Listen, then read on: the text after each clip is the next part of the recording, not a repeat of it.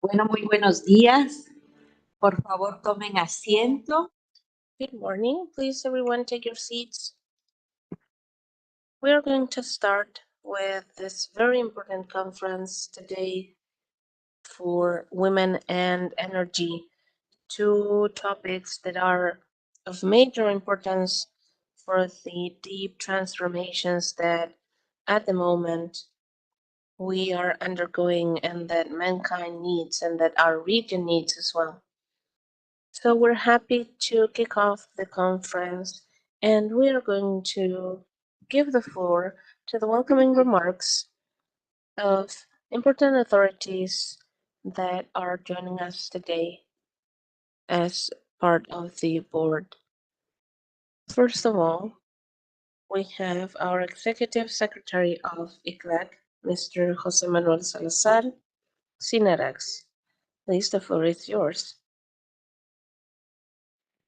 Muchas gracias, Janet. Thank you, Janet, and good morning, everyone. I would like to welcome Mr. Diego Pardo, Minister of Energy of Chile, Mrs. Antonia Orellana, Minister of Women's Affairs of Chile, Mr. George Maue from the Energy Alliance with Latin America, from the Ministry of Foreign Affairs and Climate Action from Germany, Mrs. Irmgard Maria Fellner, Ambassador of Germany in Chile. And I would like to welcome especially Mrs. Michelle Bachelet, former first woman president of Chile, Mrs. Brigitte Baptiste, rector of the EAN University in Colombia, authorities, representatives, and attendees from different countries and institutions of the region joining us here in person and also online. It is an honor for me to welcome you to this event, gathering us today and to be part of this conference regarding women and energy in Latin America and the Caribbean. This is the first regional meeting regarding a key topic for the sustainable development of our region that will ultimately end up in the creation of a working group with a common goal, which is to promote the participation of women in the energy transition. In order to achieve the Sustainable Development Goals that are part of the 2030 Agenda, our societies require the participation of all people with all the different talents that they may have. And in this context, the ODS 7 regarding non-contaminant or non-pollutant energy is calling us to promote access to reliable and affordable energy with more sources that are renewable and less pollutant. Within this challenge, it is key to consider that women have a key role to play in terms of use, access of energy, and in that we need to move towards gender equality, and to guarantee the autonomy of women is urgent. However, in spite of the advancement made in terms of gender equality in many regions of the world, including our region, women are still facing huge challenges and inequalities in terms of access to energy and in their participation in the energy sector. The structural challenges of gender imbalance, as identified in the Montevideo Strategy, socioeconomic inequality and poverty, patterns of sexist and violent culture, and also the unfair distribution of care work and the concentration of power and hierarchy relations in the public sector reinforce each other, and they limit the full participation of women and young girls, as well as their participation in different areas of society, including conventional and renewable energies. According to figures from LAC, 16.1 million people have no access to electricity, and 76 million people have no access to clean cooking. Instead of that, use timber and coal systems, and women are more affected as well as children. And this is due to the high representation of women in lower income households, their participation in labor that is unpaid, and also traditional work that is assigned to women.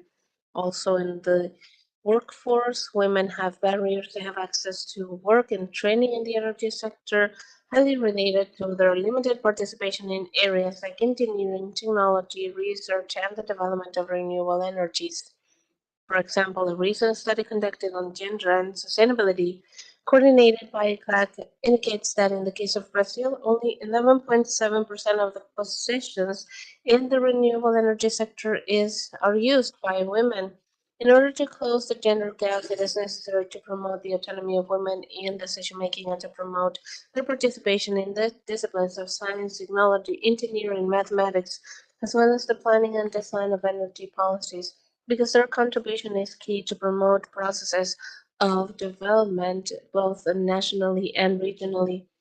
Likewise, it is necessary to put in place specific programs and plans to promote access of women to energy and to promote their participation in the energy sector, promoting the equality in opportunities and access to technical and specialized training and education. In that sense, the energy transition that's being promoted in our region is a unique opportunity to close the gender gaps in access to energy and also to use and promote the capabilities of women as well as promoting their professional development. The implementation of renewable energy sources and energy efficiencies can contribute to the decrease in the greenhouse effect gases emission and also promote the participation of women in educational and labor activities. And this matches the proposal of ICLAC during the 15th conference that took place in Buenos Aires last year that called us to understand care as a right, a work, and a need. And that indicates that this approach is going to be a huge contribution towards creating more sustainable and resilient societies. In ECAT, as well as other institutions of the region, we are working tirelessly to promote gender equality overall and more particularly in terms of access and use of energy. There is still a long way to go on behalf of the governments and the civil society as well and the private sector. Finally, I would like to point out that the region has unique opportunities to move forward with transformative initiative towards a more sustainable, productive, and inclusive future, working in collaboration to overcome gender inequalities and to guarantee that women play a key role in the planning, design, and execution of energy policies in the region is only one of those key initiatives in order to transform our development model. Thank you so much, everyone, and I wish you a very fruitful meeting. Thank you.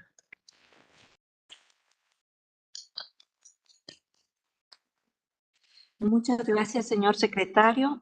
Thank you so much, Secretary. And now we are going to give the floor to the Minister of Energy of Chile, Mr. Diego Pardo. The floor is yours, Minister. ¿Cómo están? Hi, good morning. How is everyone? Thank you so much for having us and for hosting this event, Secretary. I would like to go back to your last point. And precisely, renewable energies are not only one way of generating cleaner cities, but also more fair and more inclusive societies overall. In our sector, we are facing a huge challenge at the moment. In the energy sector, only 23% of the work positions are used by women, are filled by women, and also there are clusters where this happens. where their participation takes place. So the figures are deceiving because when we look at the operations, this figure decreases to close to 10% in terms of female participation. And it is the same when we take a look at executive positions as well as boards, where the participation of women reaches only 10%. So it's 9 men per 1 woman. Y a mí me toca con frecuencia Oftentimes, I have traveled the country and I've talked about this reality with members of the industry. And very often I hear different excuses and arguments to explain as to why this is the case.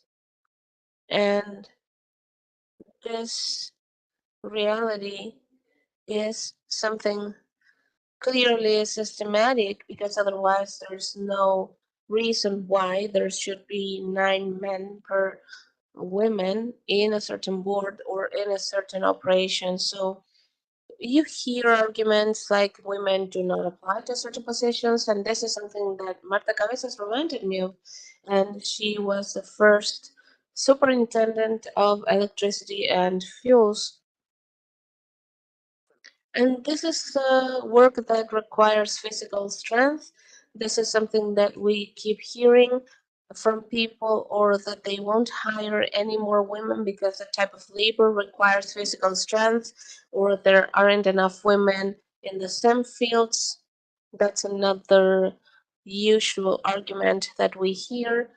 And at the same time, as I've been able to travel the country, I have heard other stories, different stories that are transforming this reality and that are offering a different reality or a different alternative instead of arguments and excuses. And the story that I wanted to share with you today is the story of one operator of the Cerro Dominador mining plant. Her name is Mrs. Aracena. She belongs to an indigenous people. She works cleaning mirrors in Maria Elena. I'm not sure if you've seen the infrastructure there. It is quite amazing. It is the only concentration plant for solar energy in the region. And this is a technology that allows to generate renewable energy in the nighttime, because the issue with solar energy as a milestone, or as the most important part of our energy policy, is that it is impossible to generate power during the nighttime. But this is a different technology. This is a tower with mirrors around it, and there is a concrete structure that gets heated with salts. So the energy is accumulated and used throughout the nighttime. So this is a key process for our country to move towards the energy transition that we are undergoing, shifting from variable photovoltaic, eolic, renewable energies to more flexible energies that allow us to fully replace thermal plants. Plants like Cerro Dominador are created thanks to the labor of women. And in the construction of Cerro Dominador, the operators found something, actually an innovation that was not something that they were aware of, and it was that women were so much more careful than women when placing the mirrors. So the teams of women were more productive, and that's when her story started. This is a lady from an isolated rural area in Chile, and without renewable energies, she would have probably followed the same journey of her entire family of being a small farmer. Sonjen, that's her name, and she started working manufacturing these mirrors herself. And now she is the leader of her shift for maintenance of the structure. And the last time we talked to her was precisely because we did an interview del 8 de marzo, to commemorate the 8th of March. So uh, we had a number of people that were interviewed, and we printed certain material and we interviewed people. So we conducted an interview, and she said that she was very happy and she felt that she was close to achieve her dream, and she named two dreams. And if I may, these are very female like dreams.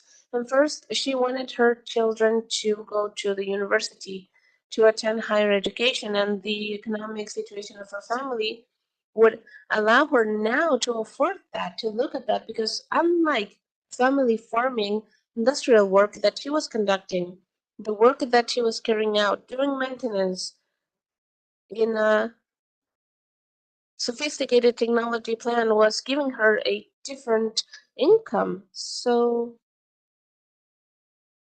she was changing the life of herself and her family with that type of employment. And the second dream that she had was that other women would have the same opportunity. And she was happy because in her shift, she already had over a half of the workers being women. So the stories, just like the story of Sunjan, are showing us that in a country that's filled with excuses, there are also happy endings and stories with happy endings that we can leverage on in order to try to shift this reality, which is very uncomfortable, and that we have to shed visibility on. This idea that in a country where half of the population are women and half are men, there is room for instances where the ratio is 9 to 1. That's just not acceptable. And for that, from the Ministry of Energy, we are promoting a number of policies that we want to co create alongside with private companies. And this year, the public-private partnership called Más Mujeres, More Women managed to incorporate a number of women into private companies, which is a high success for us. And through the plans, we have the goal of training 5,000 leaders in energy by 2030. And we believe that helping and supporting the private sector and also training and giving visibility to this situation and to the stories like the one that I shared earlier are what ultimately allow us to shift and to change this uncomfortable reality. And of course, it needs to be hand in hand with public policies. That is key. We are working in a bill of law that requires gender equality in the boards of companies, and this will be particularly effective in the energy sectors where all the companies are going to be subject to this regulation because of the type of companies that are traded in the stock exchange market. And I would like to wrap up by highlighting that stories like this one, stories like Sonjan's stories, are the stories that have to encourage us to continue on once again. And this is something that I always try to mention whenever I interact with the private sector, at least in the energy sector. We have the ability to make a change in a country where usually we respond with excuses. We also have successful stories, and as a society, we have to decide whether we are going to be content with excuses or we are going to grow stronger looking at other examples. And of course, the invitation is to do the latter and to continue on building cleaner cities and also to take the opportunity of climate change to create more inclusive societies. Thank you. Gracias, señor ministro. Thank you, Minister. Now we are going to give the floor to the Minister of Women's Affairs and Gender Equality of Chile, Mrs. Antonia Orellana. Minister, the floor is yours. Thank you, everyone.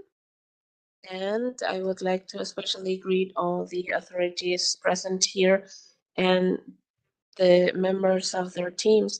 After the words of Minister Pardo regarding women that are promoting change in the energy industry in our country, I would like to point out that the work of the Ministry of Women is to make a contribution towards the strategy of applying a cross-sectional gender agenda and to support that the public and private policies shift from excuses and arguments to thriving, and from our position that has been the role that we've been playing. So we are updating the plan with the participation of over 1,000 organizations of women throughout the country.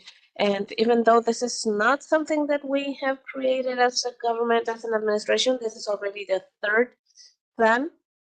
We have worked to strengthen this network in coordination with the different units that work on gender in the different ministries. So we are aiming at concretely improving the lives of women in our country. And this isn't only because we are better at certain work, because we are able to do the work, we're able to do work that requires physical strength. This is something that we know, and we know that care is work that requires physical strength, and also because we are over a half of the population, and because of that reason alone, we have the right, we are entitled to the same participation in the public life, and also because we are not going to achieve the development goals that we have if we leave behind over a half of the population. Part of this plan is the work that was mentioned by the minister regarding the energy efficiency, or the initiative Energía Más Mujer, to strengthen this plan. And for us from the ministry, the goal is to decrease the restrictions towards the full financial autonomy of women in the context of energy efficiency. And there are so many things to this. To put it simply, for instance, work shows, uh, journeys, or days to raise awareness among the industry, to raise new indicators, or to draft new indicators. And it also matches the conclusions of the recent Conference of Women in Latin America and the Caribbean that was held last year in Argentina. And one of the key points in that conference was that the region that holds this conference, that's unique in the international system, is the one that's most exposed to the climate crisis, because of different reasons, not only because of our geographic situation and the environment. And one of the conclusions and one of the pillars of our work for 2023 is to develop a joint strategy of economic independence for women. And this includes a legislative initiative that we have started already regarding the co-parent responsibility and the payment of child support. That is an issue of social fairness and also economic autonomy, and also the reform to marriage that prevents women from entrepreneuring, and also with the announcement and hopefully enactment soon of the law for daycare and work flexibility. And there is also a need to create a unique framework within the state for the articulation of different services, ministries, regarding actions to close the gender gap and to promote gender equality. We have identified, and this is a news for everyone, I'm sure, that the Chilean state invests a lot, spends a lot in order to close the gaps, but mainly in a way that is not articulated, that aims at sometimes the same groups of women, and mostly based on stereotypes. Mostly based on stereotypes, for instance, that women work in association more often because sometimes, because maybe we come from Venus, or for some reason, without having a political reflection that that trend is related to, because it is related to situations of neglect. Therefore, we need to take a leap towards a policy of association in order to create entrepreneurship, and this is not sustainable, and it does not lead to decent labor, and we have to move towards a productive chain that leads us to decent labor and also development.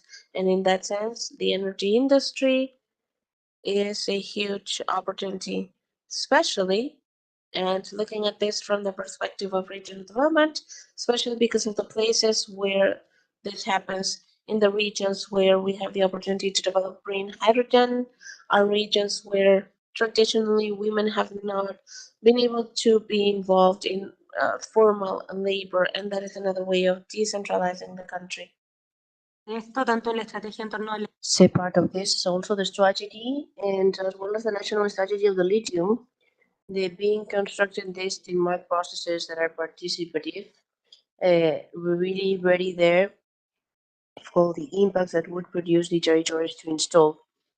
In the first one, we are pleased as a Ministry of Women to be part of the technical committee and also to be there in the national strategy of the third part. And one of the main axes is related with the gender equality. And as a part of this type of commitments in this matter of training that are integrity for the systematic tables and the gender alignments in the same workshops that are key parties to produce these policies and incorporate in these areas in the certifications of the sector as well. Concerning a national strategy of the lithium in the ministries and the commitment, we want to strengthen these areas in the mining and in the STEM and to visualize the mining and the minorities in the public establishments focused in the professional, the technicians. That is one of the areas not considered because they're not, that is, doesn't mean it is necessarily this type of thing. Working with the transversalization policies of gender also in the private industry. With which we found a very enthusiastic participation in women in mining, also in energy.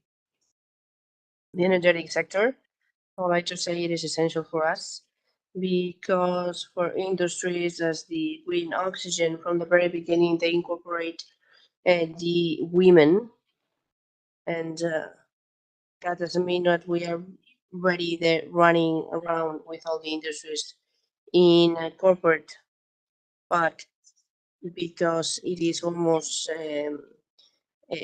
exclusive with women and it requires a lot of investment and effort to be transformed.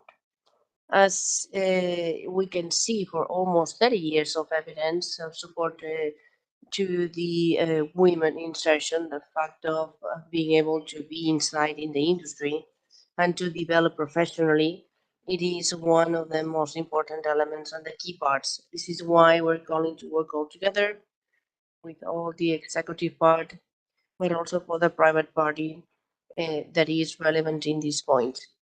And it is something essential to take a look and then be able to maintain women with the industry. With this, for what the ministry has said, we have had the pleasure with each and every minister to get together with the science with 50 students more or less of technical schools and professional areas in the metropolitan region of Santiago. And the main question concerning the fact of studying is we don't know if we are going to have other women. We don't know how this is going to be. Success stories. I'm not inventing anything at all. Is the visibilization of the leadership of women. This is something essential to keep developing these changes. And we hope we can be with all of you for that. Of course, having the support of the Ministry of Women and Gender Equity here in Chile. Thank you.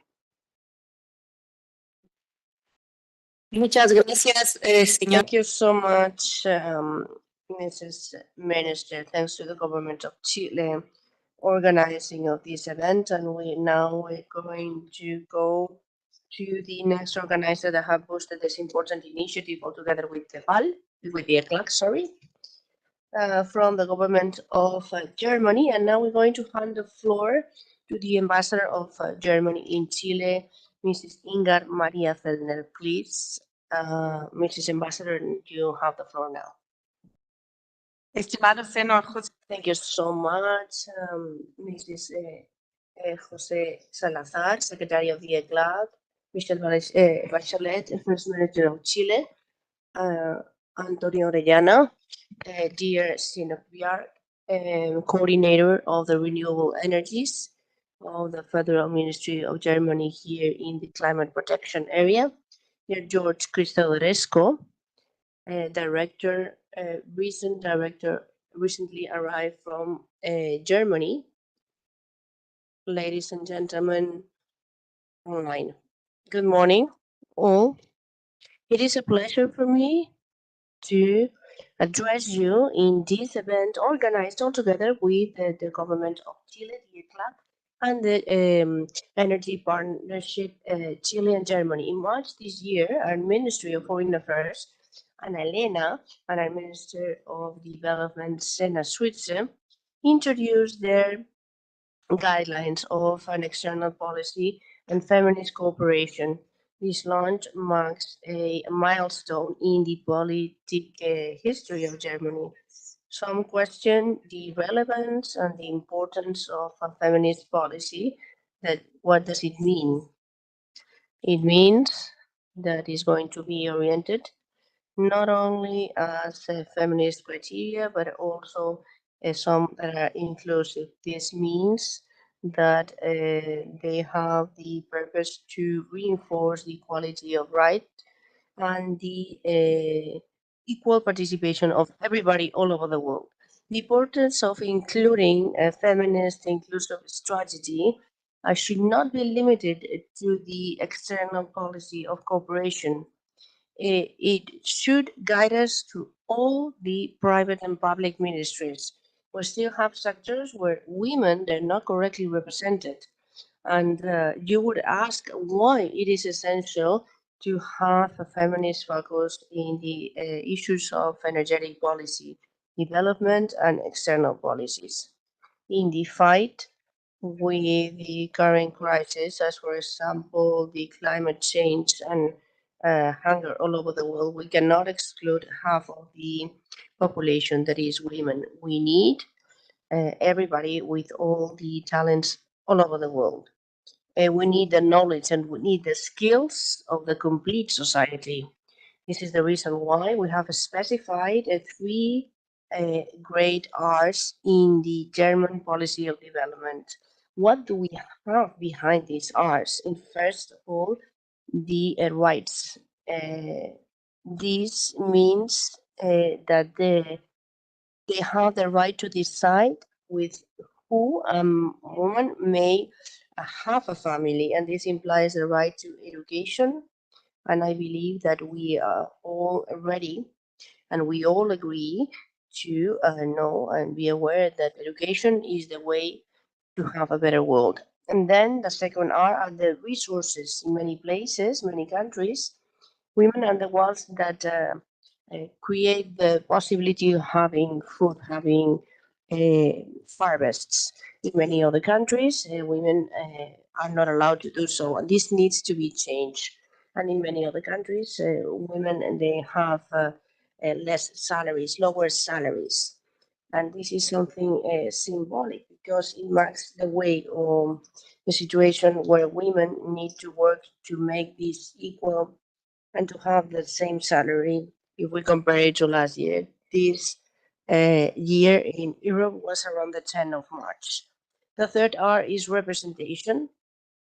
We cannot Tiene que estar presentes en make policies with women without women. Women need to be in all the decisions. They need to represent their own decisions and experiences. And we are in here in the company of the first president women in Chile. This external policy means that we are not there only to look at the policies. We deal with them in the finance of our projects and in the humanitarian help. This is how the Zero Feminist looks for the equality of women and the women all over the world. Which are the objectives of this feminist policy? To achieve a world where everybody enjoys of all the rights, where we guarantee their equitative representation in all the areas. to deal with the future path, so they all have the same resources and education. And finally, and of high importance, wants to take profit of the fact that women, as agents of change and the job positions of responsibility, they boost the progress of the society as such and others. The policy takes into account that the discrimination is not, it doesn't have this type of dimension and boosts and deals with all the margins of society for their gender, age, sexual orientation, or any other reason. Again, I would like to underline the exert policy that is feminist and is not something external for women, but it is the same for all the members of the society. It's not exclusive, and for us all, I wish you a very fruitful debate. Thank you very much. Muchas gracias, señora Amba. Thank you so much, Mrs. Ambassador. Right now, we're going to excuse Mr. Secretary that has to attend a very important matter. And we are going to continue with our work this morning. Okay, now we're going to give the floor to the representative of the strategic alliances with Latin America of the Federal Ministry of Economy and Protection of Climate, Mr. George Maui.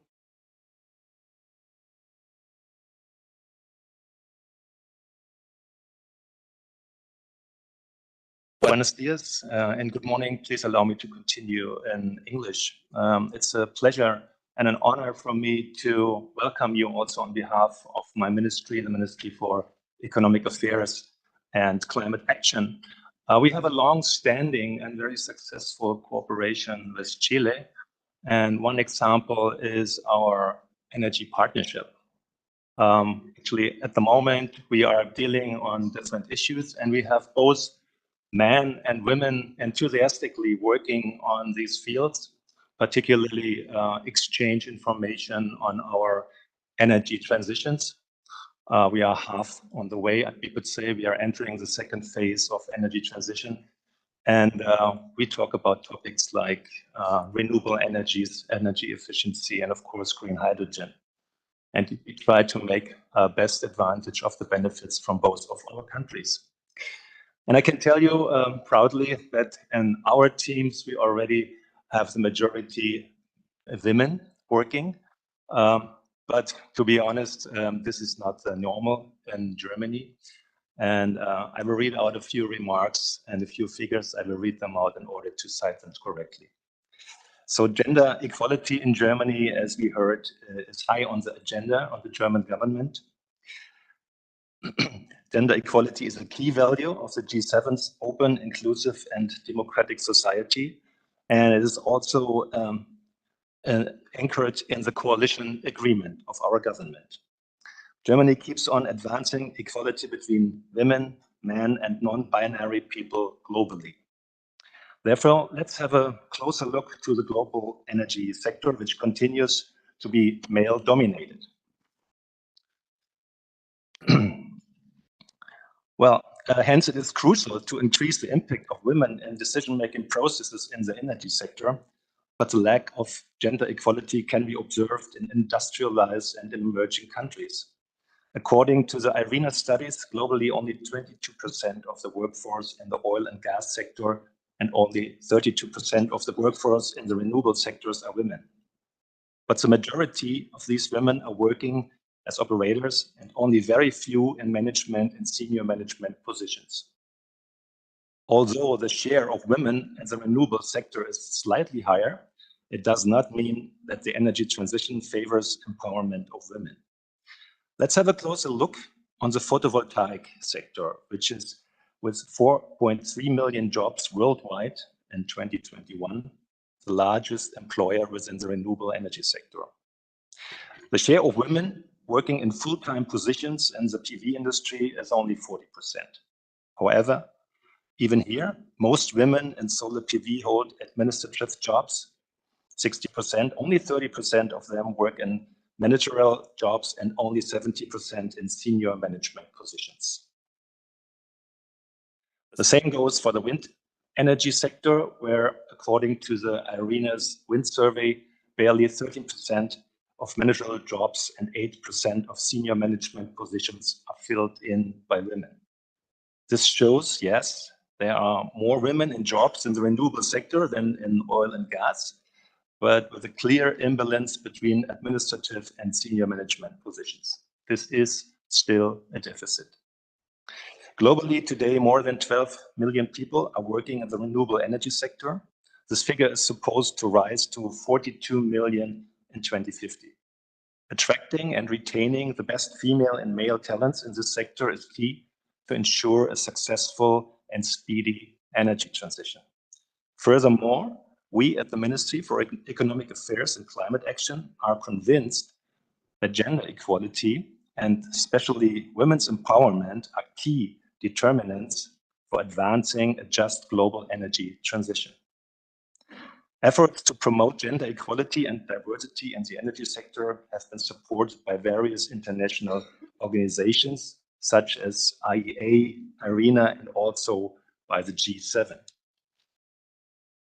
Well, Germany has joined the Equality and Energy Transitions Initiative, which aims to close the gender gap in the energy sector by 2030. We must continue to work together on all levels to ensure that women are given equal opportunities to lead and succeed. That is why since 2019, we are including in our bilateral energy partnerships various gender-related measures.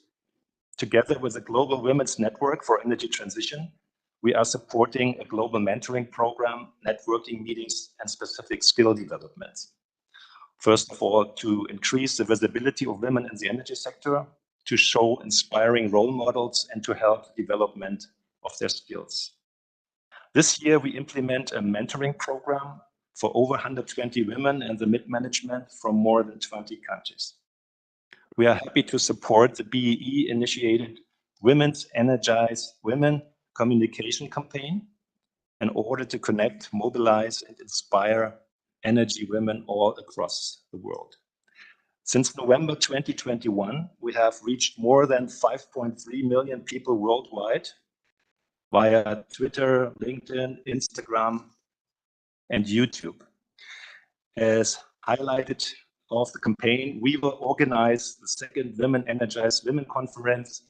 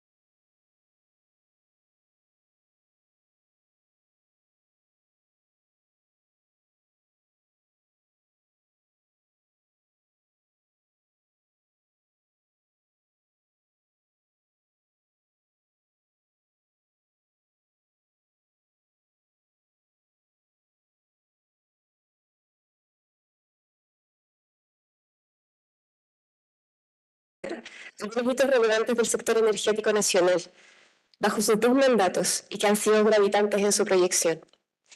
En el año 2009 se promulgó la ley que creó el Ministerio de Energía.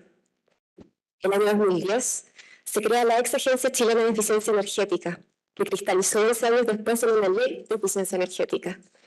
El año 2015 se aprobó la Política Nacional de Energía, que actualmente en su segunda versión y año a año sigue aumentando su ambición y metas asociadas a alcanzar la igualdad de género en el sector energético. Y finalmente, el año 2017 se lanzó una visión. In the year 2017, we launched an agenda of vision of gender that now is being implemented. It has important challenges. We're going to discuss them today. So now I offer the floor to the ex-president of the Republic of Chile, Michelle Bachelet. Thank you very much, Maria Francisca. Quisiera saludar a todos. I would like to greet all the authorities present and all the attendees, all the teams present here. One problem is that everything has been said when you are the sixth person to take the floor. And I would like to thank the Project Energy Partnership Chile, Germany from GIZ Germany, the ICLAC, the Ministry of Energy and the Government of Chile for inviting us. And the purpose of this conference is to create an instance for the discussion of the participation of women in the energy sector. And I would like to link that to a greater task that all the countries are committed to, which is the 2030 agenda as a key element to move towards development as humankind overall. We have a common agenda in that sense, but I will refer to the 2030 agenda, and I will refer to the most important threat to the planet, which is a triple planetary crisis. I think it is one of the biggest threats to humankind. We know that the 2030 agenda calls us to respect the environment and to put at the core of everything we do the dignity of people. Of course, there are a number of objectives that we are all aware of, but the goals are related to the issue that gathers us today. The SDG 5 regarding gender equality that refers to ending all forms of discrimination against all women and girls all over the world. And number 7, that is about guaranteeing access to affordable, reliable, sustainable, and modern energy to everyone. On the other side, one of the major concerns that exist is that this triple planetary crisis, and I mean to something greater than climate change. Climate change is only one Componente, la tremenda component. The other one polución is y the contaminación de las pollution cuales también las that mujeres women tienen un are impacto also mucho mayor suffering que at a otros. greater Y el tercero, extent. And the naturalmente, es la third one pérdida is, de of course, the loss biodiversidad, of que la hemos biodiversity visto además that con we have todas las seen zoonosis y already las with the pandemias, y que zoonosis sin and duda the tenemos una pandemic that just took oportunidad place. para And without a doubt, enfrentarla we have an opportunity internacionalmente to address debido a that unas discusiones que están en internationally curso. because of ongoing negotiations at the moment. Now, climate change is, of course, related to global warming, and it all goes back to greenhouse effect gases emissions, and this has led to a crisis that is unprecedented. And we all know that greenhouse effect gases emissions come from the energy sector, which is responsible for over 70% of the emissions worldwide, more particularly the production and consumption of fossil fuels, let's say power generation and transportation. In the case of Chile, it accounts for 77% of the total emissions of the country. And this reinforces the need for moving forward in the decarbonization of the economy and also looking for other energies that are cleaner and more sustainable. The countries have made agreements regarding a number of topics, and the agreements are beautiful documents, but the implementation doesn't move at the same pace. And we have seen the latest reports of the world conducted by the UN and other agencies saying that we have moved slowly to fight against the triple planetary crisis. Yesterday or the day before, the UN launched a document that talked about the defrosting of the glaciers and how this is increasing the sea level and how this is also increasing the temperature of the ocean, and it will affect many ocean species, and it will cause, of course, food security issues. So internationally and regionally, we have certain agreements that are basic. But the problem is about the implementation because that's a huge difference. And the same happens with gender equality. No one would say that they are against that, right? Everyone says that they are fighting against inequality, and I'm not talking about you guys. I know that you are fully committed, but I'm trying to remember another point to make because of my previous role. There is even an international agreement that was created as part of the Human Rights Council, and it was voted in the General Assembly of the UN regarding clean environment, sustainable environment as a human right. So there is a framework in place already. There are international agreements that, in theory, would allow us to move forward. Now, back to the triple planetary crisis, you will probably say, first of all, we need to look at women not as victims. I don't like to use that word, but let's say that they are impacted heavily. First of all, climate change is not gender neutral at all. We have seen that the effects of the climate crisis, let's not talk about the world, let's talk about Latin America and the Caribbean. Over 50% of the population lives in areas with a high level of climate vulnerability and vulnerability to climate disasters, and the Caribbean knows this. And also, as usual, the poorest people and women and children are heavily affected by these events, and it has a direct impact over them, and it also affects them in the sense that it generates a social delay in advancements that had taken so long to be achieved. We saw this with the pandemic as well, and it delays development, and it also impacts democracy. And the UN and UN Women, represented here by our colleague, I'm sure that she will address the issue as well. The UN has pointed out that women that work in farming, for instance, especially in rural indigenous areas, generate between 45 to 80% of the food in the developing countries. So all changes regarding climate, whether drought, floods, affect them in their livelihood, in their income, in their food security, even greater than men. Social development. This is something that ICLAC has said many times. It's not only about eradicating poverty, it's about creating inclusive development with greater equality to increase the capabilities of people, especially women, and also to expand their freedoms, their dignity, their autonomy.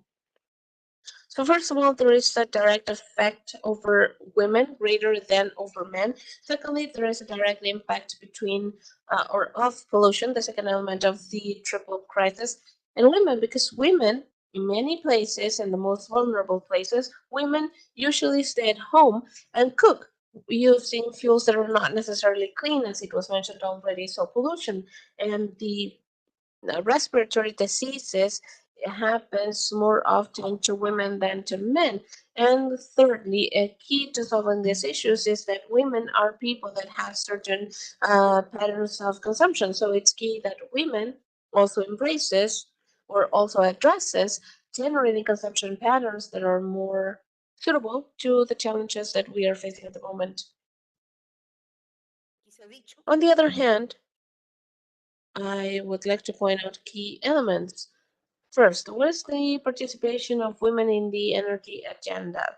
I think we heard about the world, the region, and in the region, women represent 60% of those that are graduating universities. So this argument that there aren't enough women, I would say that it is just an excuse. When I was in UN Women, we tried to include more women in the process of negotiation of peace and safety, and the explanation was always that there were women, and there were many women, they were just not visible or they didn't want to see them. And there is a difficulty here because in the STEM fields there are fewer women. I understand that. I understand that there is a priority that I will not address now. There will be a panel later, but only 30% of women, where we have 60% of women graduating, only 30% of women are graduating from the STEM programs.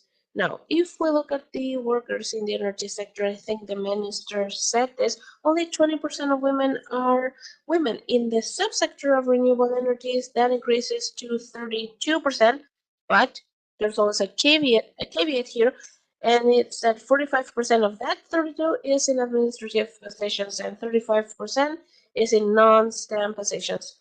So I was in San Francisco visiting different companies several companies, and in some places you would hear, oh, we have a large percentage of women, but it's mostly people that do cleaning services or secretaries, but they're not in key positions or executive positions. And we have heard that the boards in the energy sector is even lower. The representation of women is even lower, accounting for 5%. If we move to oil and gas, women account for just a quarter of the workers, and they are underrepresented in technical positions. The opportunities for having a career are biased because of this male construct, because men account for 4/5 of the executive positions. And a study from the Platform of Women and Environment from 2015, a long time ago, but back then only 10% of the positions in ministries of energy in the world were women, and let's hope that that percentage has increased. The ambassador said it, women are half of the population. In Chile, I think we're over a half. I think it's 51%. Therefore, half the potential for change in the world is going to waste. So, since Chile is a country that enjoys soccer, and not everyone enjoys or understands this idea of rights, and I've used this analogy. Chile loves soccer, and I would use this analogy saying, could we win a match using just a half of the team? No. So the same applies to the country. We need to use our full potential. And we know that there are stereotypes, gender stereotypes that exist in all societies, and in some societies are run deeper and they start at an early age and they create a situation that's completely different from men to women when it comes to deciding for a program of studies that would allow them to be part of other industries because of previously assigned roles. So, to face inequality around gender, I'm telling you this because the speeches sound nice, the narrative is nice, but we have to overcome the bottlenecks in order to actually move towards gender equality in energy and in other areas.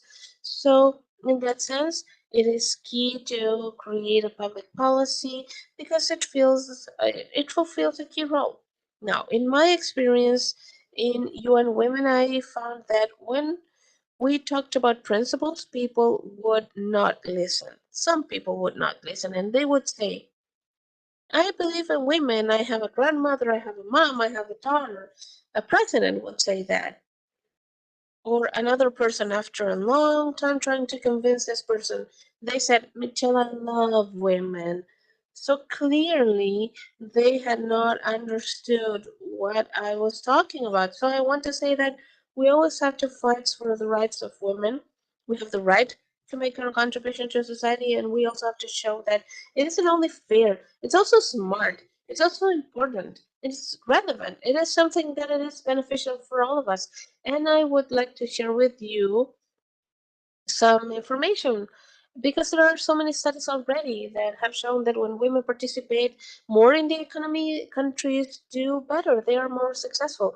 Companies with more women in their boards, of course, there are women, but in lower positions, they have a better performance in three economic indicators. Their financial uh, stability is higher.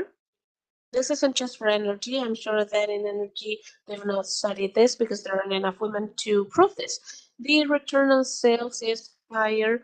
The return on the investment is also 60% higher. The IMF, when Christine Lagarde was there, was part of that. She conducted a study showing how the GDP of the countries would increase. I do not remember the figures, but they would increase majorly with high participation of women. And during my administration, we studied this and we were able to show how important this was. Also, how are women spending their money? Because we're talking about development, inclusion, and in the OECD, they have shown that women reinvest 90% of their income in their families and communities. They care for children, they care for healthcare, for education, for feeding their families. So, closing the wage gap increases the standards of living of the families and communities. And this is impersonal to the few men present here. Men only reinvest 30 to 40% of their income in this same areas. So when we have more women participation in the decision making, in the definition of projects and plans, it will allow us to respond better to the different needs of men and women, and that will turn us more sustainable in time. According to figures of the World Bank, between 2000 and 2010, the increase in the income of women in Latin America and the Caribbean helped decreasing extreme poverty. I am afraid that with the pandemic, this changed. This is all to say that incorporating women in a sector that is well positioned in terms of income generates better conditions and better opportunities for women. Therefore, we are returning their dignity, we are guaranteeing human rights, and we are materializing equality. I've spent too long already, and I would like to add just a couple of points more. In the world, we have a framework of agreements to move forward, and also in the region. In the context of the energy transition, first of all, we have a region that's doing slightly better than others. While the world has 14% of renewable energies, our region has 34%, one of the greenest regions in the planet. But still, we have a long way to go to overcome fossil fuels. Regarding the sources of power generation, Latin America and the Caribbean is committed to renewable energies. 60% of the power generation is based on renewables, mainly hydroelectricity, whereas in the world it only accounts for 30%. Now, if we want to create an energy policy with a gender approach, we want to take into account social relations between men and women and their different energy needs, and the design of energy policies historically has not been a process based on participation nor with the participation of women.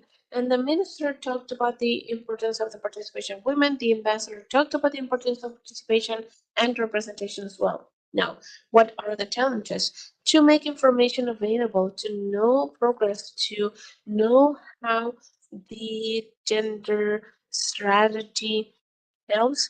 Secondly, to find out more about instruments, policies, and plans to promote gender equality. Thirdly, accountability, which is key.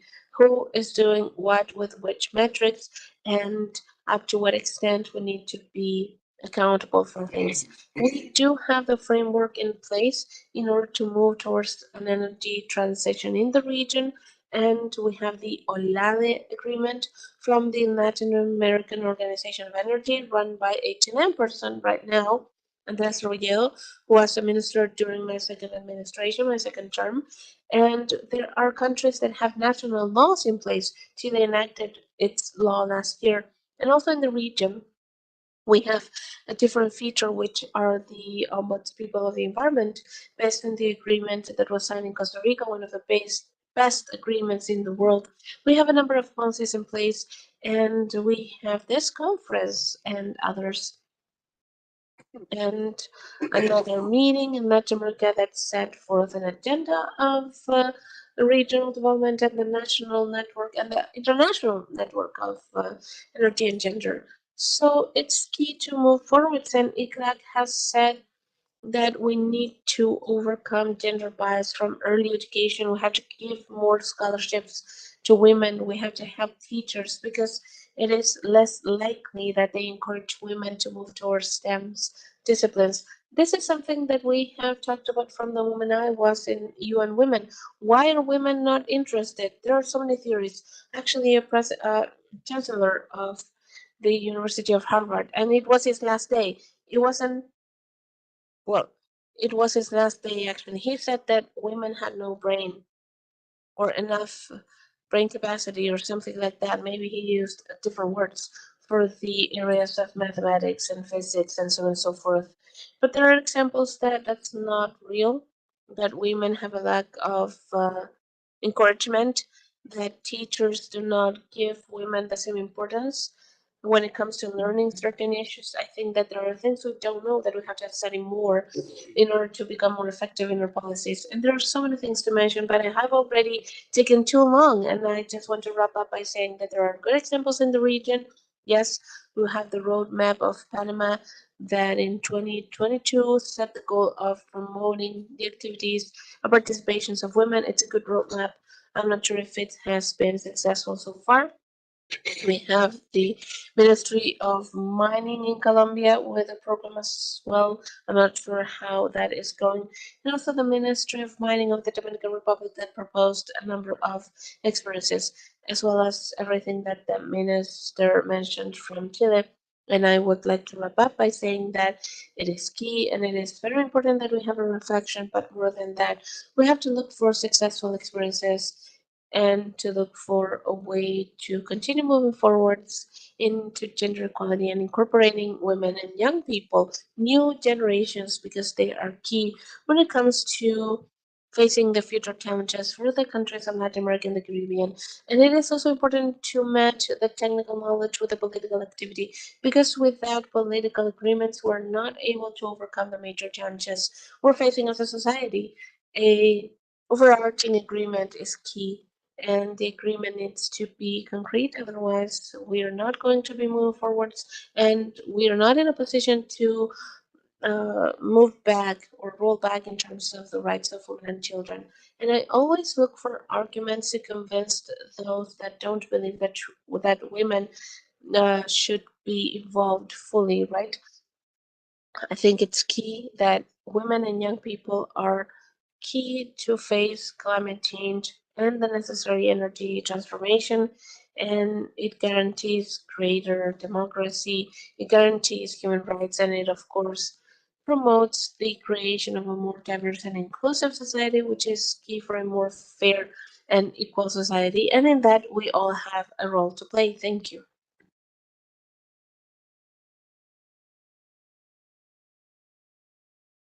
Perdón. I'm sorry. When the minister talked about women with mirrors, I remember that he always says that we are better with the soft skills. But the truth is that it is true that we are more careful, but it is also true that many times, minister, we do very hard things, and maybe having a missile is very difficult. My experience as defense ministry, when we incorporated women in their theory, always women won. The ones that knew how where to focus and were women, and they won because we have more fine movements and skills that soft skills that are very positive.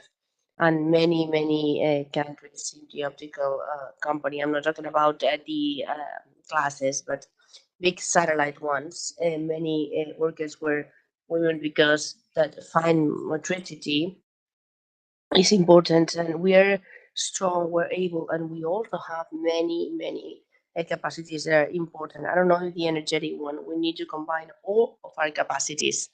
I'm sorry. Thank you.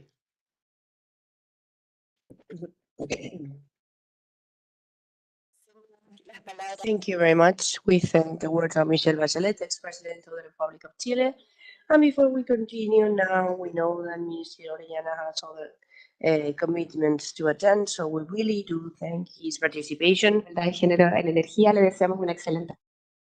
and his commitment, and we wish you an excellent journey. I'd like to introduce now our next panelist that is going to be with us online. She is Brigitte Baptiste. She's a Colombian biologist that studied in the Pontificia University with some studies in biology. She's an honoris causa doctor and doctor honoris causa in laws by the University of Regina. And she's part of Alexander Grunwald. For the year 2019, she's been part of the EN University in the studies of sustainable development. She's an expert in environmental issues and biodiversity is an important leader in biodiversity is part of the international studies associated with the management of biodiversity. Welcome, Brigitte. Muy buenos días, María Francisca. Muchas gracias. ¿Me escuchan bien? Bueno, un saludo ante todo a la primera presidenta de Chile, Michelle Bachelet. Es un honor estar en su compañía. Y además It's an honor to be here with Michelle for all the gender equality and the climate issues. And well, they really leave me without any comment. Mr. Secretary, Lino Pardo, Ministry of Energy, and Minister Orellana on the gender equality here in Chile, and George Maue, representative of the Ministry of Climate of Germany, and also Mrs. Gilbert Mariefelder, all the assistants that are here with us in this such an important reflection that is part of the energy in the climate energy. Talking about the scope, the main scope that would have. I would like to go straight away to a subject that I think it's worthy to discuss it during the session and the next sessions that we will be having. And it is related to the effects of the energetic transition, because we have excellence and it is part of the PAL that were quoted in the figures, which is the situation, which are the trajectories that have been taking place in the climate change, the climate risk, and others, as well as inclusion processes and participation of women in the public policies of these countries, with all the differences that we have in each of the regions. But the projection and the main future issues, they opened the risk, and these are different to the ones that we've been having in the energetic transition. Is something that deals with us all, and it is now a part of everybody. We have even signed agreements. The most recent one is the Agreement of Paris, with some goals that are very ambitious and very qualitative. Why? Because in many countries they're not in capacity of inducing these commitments without destining an important quantity of efforts and resources that eventually will be allocated in other parts. And for that, I will be discussing this lately. The transition of energy has been focused in the lack of carbonization. The decarbonization is a problem that Latin America doesn't have. If it is not, it's associated to the forestry issues. Different countries have different figures, but none of the countries they have that, because the energetic transition should not be focused in the obsession of the decarbonization. And in that regard, I believe that we have to consider in how the energetic matrix that are changing, they respond to the social priorities more than the competitiveness or international global commitments. Why? Because there's an opportunity of injecting flexibility to the social policies, using resources that we need to ensure the equity and the participation of us all. And we don't need to send them for the development of energy. It's very different to discuss the transition of Chile and Peru, that has some areas with a sun exposure that is huge, with a power of energy that is clean on that sense. But they do have an impact, or the wind power that they have on the Caribbean as well. But equally, they do need processes of mining, processes for line construction of transmission. All of this is either in a group of distribution, consumption, and the administration of energy that en contravía could not be given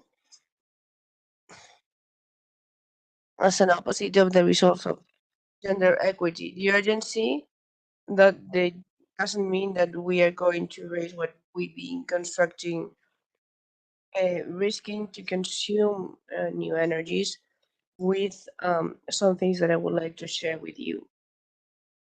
The reconversion, the changes of the system of governance are going to affect women, and we would hope that this, going hand to hand with the acceleration of the transitions of the participation of the society, they would accelerate the the need of urgencies. The example that I want to bring, for example, as it is in Colombia, we have some commitments. The energetic transition in Paris, for example, the commitments that have been taken there. It is part of the Carbono, and this implies a change in the policies of exploration that is under discussion in a route that is under transition and in the new governance. And there are new ways of energy. We're betting for new ways of energy. In this bet, the wind and sun energies, they start having a very important technology, but at the same time, there's an evidence of some policies that are behind these processes, the implementation of these processes, the licenses, for example, environmental licenses, where the indigenous communities, uh, and this is something that is part of the transition. Why? Because they have an important consideration. I mentioned this again. We have the idea of the urgency of the transition that will impose at the very end market solutions, and this is something that is in detail, and due to the participation, due to the investments of the expansion to improve the interconnection, Latin America as well, having an interconnected system to share all the alternatives of generation that has very different elements, because we don't have the average women, we don't have the Latin American women, the typical, where because they exist with a great quantity of conditions, women of our countries with a complex, a very difficult intersectionality, where we have women that are old, that are colored, that are, they come from forest, high mountain, all of that. So there's a diversity, and it's important to visualize them in this process of transition where we are. And we also have the rurality and population that go hand to hand with each of our countries in the roles of women and how they've been evolving. And concerning that, I believe that a model of transition, energetic transition, has many technologies in processes of experimentation, and where we need to explore the effects on gender equality, the participation with the opportunities with women opening up and going beyond the barriers that are going to have access when it's needed. There's a series of effects that are collateral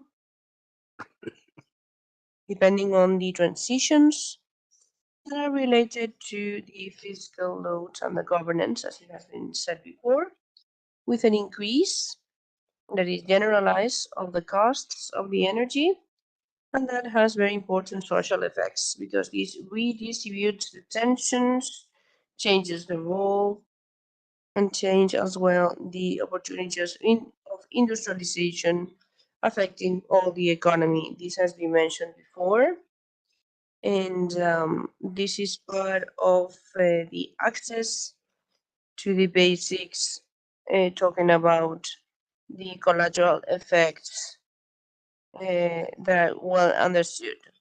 So I believe that we need to resume our efforts due to the implication, because we have new measurements and new technologies, and this is related to the energetic transition. I would say as well that the educational matter, that subject is essential, not only in this political transition that are going to guide, that have this this development, but also women that are new, and they have also a growing participation of women in all the spaces, to understand how to operate with these synergies for women as well, and it's essential. This is related to education in energy. That is a specific element with which now I'm going to put an end to my presentation with this, with the education in energy, because energy is not only the one that rules in the normal network. It's not only part of what we do, how we connect with a cable, with the mobility of a boat with cargo, behind all the functionality of all the ecosystems. There's a green infrastructure that is not allowed. And this is for this common part, and we know that it cannot keep transforming more, because we have the agreements of the summit. For example, we had this in Canada for the regeneration, with this type of these incentives in the energetic transition, done with some impact in the ecosystems and the vulnerable populations. This is bad for the recovery, many other things that we have affected, many things in many situations with a sort of entrepreneurship. And this is because there's an element of equity, because all the countries that are under the indexes, and this is part of the entrepreneurship that is regenerative and is very innovative for the reorganization of the territory, and also to reorganize the matter of the energetic position. So there we would have an element of construction and that is expanded in the environmental issues. And also, this is connected for this area. Why? Because the energy transforms us as collectives, and in each part of each trajectory that we define for the rest of the century, we make a social experiment that we cannot do that. I mean, it is part of the recollection. So I really do thank you this opportunity, and I wish you the best of success for the rest of the event. Thank you.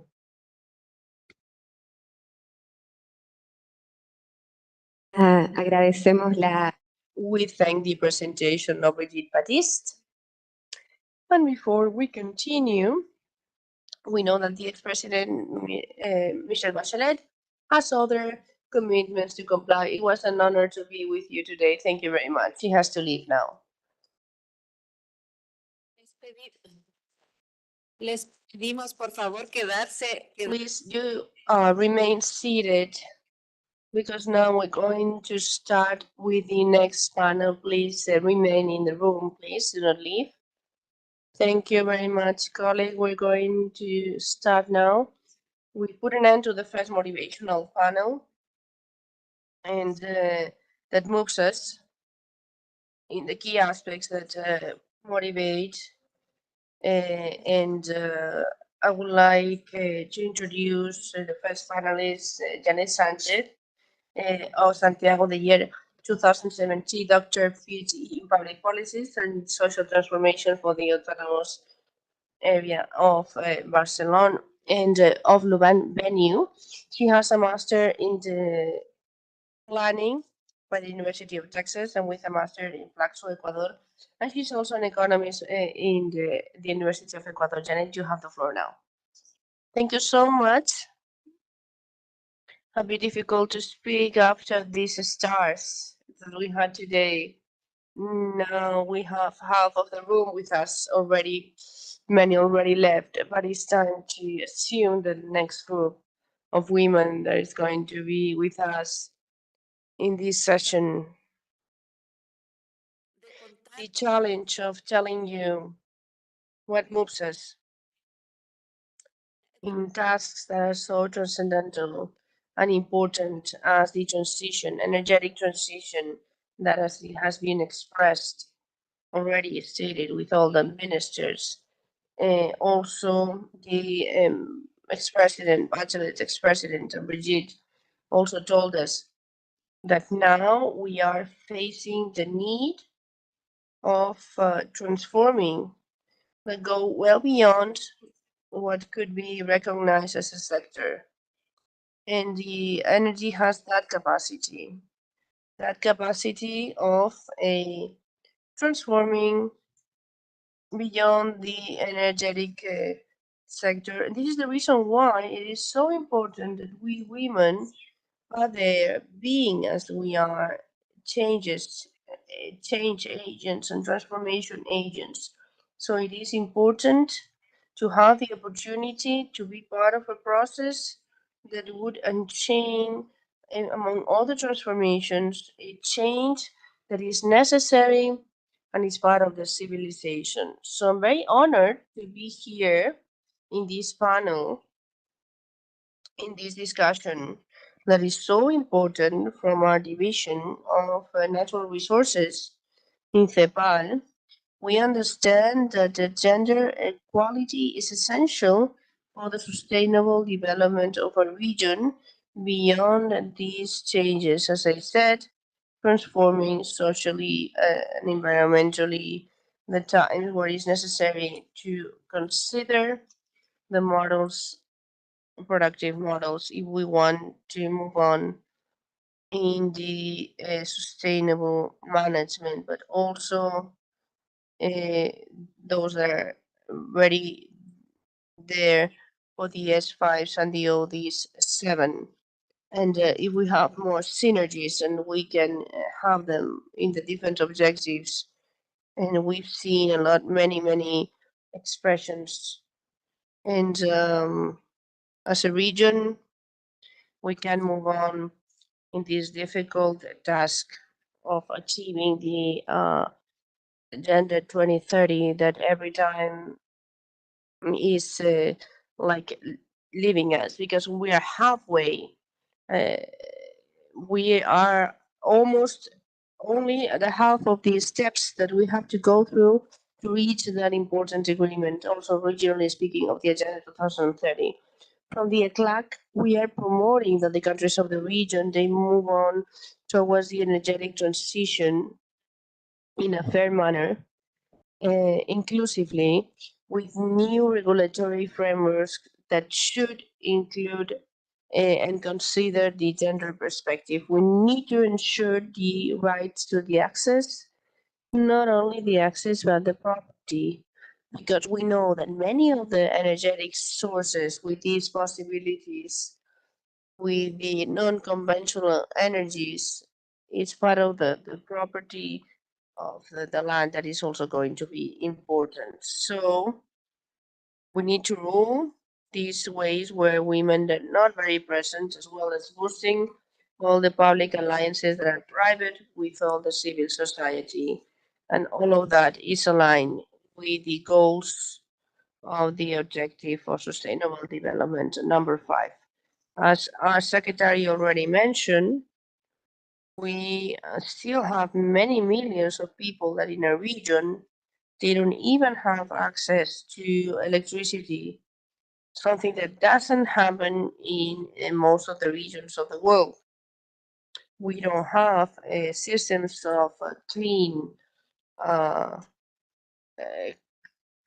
clean ways to do things, and the population without access is increasing even more in the countryside, where most of all women they are responsible to tackle with the cooking, the provision of energy, many times not safe and polluted, as it is the combustion or the biocombustion based on wood or other biomass sources. que estamos viviendo ahora The impacts of the crisis we are undergoing, and we have said that these are cascade crises at LAC, and also former President Bachelet talked about the triple planetary crisis. So there are a number of crises that are happening at the same time. There is a health crisis, there is an environmental crisis, there's a social crisis with the flow of migration happening all over the world. And because of all of this, we have to think that changes need to happen at a faster pace. This isn't how it used to be, where many decades had to go by in order to move towards a transition in a slow pace for changes to happen. Now, the fast pace in which we are being impacted by the crisis is requiring from us that we move faster and that we make decisions of greater impact in order to promote changes. In many of the vulnerable households in our region, it's women, mostly women in the rural areas, those that are responsible for access to energy, which also restricts their ability to fully participate in the economy and in the society overall. And the same happens with water, right? Two of the resources that are most fundamental and basic to sustain life. For instance, the most vulnerable households have, in average, 9 times less access to power in comparison to those with higher income, almost doubling when it comes to rural population, according to the studies that have been conducted by our department. By being energy, a key energy for economic and social progress, as well as a major factor in the fight against climate change.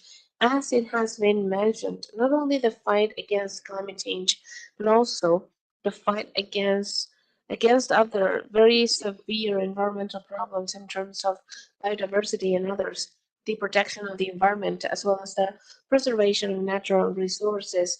It is key that we tackle this with the gender approach in order to guarantee that the costs and the benefits of the energy transition that we decide to undertake are fairly distributed among men and women. As it was acknowledged beforehand, the issues of energy access to the sector of energy, to the entire productive chain of energy, as well as on the side of consumption and power distribution, they're all biased. They're all distributed unevenly in terms of costs and benefits between men and women. Therefore, any type of energy transition that we think of undergoing, or whatever number of transitions that we're going to have to undergo based on the conditions of each country or each region, needs to be planned considering the involvement of women. Even though in the region we have made progress, the energy supply has increased in 2.3 times, and the participation of renewable energies has expanded even faster. in comparison to those of fossil fuels from 25 to 32%. It accounts for 1/3 of our energy matrix. We still have an energy matrix that is largely dependent on fossil fuels. It is important to guarantee that the policies and energy programs are designed to serve to serve the specific needs that men and women have. Another key aspect is the urgent need of promoting innovation, research, and the development of technologies for the energy transition, including the gender approach. There is a huge opportunity ahead of us for technological development and for the development of energy solutions that are sustainable in the region, in which we also have a huge availability of natural resources. Furthermore, the new challenges of the technological revolution that is happening at the moment.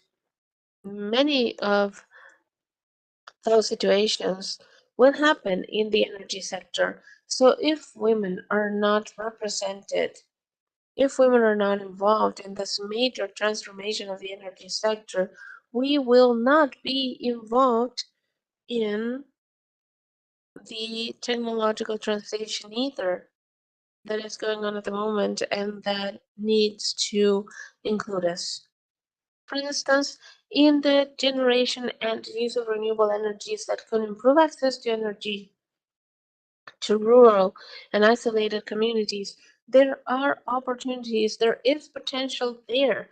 And we know that women are usually the main breadwinners in those households. And there are initiatives in the region that, even though are small in scale, it would be interesting to analyze them. For instance, in the case of Nicaragua, where they worked in training rural women on the advantages of the different renewable technologies and their advantages.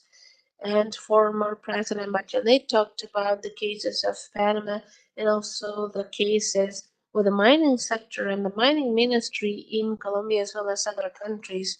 So it's about having an overarching gender approach in all those sectors where women have not traditionally been involved. We know, in any case, that the participation of women in public policies and in the energy management is low in our region, and that limits their ability to um, shape the decisions that impact their lives. Very importantly, knowing that basic resources for life itself, such as water and energy, are resources that are not necessarily available for them. And that access is key for the survival itself, as well as for the transformation of a society into a society that needs to include access to resources that are basic for life. As women, we have the ability to generate significant changes in how we use energy and how we produce energy, and also in how we engage and we interact with our planet and society overall. Women have a key role to play in the energy transition, not only in our region, but also in the energy transition globally speaking. There is also a need for developing capabilities and technical capabilities in terms of gender within the energy sector. There is a need to incorporate the gender approach throughout the different links of the chain in all the programs and all the policies, but that requires specific skills and specific technical education that needs to be strengthened. And these are the sectors, or this is the sector that is not necessarily included whenever we talk about the gender approach, and that is why we have such a low participation of women in the sector. Education is a key part of this. Education is fundamental human right, and it is key in order to achieve gender equality, to promote the independence of girls and women, and to guarantee the full development of their potential, as it was mentioned earlier, not only in the more traditional areas in which women have historically been placed, but also in these new areas where innovation is happening muy rápida y at all times and impacting very deeply. Along the same lines, it would be key to promote equal opportunities without discrimination in the energy sector. Many women are still facing barriers in terms of access to opportunities, access to employment in this area. It is key to guarantee that both men and women are able to participate in equal conditions across all the different levels of the organizations. As Mrs. Bachelet said, not only in administrative positions, not only in those positions that are related to care and maintenance and cleaning, but also in the executive positions and in those areas related to technology, for instance. Simultaneously to that, we have to promote the participation and leadership of women in the implementation of the energy policies. And by the way, I would like to congratulate the presence of the Minister of Women's Affairs of Chile because she talked about how that task is undergoing in the current administration in Chile. Women are key agents of change, promoters of change and transformation. And we can and we should be involved in the achievement of the Sustainable Development Goals. And this is one of the most important goals, which is access to energy. It is important to acknowledge such a key role in the creation of an energy transition that we have to guarantee that is sustainable, that is just, and that is inclusive. In the energy sector, luckily, there are women in leadership positions. Let's not say that there are the majority, but there are leaders that have had a huge impact and that whose stories and contributions have to be acknowledged and valued. Women within the UN system, for instance, Rachel Kite, who was the executive director of the initiative Sustainable Energy for Everyone of the UN. That is a name that we can name, or Cristina Figueres, who was the leader of the negotiation of the Paris Agreement in 2015. These are just two clear examples that women can be in leadership positions and women can have this feminine approach that can make a contribution with a significant impact over the energy sector and the fight against climate change. Our region is not the exception. We have women that are leaders in the area of energy that inspire us and encourage us to have a greater participation. I am professionally and personally thankful because at ECLAC, my energy team is completely comprised by women. We are having the opposite bias, I would say. So it has been a contribution that has been of a lot of impact. digamos, se han planteado Let's say that different tasks have been proposed, and I would say, and I hope I don't have a bias, but I would say that those responsibilities would not have been undertaken in the same manner if we would have had a more traditional approach. So women came along to incorporate a new vision. They had no fear when entering this new sector. They had no fear when moving towards non-conventional energies. They had no fear when proposing the creation of different platforms for political and technical discussion. And I have been happily surprised, and I'm happy that I made the decision to create a team with these members. Now, as women, we are moved by the need of making a contribution, leaving behind us a positive legacy for the future generations, and also this idea of a region with access to affordable and sustainable energy for all people, regardless of their gender, ethnicity, sexual orientation, economic situation.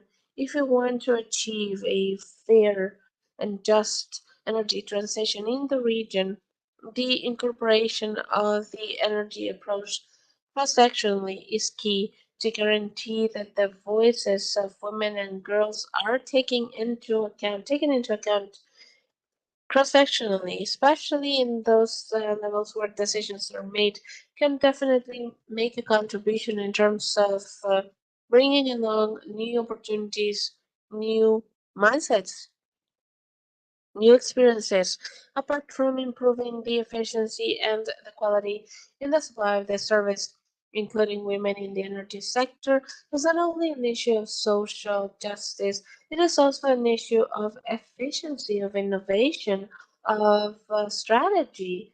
Just like former President Bachelet said, all together we can work to guarantee that women are actively involved and give their contribution to the energy sector, and that they're given an opportunity to develop the potential that we women have and to contribute towards the sustainable development. Let's all bear in mind that the gender approach applied to the energy sector is not only an objective in itself, but also a very powerful tool to promote gender equality.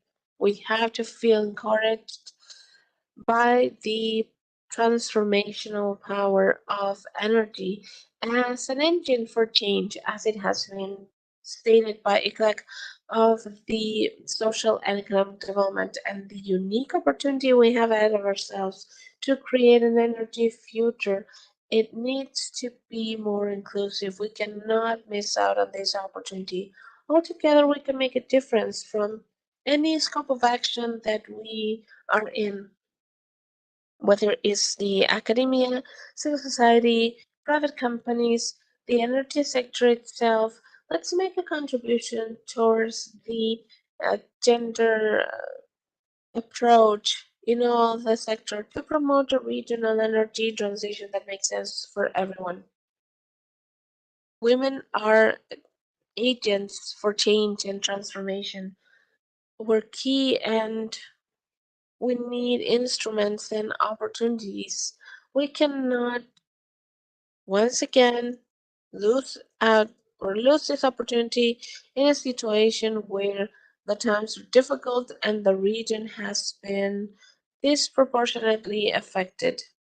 So that is where our energy needs to go. That is where our commitment needs to be. And we hope that this is a political commitment as well from the different levels where decisions are being made in order to include the abilities and the potential that we women have as half of the population of the region. Thank you so much.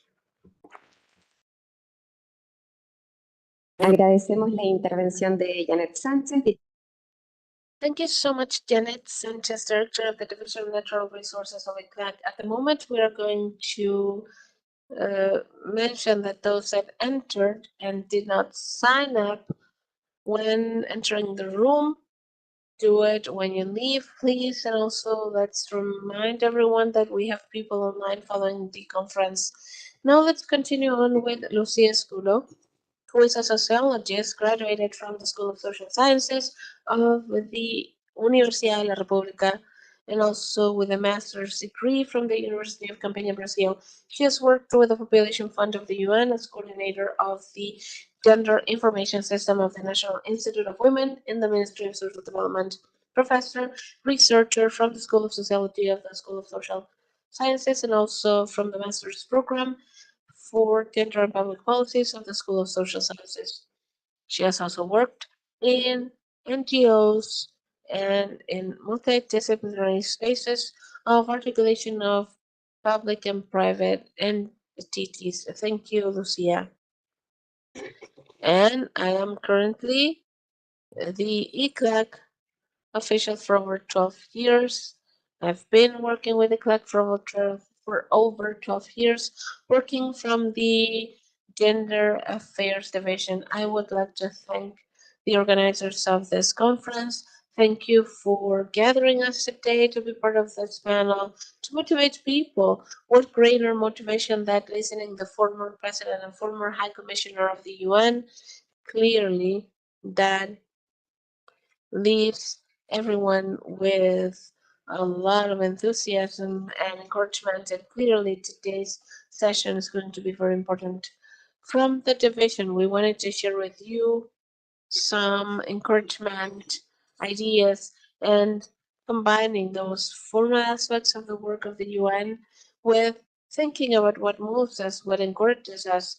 I found that to be very encouraging, actually, because clearly, as part of the UN system, the first thing that moves us, that encourages us, is the fulfillment and the respect for human rights of all people in all places. And this means to promote and to support all the commitments that are related to the respect for human rights of men and women. Now, from the region itself, and with an approach that looks at Latin America and the Caribbean more than anything, what moves us, what brings us to the office every day with renewed energy, and not the energy that you talked about earlier, but the energy that you feel from people, clearly has to do with the commitments that our member states are able to enter into every 3 years in this intergovernmental scope, which is the Regional Conference on Women, that comprises what we call the Regional Gender Agenda. The Regional Gender Agenda that is being receiving input since the first conference in 1977 in Havana. Cuba gathers a number of commitments, agreements, and it identifies what I will share with you, the structural knots of inequality, and it calls upon the member states precisely to design and implement actions to close the gaps, but on top of that, that they move towards sustainable equality and the respect for the human rights of women. Important. And I believe it's very important as well to emphasize that this regional agenda of gender as well, and it has been posed by the ex-president Janet in her interventions, is essential and is very synergic with the great global commitment that the countries have.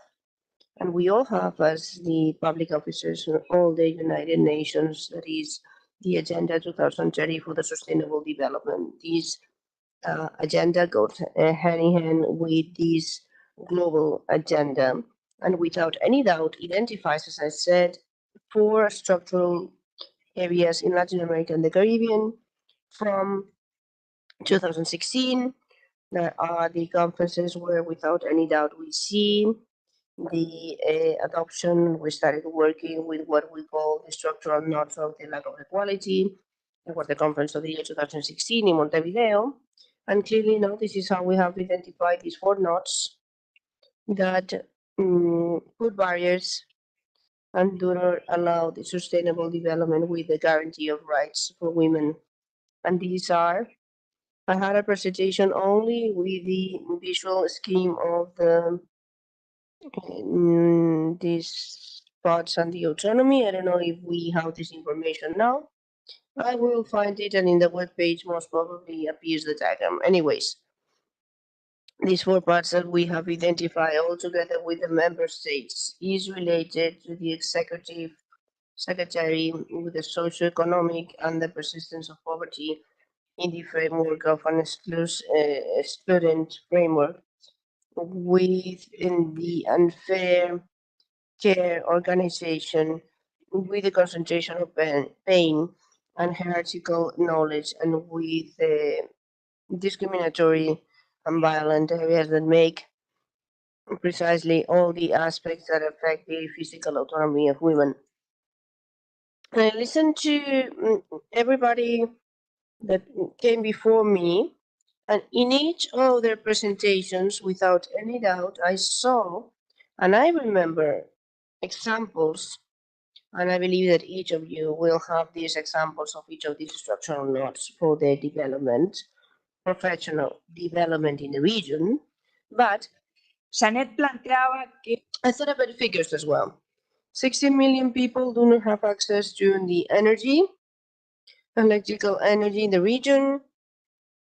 And I thought about every 100 men in poor households in the region, we have 113, 115 in poor homes. So poverty is a structural part.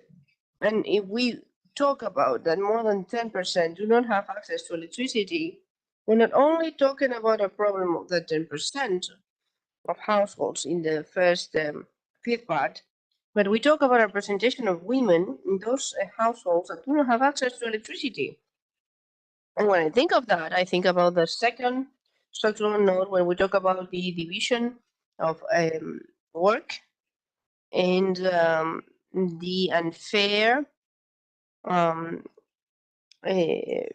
part of the care of work. And I think about the data of collection of wood, for example, of logs, where that is a question. Guatemala, for example, is one of these countries, Uruguay as well, but countries where there's an important weight of rural populations that should have should know about this.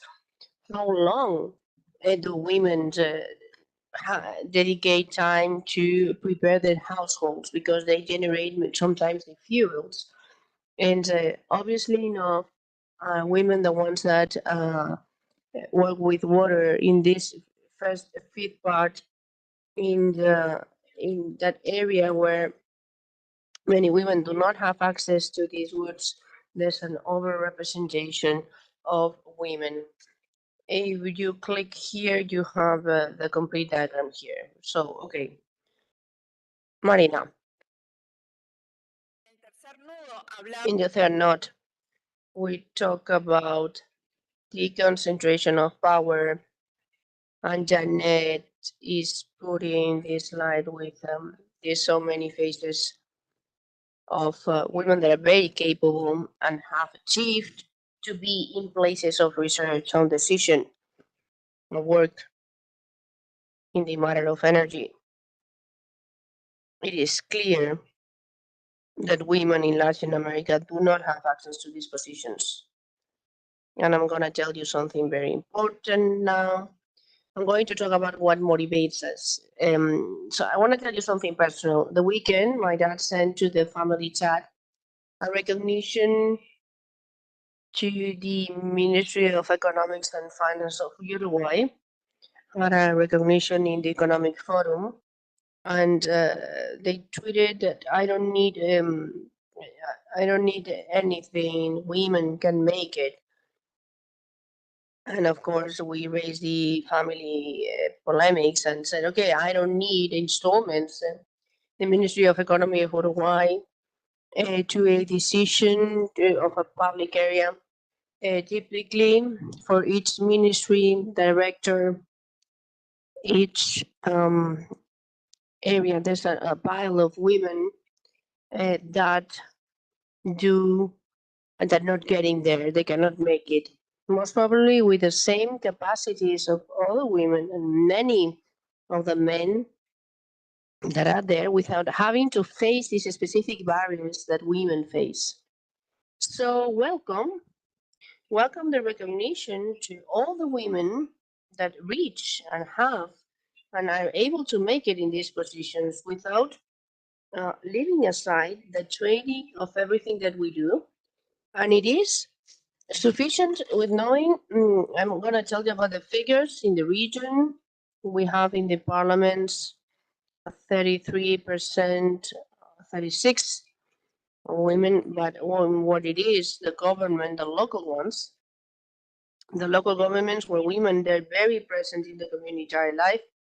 There's a 25% of women that well, we should think that the politics it is very nearby to women near the region. 1 out of 4 authorities are women.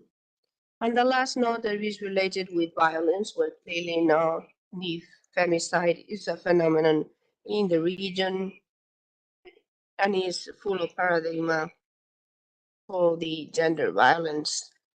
But there are other figures that also link the matters, the lack of physical authority, and also they bring the matter of what we've done in the sexual division and the unions at an early stage in a region, Latin America and the Caribbean. It has the figure, the sad figure of the phenomenon of the pregnancy in teenagers, in girls.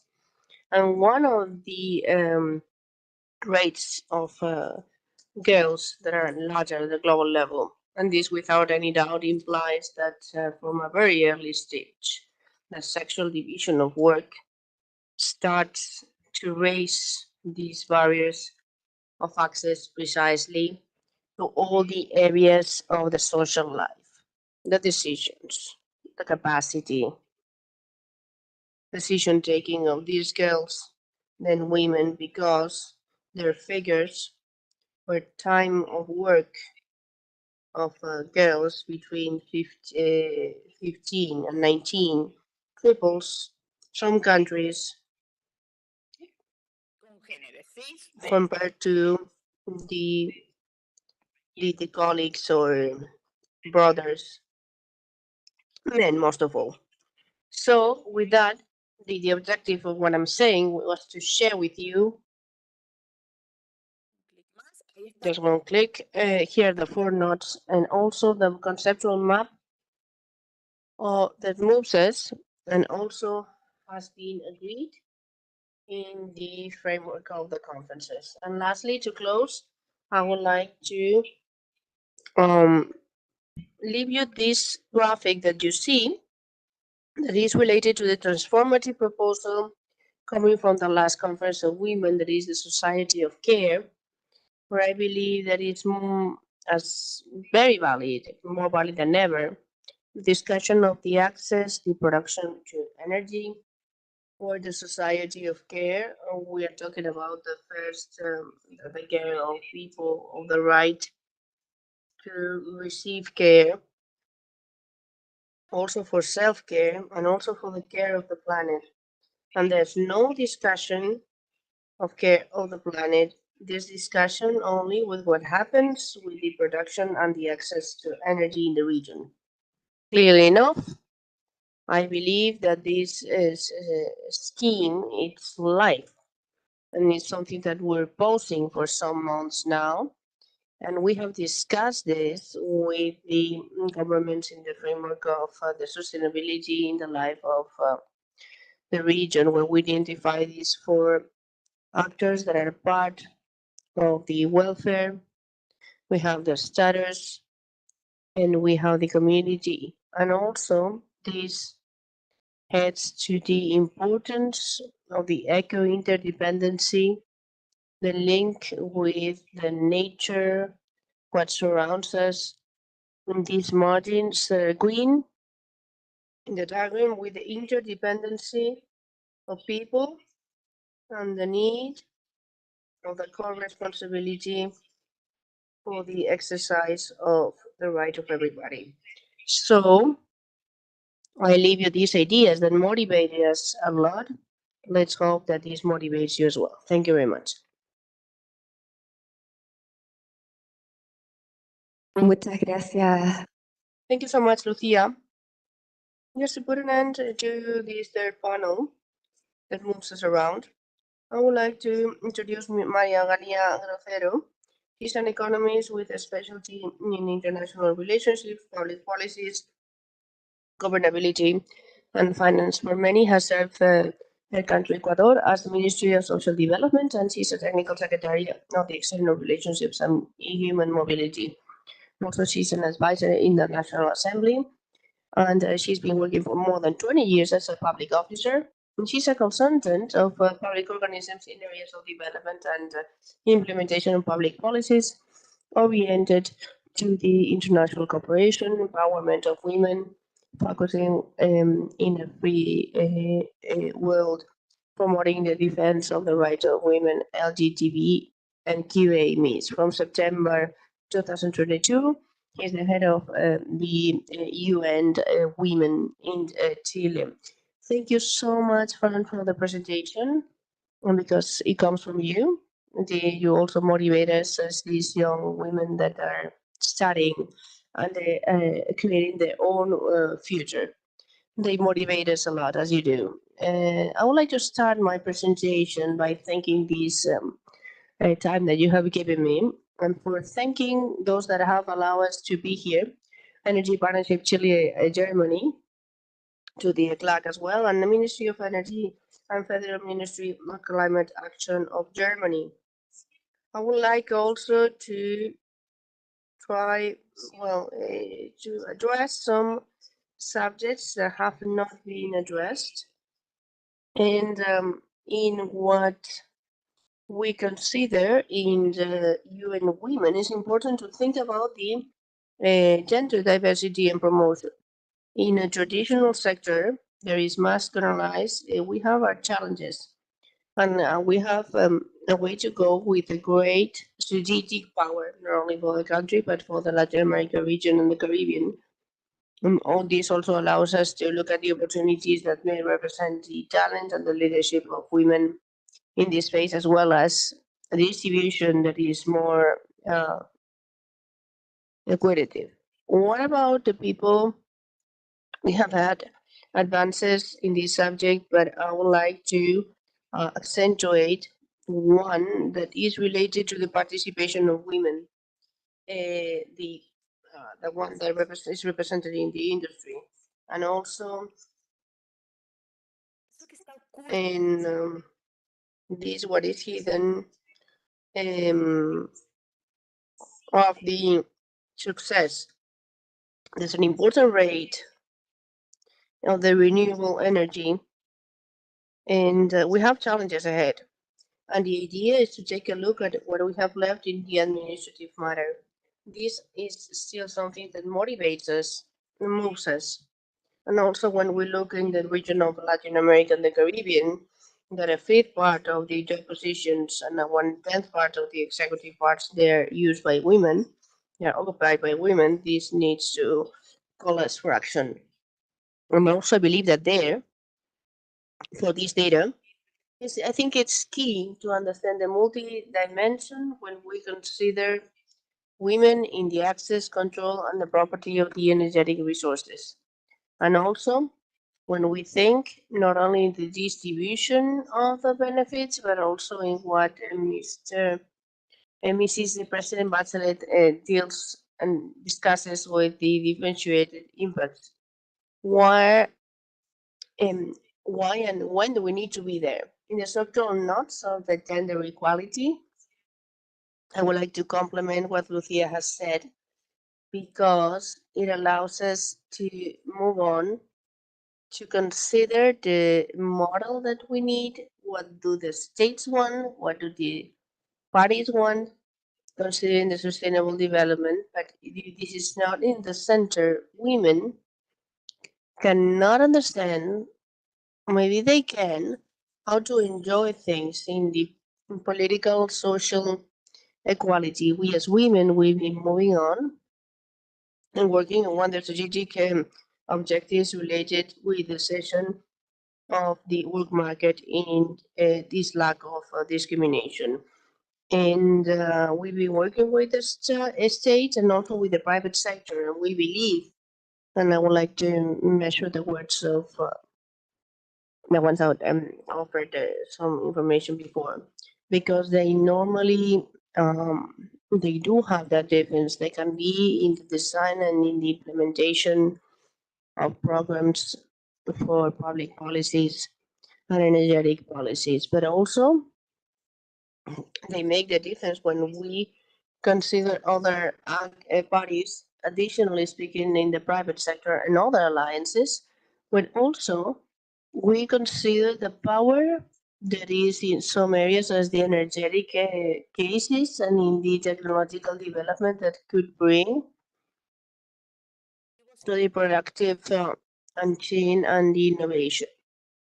So I believe that there, one of the things that we recognize as on UN Women, the strategic alliances in the support of the private sector in the implementation of the empowerment principles of women, in the incidence in the environmental area of the market as well, because we are here with these sectors facing commitments to the sustainable development and the ODS 5. Why? Because these are allies in the boosting of the promotion of equality at places, for example, where it is the workplace, as well as the equality in the chain of value. With this, and considering what was about this panel, or what moves us, Janet talked about the drivers. And Lucia, you talked about what brings you here. And I would like to discuss and talk from the mobilizers as well, the possible mobilizers, but also in a way to leave this on this table as challenges that are full of defiance. Now I would like to start in the Ministry of Orellana in the importance of continuing working in visibilizing and in women and visibilizing other things.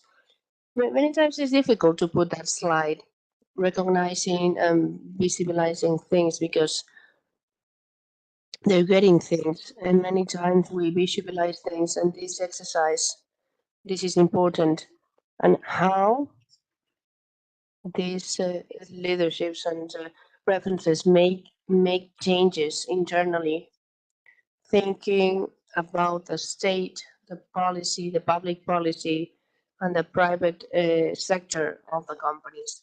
And how can these be changes or agents of change to specifically review these bias and these stereotypes of gender that still are present? In second place, I believe that is important as well to um, bet for different models of change that allow the organization to be more inclusive and diverse. Why? Because here, thinking about the experiences that we had in the region and how the commitments of high management with the participation of more women, different levels of the organizations allow to advancing the priorities in the strategic planning, in the things related with conciliation and work flexibility, because many times these are not in the committees, are not in the human committee, they don't see that. And how is this going to boost the diverse spaces? Then in third place, also making reference of the importance of looking at the chains of supply in the value in an industry as the energy is. I believe this is very important, the way to look from a gender perspective that allows us to consider the policies of acquisition and also how do we get what we get to get to companies that are guided by women. I'm not talking about the investment because it's something that we do and that's it. It's something as what the industry says. This is for the financial returns that this gives us. Considering the supply chain is something responsible. Finalmente, quiero también Additionally, I would like to address the issue that the states discussed in the latest legal commission regarding women, because I think that there is an opportunity for this sector whenever we look at the potential benefits of the digital transformation. And why am I mentioning this? Because if the digital transformation does not allow us to change the employment structure already in place, let me tell you that over 26% of employment that women are in will potentially be replaced. According to the IDB, the employment will boost in male dominated areas. So we have to plan ahead for that. We have to be one step ahead. We have to look at those needs. We have to think of those skills, the training, the certifications that will be needed. And of course, what this means, considering the education of girls and to promote the careers of women in the STEM areas. And I understand that there will be a panel around that later on. To wrap up my intervention, I would like to refer to the areas of financing for the development of international cooperation. And I would like to mention two elements that I think are important and I believe have not been mentioned yet. The first one is related to how do we think or what do we think of the roles of the development agencies and different financing entities in order to promote and put in place financial instruments, incentives that allow to generate research, to allow in innovation, to allow to invest in innovation in technological transference for companies led by women that give them the opportunity to be part of these sectors. And I think that this brings to the table the agenda of Addis Ababa and what we still need to do, because let me tell you that only 6% of the investment funds are devoted to companies led by women. We still have a financial gap of $5 billion for companies that are owned by women.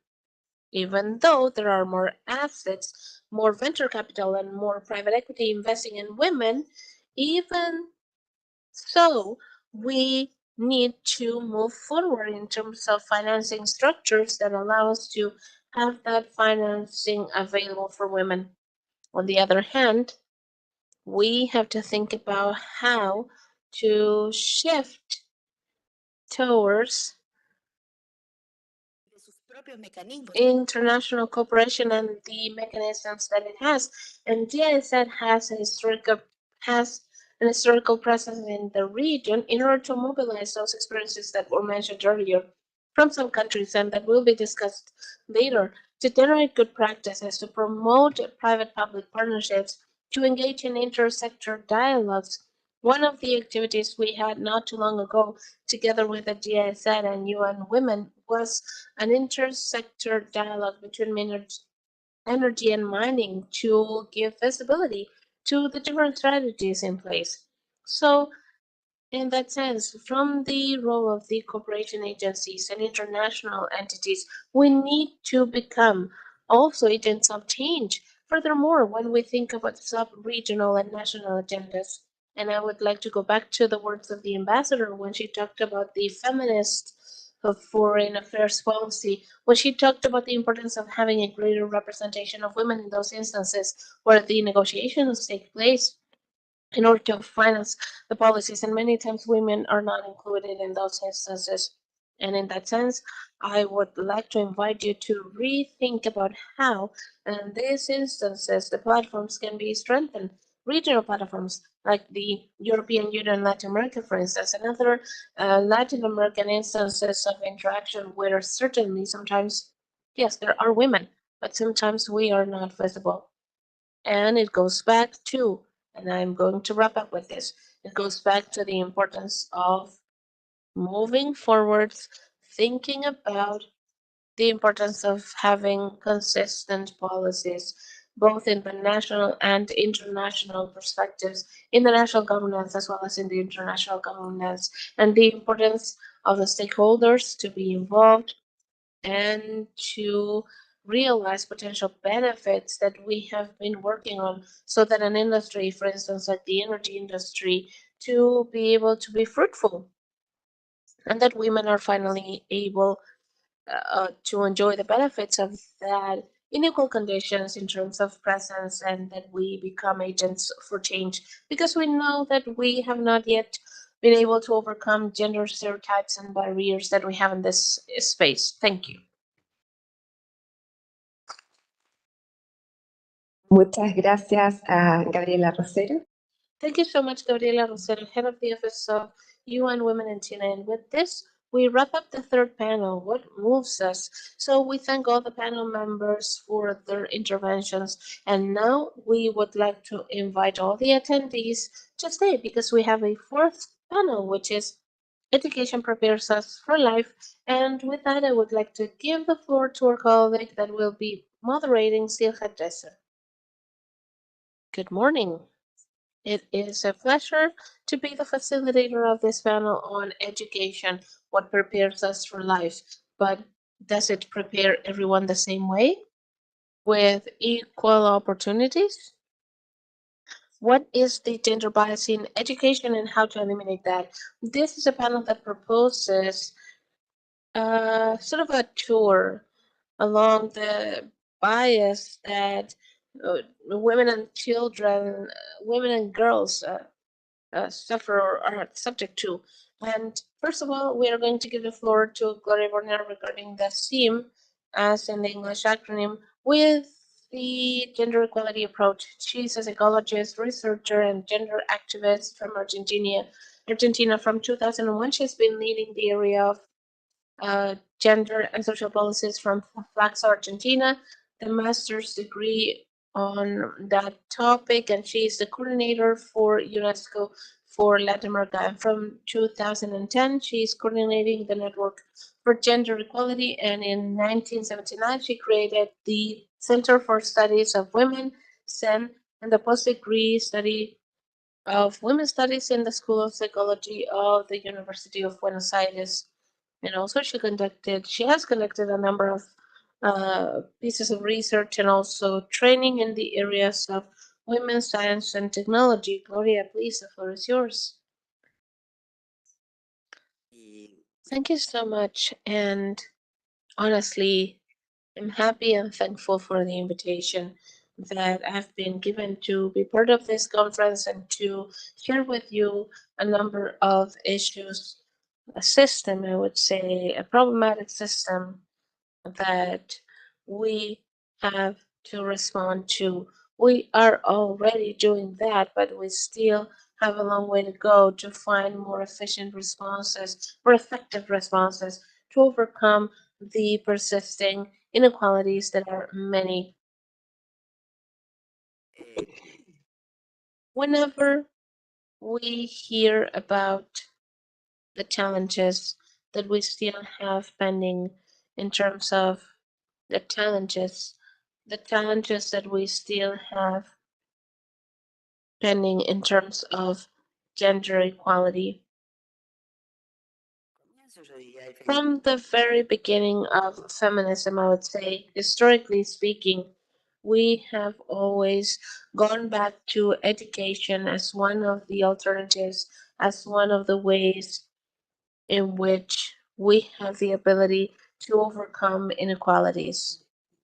Now, what type of education? What education are we even talking about, right? Education is supposed to give us the answer, is supposed to be the answer. Education is supposed to be the answer to the inequalities that continue to exist.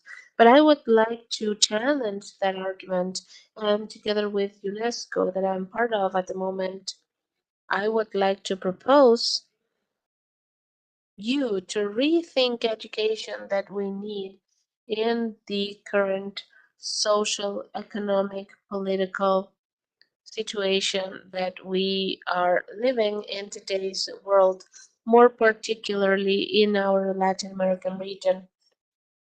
The education that we have, and I think it has been mentioned earlier, even former president said that education continues to have stereotypes and gender biases that are not necessarily benefiting, that women are encouraged to be involved in some fields that continue to be male dominated.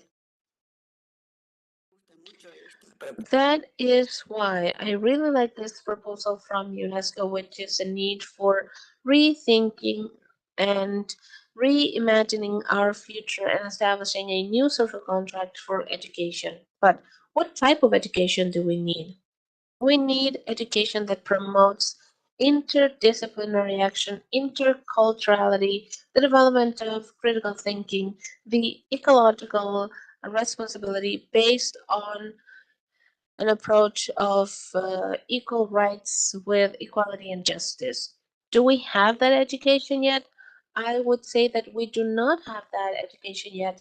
So we need to promote that girls and boys attend school and that girls are able to choose maybe a field of the sciences if that is what they're interested in. But first of all, we have to look at how we do that or but even before that we have to think about how education needs to change in order to become the alternative to promote equality between the genders in the world. Mm, Bueno, ahí voy. Muy bien. No veo muy bien, por eso voy a tener que ir un poquito más I lento. find it difficult to read, I'm sorry, but Voy a hablar de una I will share with you one experience that we have been conducting and that other countries have been putting in place as well in order to transform their education on science, technology, and innovation. In our case, with the emphasis on including the gender approach in those new programs that are aiming at not only encouraging people but also aiming at guaranteeing that women are able to develop their full potential during their areas during their school age and later on while they are involved in the labor market. This is what we call the STEM proposal, but the STEAM, and this is a proposal for the definition of STEM as the integration of knowledge in all these fields. But this is just one model. The other one is the STEAM that includes science, technology, innovation, mathematics, and it also includes arts. And I would like to explain why this is the proposal that we opted for. Not art as a discipline itself, but art as creativity, including design, for instance, of new solutions to the ongoing issues of the fields of science, technology, and innovation. la participación de las mujeres Now, the participation of women in these STEM disciplines is an issue that continues to be a concern. Why is that? Because there are fewer women than men according to global data, and women are not choosing these fields.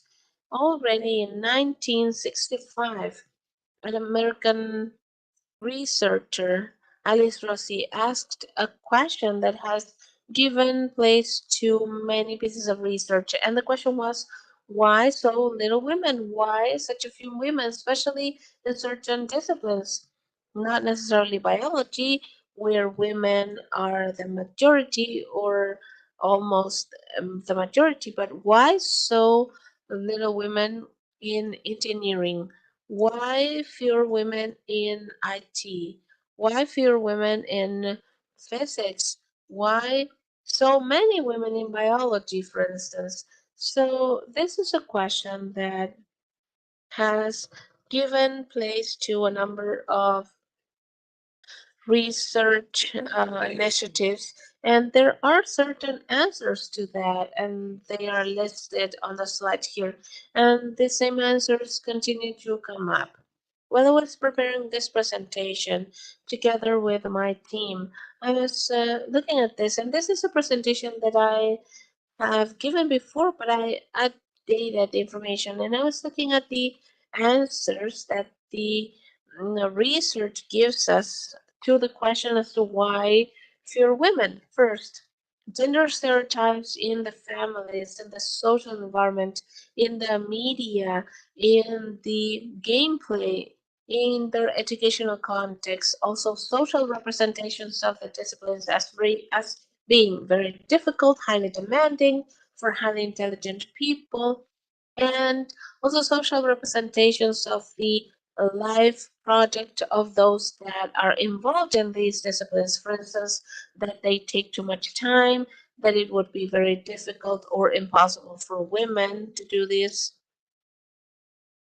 Also, because it's mostly women that do the work of care, and the social representation makes it seem as though it would be very difficult to continue to do that care work and also be involved in these areas. Also, the impact on the professional development from roles, attitudes, and mandates of gender. For instance, the care, labor, and the expectations of success between men and women. So, this summarizes very briefly the answers that came up from many different studies as to why so little women, why such a slow transition. Those are the questions that we have seen posed. Why in lower positions? Why are women not reaching at the same rate as men to the higher levels of these scientific or technological careers? Why are they acknowledged less? Why are their scientific papers, for instance, not acknowledged as much? Why are they not filing for patents? So there are many studies to address these issues, and these are some of the answers that they have come up with. Ahora, frente a esto, a estas explicaciones, Now, when we look at these explanations, I would like to share a personal comment with you. I'm not fully satisfied with this, let me tell you, because I think that we need to explore in depth what's going on with those women that do choose for these disciplines, that do have a professional development that is highly successful, that are involved in these areas. And I think it has to do with your comment and the comment of other colleagues before me. How are the different advancements in terms of production of new knowledge and the creation of new technological solutions that are created by women, however, made invisible or having less visibility in comparison to those uh, advancements that have been done by men. It's not that they're unable to opt for these disciplines. That's not it. We keep having more and more women as part of the STEM fields. However, whenever they have a breakthrough or an accomplishment, they do not receive the visibility or the same visibility as men. So, what are we going to do? What can we do? For many years now, we have been working on how to integrate to the STEM education, how to integrate the gender equality into the education in sciences, technology, and innovation. And I am not going to read the entire slide. Feel free to do that. I won't be able to read it all. But you'll be able to see here what we're doing. So we are proposing within the specific programs with professors, more especially, teachers, high school teachers, because that is a key age bracket where they make the decision to be involved in those fields. So we're trying to change social representations of these disciplines. We are changing the content of the syllabus, and we are trying to address the bias that prevent women from becoming involved in these areas of knowledge. The different expressions of sexism and the different institutional cultures, which is another interesting issue. For those women that do make it, that are involved in these fields that are part of these male-dominated areas, they do not have a good time. Tenemos ejemplos de And we have some examples of how do we manifest sexism in these institutions of research and also in the companies of, for example, the technology companies as such. Okay, good. And given that I'm running out of time, what can we do concerning the stereotypes of gender in this technology and innovation? First of all, to visualize these stereotypes of gender and ethnics and capacities are the same, and consequently, the performance and the consequences in the educational performance and the evaluations of the different fields of knowledge. And then incorporating results that are recent about persistency and changes in the pattern of gender, technological presence, as well as others. This is very important. Right now, we have important advances in the studies of the gender stereotypes and the technological developments in the video games, in the artificial intelligence, in the virtual assistants, in the algorithms, and the production online, the same as the research, right? And the work and that is best well known is the number of Siebenberg that has put in evidence how many researchers apparently that are objective, neutral. In reality, they're based in the many cases exclusively made out of men. The results they generalize the university of men and women, important errors in the scientific field that have consequences in the incidence of how do we use these results. For example, the production of some drugs or some technological creations that do not have the same consequences in men and women. este es nuestro programa. This is our program. It has been so for some years now. And 2 minutes I have left. I'm going to show you what you've seen. Our program started with this initiative of the TEACH in South America. You can see here where we train 200 teachers and representatives of some Latin American countries in this focus. STEM education in the average level of education, representing different parts of the region of Central America. Out of this, we had an important impact, and we've seen a focus of gender. And we drafted 30 projects to deliver the focus on gender. And we have this network that is very creative and continues working with this focus. Also, we have last year, we are training educators at an average level to give for the CEIVAL, an institution of Uruguay that dedicates to these matters. I'm going to close right away.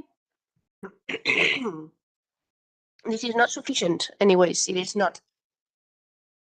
There's no way we can find this sufficient because we urgently sit looking for this type of imagination, delivering different things in some areas, for some practices in around these learning areas that guarantee the science technology that is understood and is generated as well with the focus of gender equality. Thank you so much.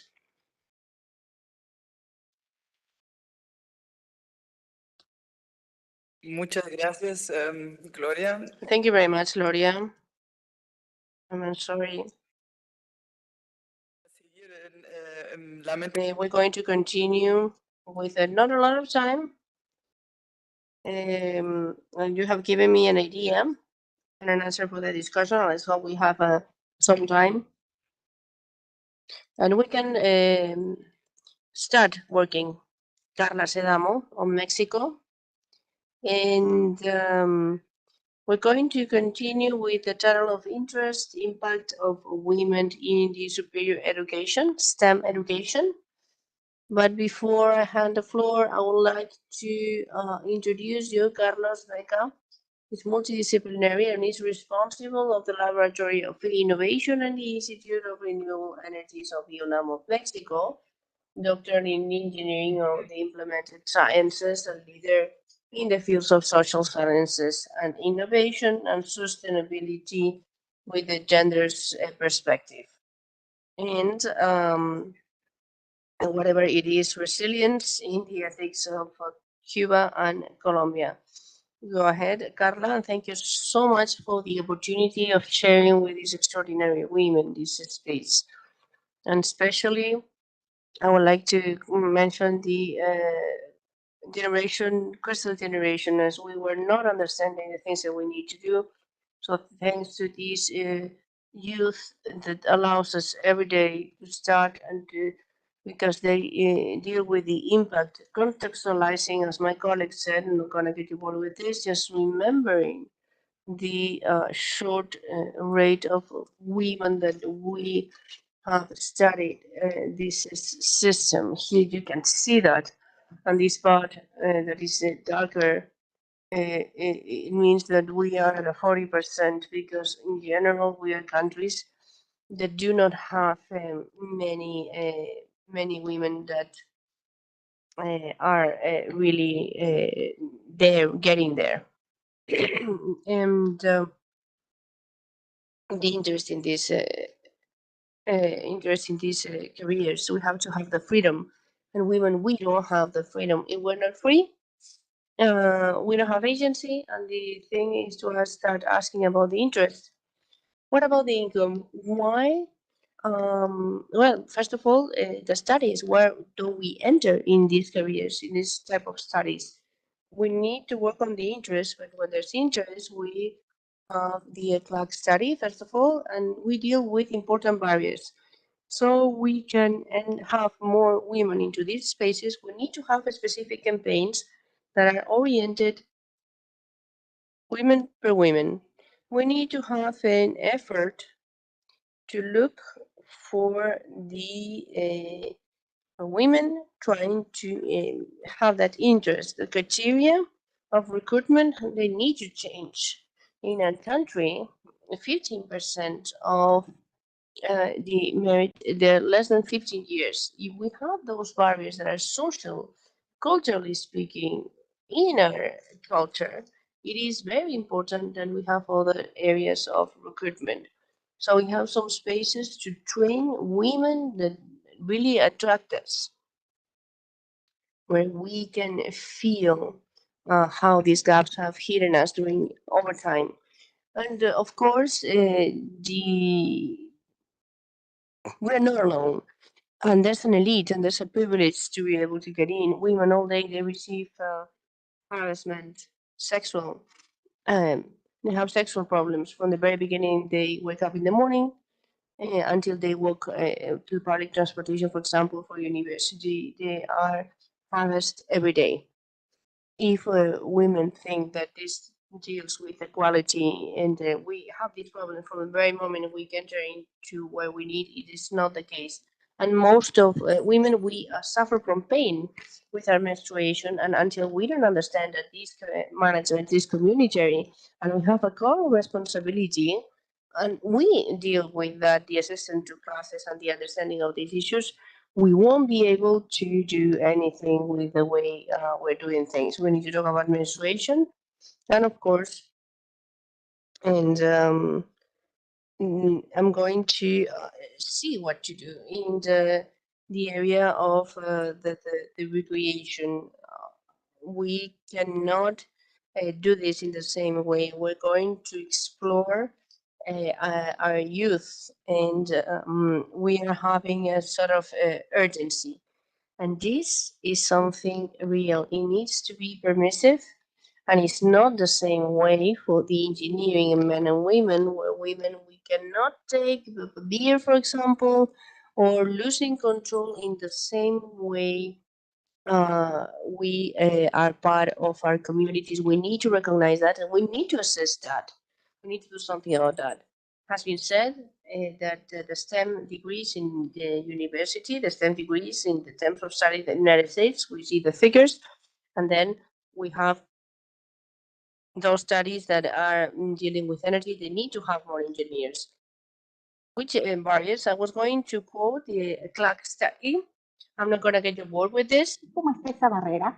Lo que yo quiero resumir es In the first one, I would like to say that it takes more things. We need a full community. The state has the responsibility to take care of our children, not only men. And so the universities and the industry. So there's a great industry. What about that? The next barrier that is related to culture of those that have the privilege of the equality and the oppression. We need to remember those that have this privilege, those that are sitting here, that this equality is difficult and it's painful. And we need to be to have this solidarity, and we need to do something about that to take away that part, because we've been very expensive for the others. So the third thing here, and crystal roof. I think that it's with asbestos and concrete. Another thing is crystal. It's very difficult to break it over, and we then forget that we are not that masculine, and we need to break it. And then the fourth thing, we are not there as the last resource.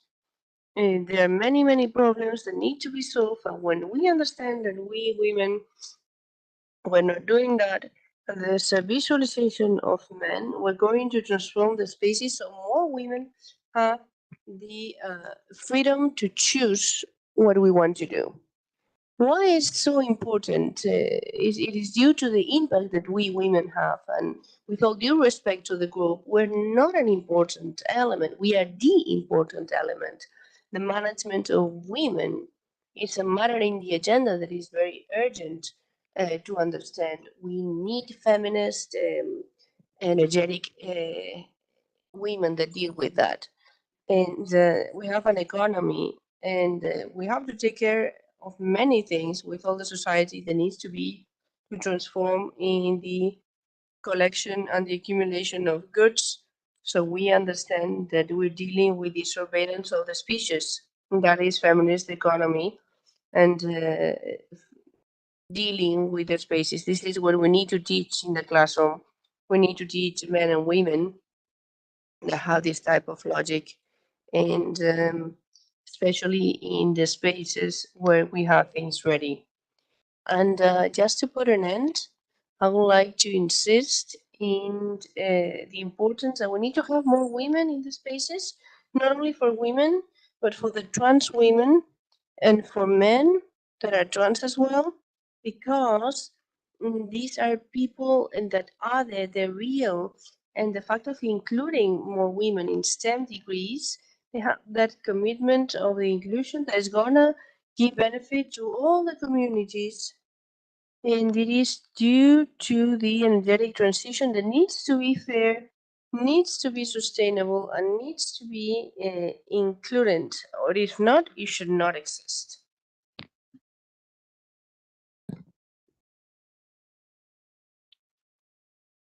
Muchas. Thank you so much, Carla.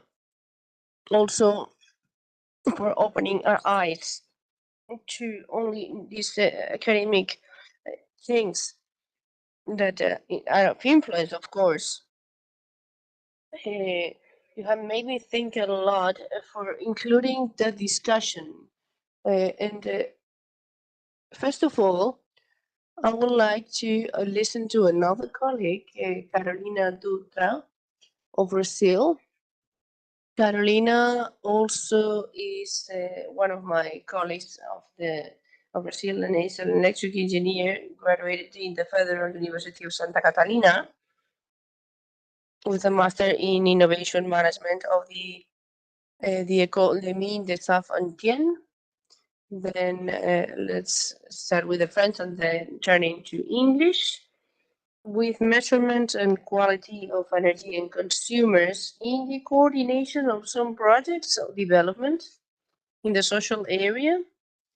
She's been working with some areas to improve the conditions of the life of the communities that did not have running water, and she is currently part of the Committee of Investment in Brazil, and she works in the area of renewable energies with a very large participation of some vulnerable women in these courses. She's going to talk about the Interlink project with the training of men and women of STEM, and is going to give us the presentation in English, answering also the questions in English. Portuñol is not really good, so I will try in English. So, well, as you heard, I'm electrical engineer, and for the last 25 years, I've been most of the time the only woman in the room, and this is not very comfortable. And I hope in the future, not many girls will have this experience, and we can change this situation. So in Brazil, actually, not many, we didn't have a lot of development in those numbers. So we have only 7% of girls in courses in renewable energy. And we have a huge challenge to change this number, this 7% to 20% by the end of 2024. So we are running out of time, and we have really to discuss and do something about that. And what I will show you is what we are really doing right now in Brazil. So how we manage, how we decide to change those numbers. We were very much inspired by the United Nations and what we are doing right now here, putting all the players together to talk about that and to do something together and sometimes individually, but with the same goal. And who are our players? First of all, women. In the early age, they are not very much encouraged to enter the careers.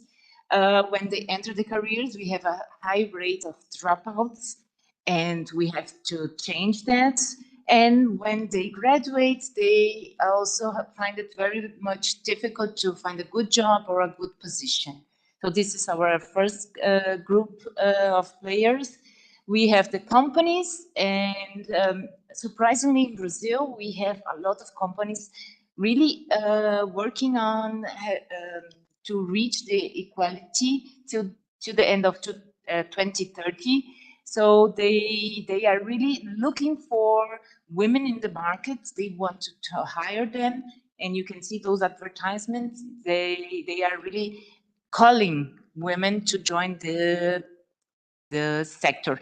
But what they say is that they cannot find those women because if we have a number of only 7% of women graduating, how can they have 50% in the market?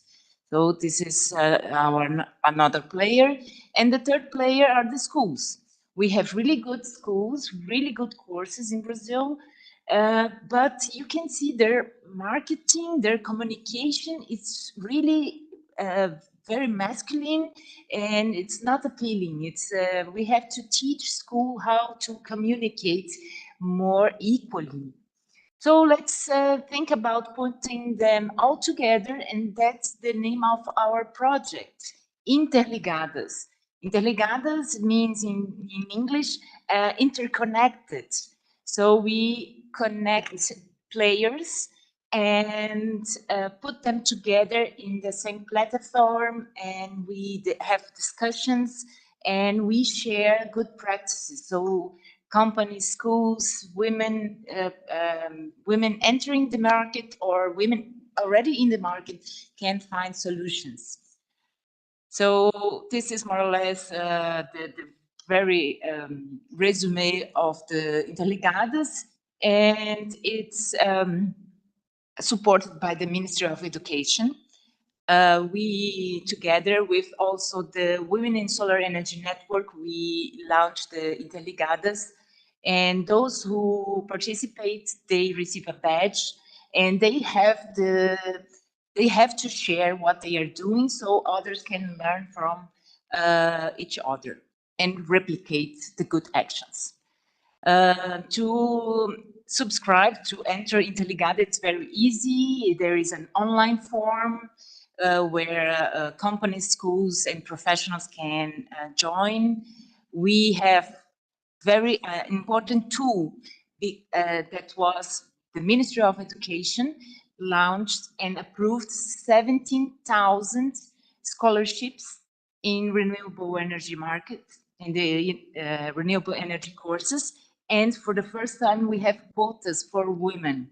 So the minimum quota is 20%, which is still very low, but comparing to the 7% that we have in our reality, it's quite a challenge. But schools that have more women interested, they can have even a higher rate, a higher number of scholarships given to women. We have a website explaining all the Ligadas project. We have the main tool, I would say, is the social media, where we really can engage young women with schools, with companies, and there we share opportunities. We have more than 15,000 girls, women entering every month this website, and we see really this number getting higher and higher. We have a digital magazine to show the good practices from the companies, from the schools, and with a language that reach teenagers. And we talking about reaching the teachers in class, so we have also a gender awareness course, and we will have 2 editions this semester, 2 more editions the next semester. So we are trying to reach teachers nationally, from Amazon to the south of Brazil, and talking about gender awareness and how what are the good practices in class.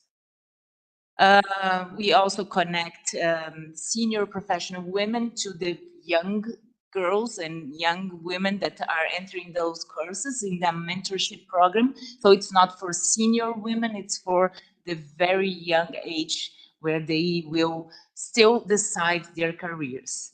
And we have actions, local actions, where we put together in the same school professionals, industry, and teachers all together in a fun day, and it's quite emotional. The first edition was in November last year. A lot of girls cried, very emotional, because they didn't know. I would say 95% of girls from the public schools, they don't know about renewable energy. They don't know about those careers. They were so excited to finally see a path that they can follow. So this is more or less, and I'm really finishing. We have nowadays more than 30 big companies joined already at Interligadas. We have schools and we have senior professionals already connected and doing their part. We are still open to have more, and because the project continues till 2024. And I would like to finish asking you if you would like to connect with us and have it interconnected with us. Thank you very much.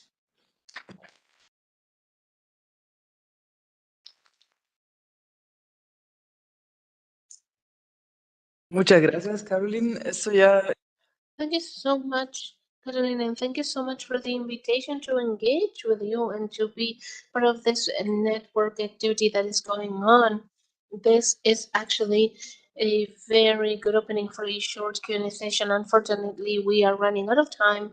However, I do not want to miss out on the opportunity to ask questions and to engage in a dialogue, and I would like to open the floor so that if there are any comments, if there are questions, you are more or less close to a microphone, please feel free to raise your hands and share your experiences very briefly, or maybe ask questions to the panel members if you would like to do that.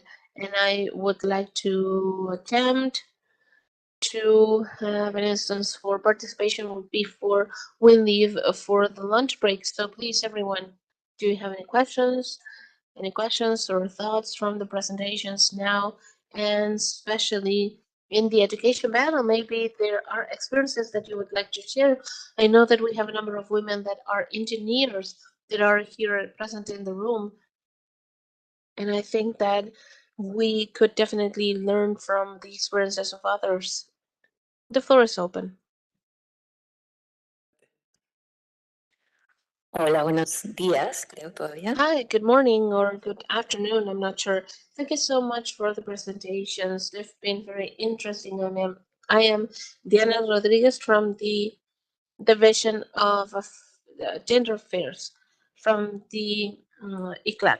And I would like to remind everyone not to forget the vocational schools, because we have information from our papers regarding how much this sector is overlooked, and in areas of lower income or in areas like the energy area or areas related to STEM disciplines, almost 50% of the required skills are applied.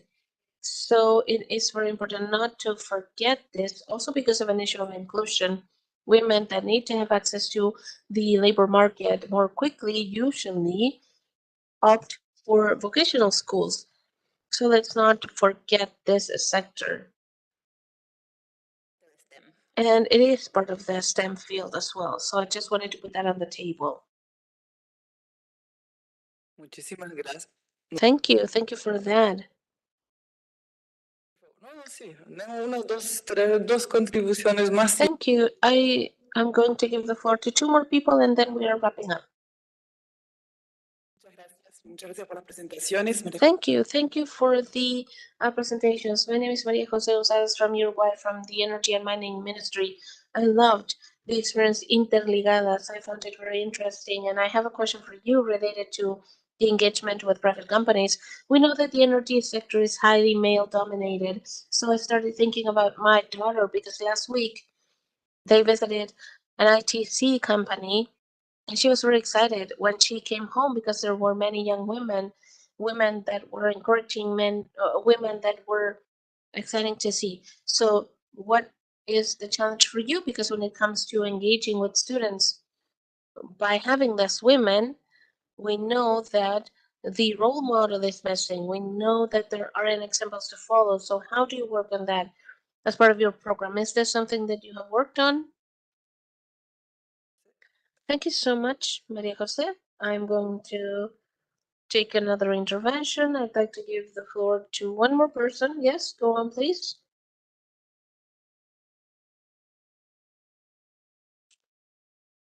Sí, soy Blanca Velasco, My name is Blanca Velasco. I am an economist. I graduated in Paris. I'm interested in seeing what Carolina did in the Minas school.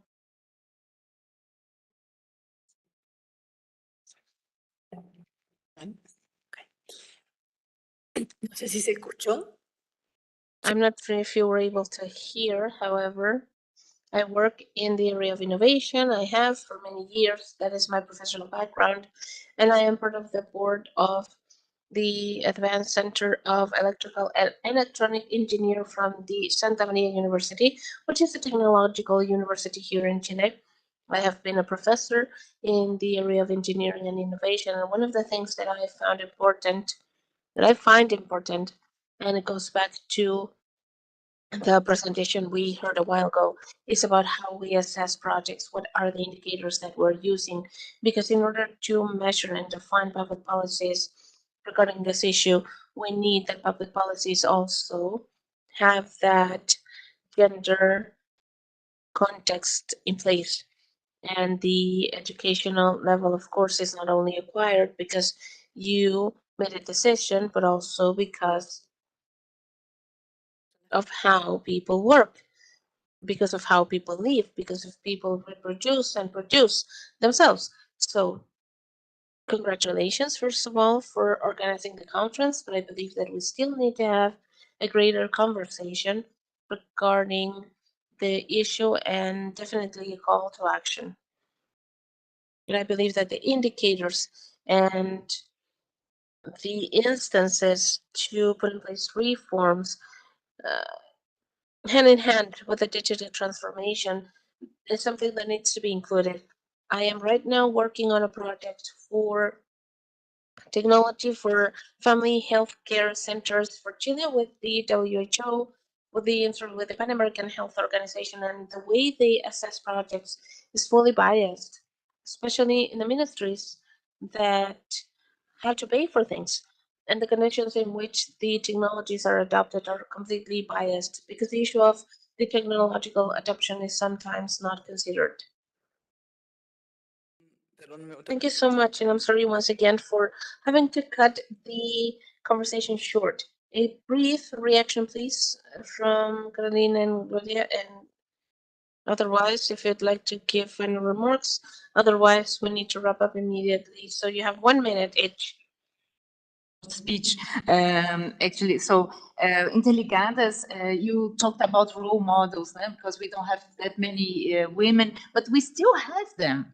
So this is also the purpose of Intelligada. We have to show off. We have to put them in a platform, talking to the young girls and showing them that it's possible. And the events that we do in local, in those schools, that they are really a success, because in those events we put those role models, those few role models that we have regionally, to talk with the young girls, and it makes the difference. It's really the way we have to do, and in a way presentially or in a platform like Instagram. Yeah. And about the other question, where is the, there she is. So yeah, right now we are not judging projects, what companies should do. I don't know if I understood your question, but we are accepting everything, every idea. If the purpose of the company or of the school, of the institution is to change those numbers and to try something, we are saying yes, yes, let's come together and see what happens if you have a success project or not. So let's learn from each other. And this is our purpose right now. Sí, bueno, yo quería aclarar lo siguiente. Yo creo que el primer desafío, obviamente, y compartimos las tres, es cómo fomentar en más mujeres el interés y el deseo y también el coraje de elegir estas carreras. Pero no, para mí ahí no termina la cuestión. No es más mujeres. Es el gran desafío, es qué tipo de formación se les proporciona, qué tipo de trato reciben las mujeres que son minoría en estos espacios, qué tipo de oportunidades se abren para ellas en su desarrollo luego laboral, cómo inciden las culturas institucionales, que verdaderamente hemos hecho varias investigaciones y hemos visto los sesgos machistas en las culturas institucionales de las empresas y de las universidades. Entonces, creo que como ha pasado en todos los otros campos en los que ha intervenido la teoría feminista, el enfoque feminista, más no es suficiente. Se necesitan otras cosas, que son estrategias de transformación de los patrones sexistas y excluyentes o de subordinación, digamos, de las mujeres a una cultura que no las representa. Sí, muy rápido. En México tenemos una asociación que se llama Voz Experta. Somos 150 mujeres expertas en energía y nuestra función es visibilizar. Esa es la función. Intervenimos maneles, que son la gran mayoría, todos los eventos donde solo hay hombres, por redes sociales y por los contactos en el sector que tenemos, los intervenimos agresivamente para que haya mujeres en los paneles hasta que cumplamos las recomendaciones de la OCDE del 50%, porque conocer es resolver, decía Simón Bolívar, y si no conocemos a las mujeres que están y que estamos, no vamos a poder atender ese sector tan importante. Entonces, eso es lo que estamos haciendo como iniciativa concreta. Ha sido controversial, pero ahí vamos. Estamos totalmente pidiéndole a las empresas que no se anuncien y que no patrocinen eventos donde solo hay hombres en los espacios de visibilización. Entonces, eso es lo que estamos haciendo concretamente. Muchas gracias, Caroline, Carla y Gloria. Controversial, a mí me encanta, ¿no? Eso es una buena palabra para terminar este panel, me gusta. Muchísimas gracias a ustedes. Antes de terminar toda esta mañana y invitarles a almorzar, me pidieron las colegas que por favor nos tomemos toda una foto enfrente de las banderas, así que les invito a todos, todas aquí en la sala. Nos posicionamos por acá, enfrente de las banderas, una foto de todo el grupo y después sí hay un almuerzo brunch y ahí nos vemos después aquí en la sala de regreso a las 13:15. ¿Eh? Sí, 13:15, ¿verdad? En punto. Muchas gracias.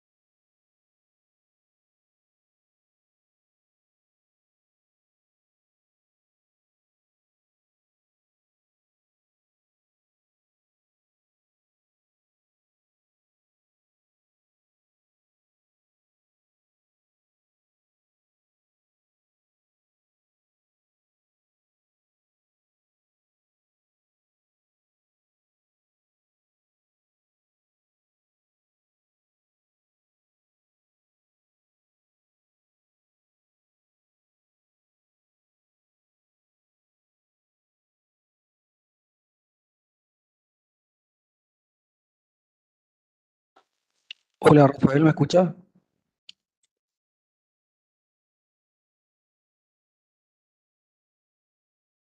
Sí, te escucho, Arturo, ¿puedes hablar? Ahí cuando puedas, siéntate y...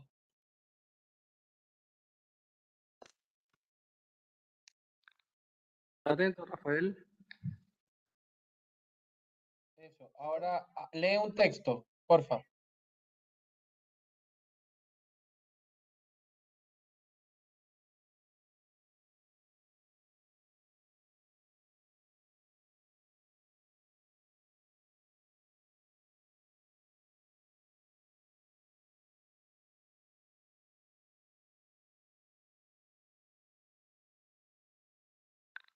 Atento, Rafael.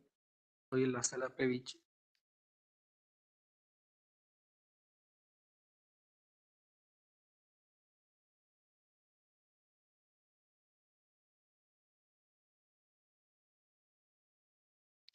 Atento, Rafael, ¿me escuchas?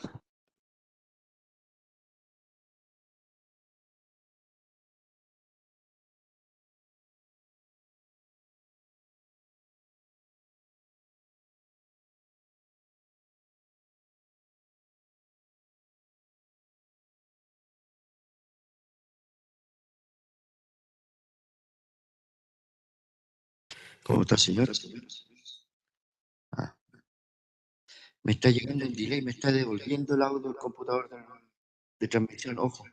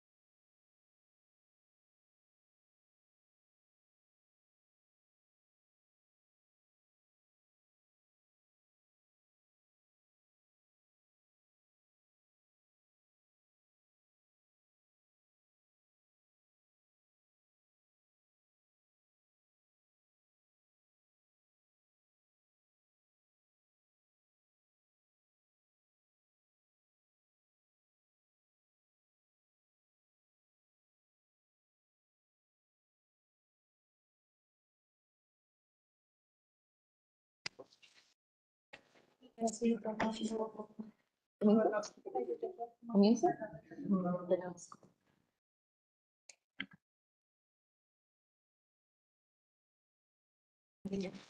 Bueno, ahora sí, siendo las 13. Okay, being 1:15 p.m., we're going to start with the next panel. Thank you so much for staying from the morning session, attending this activity. There are very interesting panels that we have to go over. And the next panel is called Overcoming the Gender Barriers in the Labor World.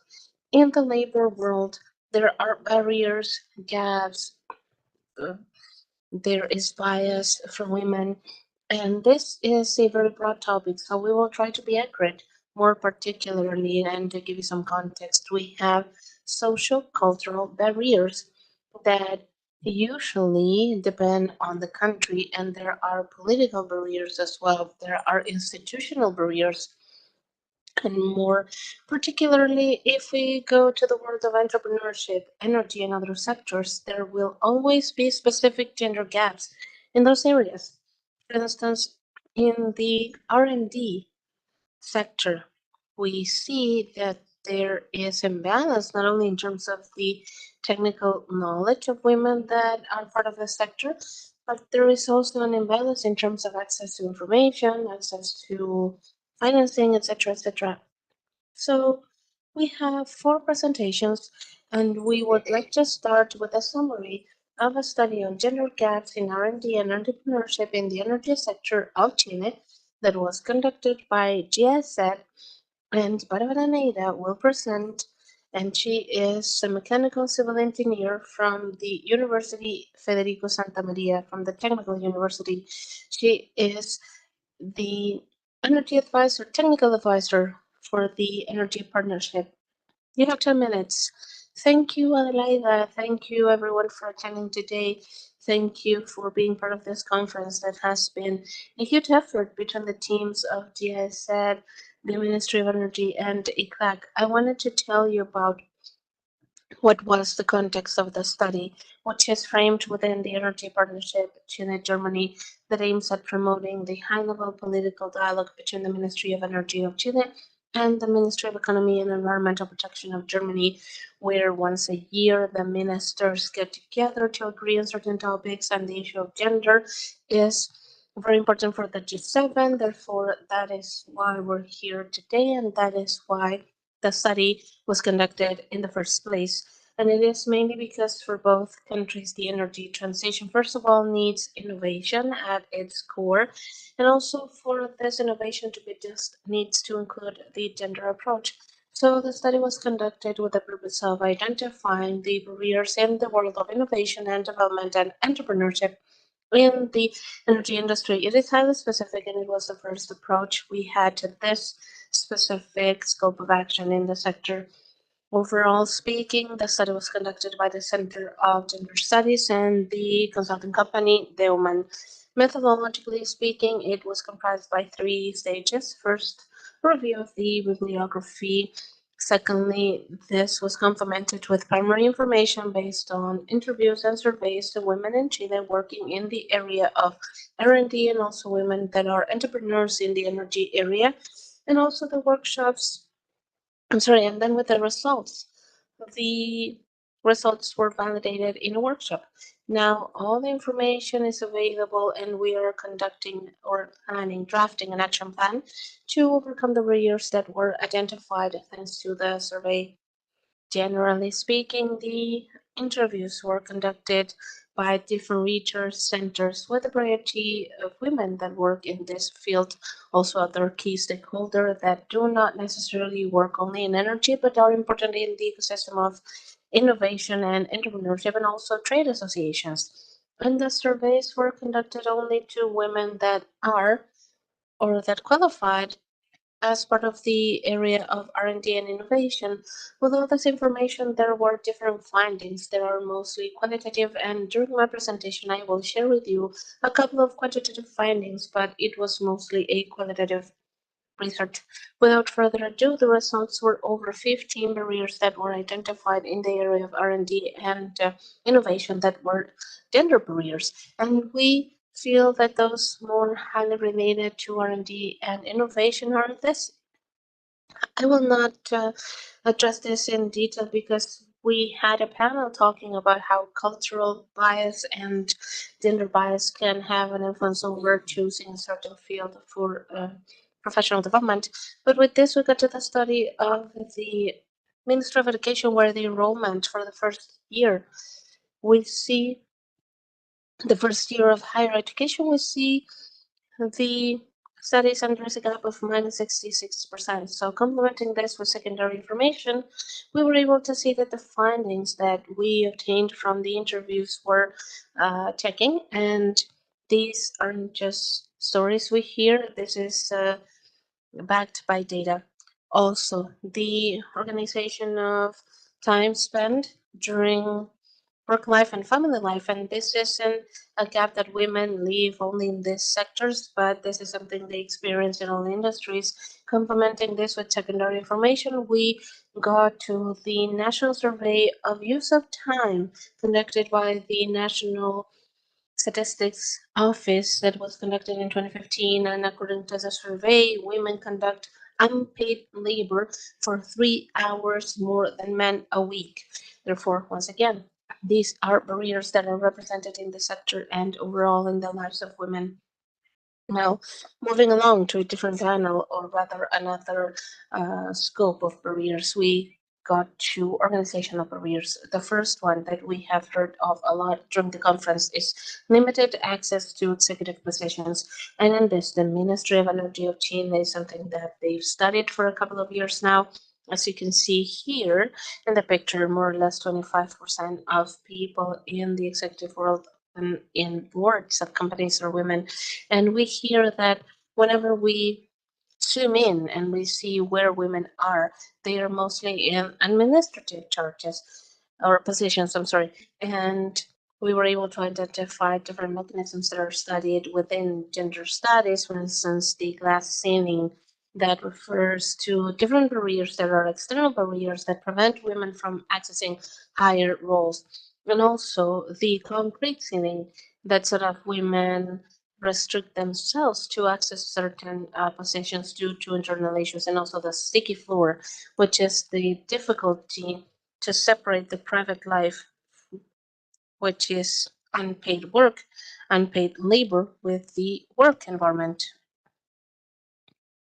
Also, along the lines of organizational barriers, we had a couple of findings here. We realized that 45% of women that are currently working in these fields say that they have suffered discrimination due to gender during recruitment processes because of their age or because they were mothers. And also 56% of them said that they have suffered issues to access higher roles due to gender discrimination. This is a barrier that revolves around the need of having human resources and or talent management with a gender approach from the very beginning of the professional journey of women. This is interesting because when entrepreneurs were interviewed, no organizational barriers were identified because entrepreneurs have the ability and the opportunity to create their own space, their own institution, their own management. Therefore, if they're women, it gives us the possibility of overcoming the barriers from the very beginning, and to put the gender approach at the core of their organizations. And that was a very interesting finding. Now, wrapping up, the last area of barriers were political and institutional barriers.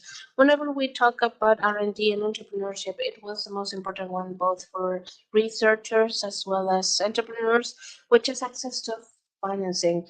It has been talked about beforehand, but when we complemented this with secondary information thanks to these surveys, we saw that in 2021, 68% of the grants for research projects were granted to men.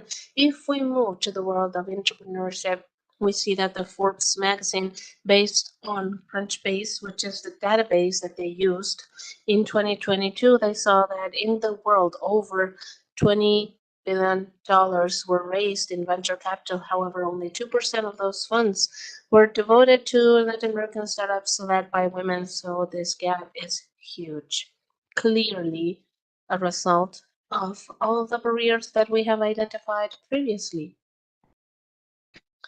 And I would like to wrap up by saying that this comes from a report of the World Economic Forum, and it comes to show once again the gap to access financing between men and women, where women have access to half of the financing for entrepreneurship. However, when the performance of the startups are assessed, it is possible to see that women do have a better performance. Therefore, this is a key example. Complementing this with the other information that there are biases in place, that there are gaps, and there is discrimination when we hear that women who are entrepreneurs have a lower performance than men. There are other barriers that we were able to identify that are cross-sectional and not necessarily related to the world of energy, nor entrepreneurship, nor innovation.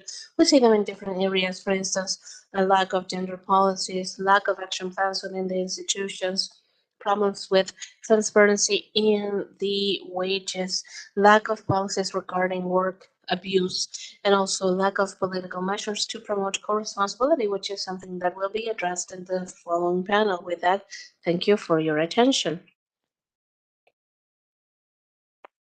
Muchas gracias, Bárbara. Thank you so much, Barbara. Even though the study was based on the case of Chile, without a doubt, there is information that we are able to extrapolate to other countries of the region, and it will serve as input for the other presentations. Now, in order to continue with our panel, I would like to give the floor to Maria Luisa Sommiera, who is the Secretary for the Energy Development of Tabasco. And regarding her career, she is graduating in business management from the University of Olmeca with a number of post-studies in the area of education, management systems, and also accreditation systems. In recent years, she was also the secretary and now Secretary of Governance, Elena Augusta Lopez, and later on coordinator in that same office. And she will present the study on women leaving the energy sector in Tabasco. In order to find out more about the experience in that region, you have the floor, in 10 minutes. Thank you so much. It's a pleasure to be with you today, sharing the panel and receiving all the information that has been offered throughout the panel. Also from Mexico, you'll be able to see that this isn't something that happens only in Chile or in any of our countries. I would like to go back to feminist Amanda Labarca that wrote the book Where Do Women Go? And even though the book revolved around the right to vote for women, the question continues to be valid in all areas. It continues to be valid because where do women go depends on the political maturity of our countries. That is why I'm thankful to GSET for the invitation to participate, and thank you for the study that they conducted in the state where I live. So we have been collaborating with GSET for many years, and I thank you on behalf of the institution that I work with. Now, this is an exchange that will strengthen and promote the participation of women in the energy sector, of course, and in all the sectors.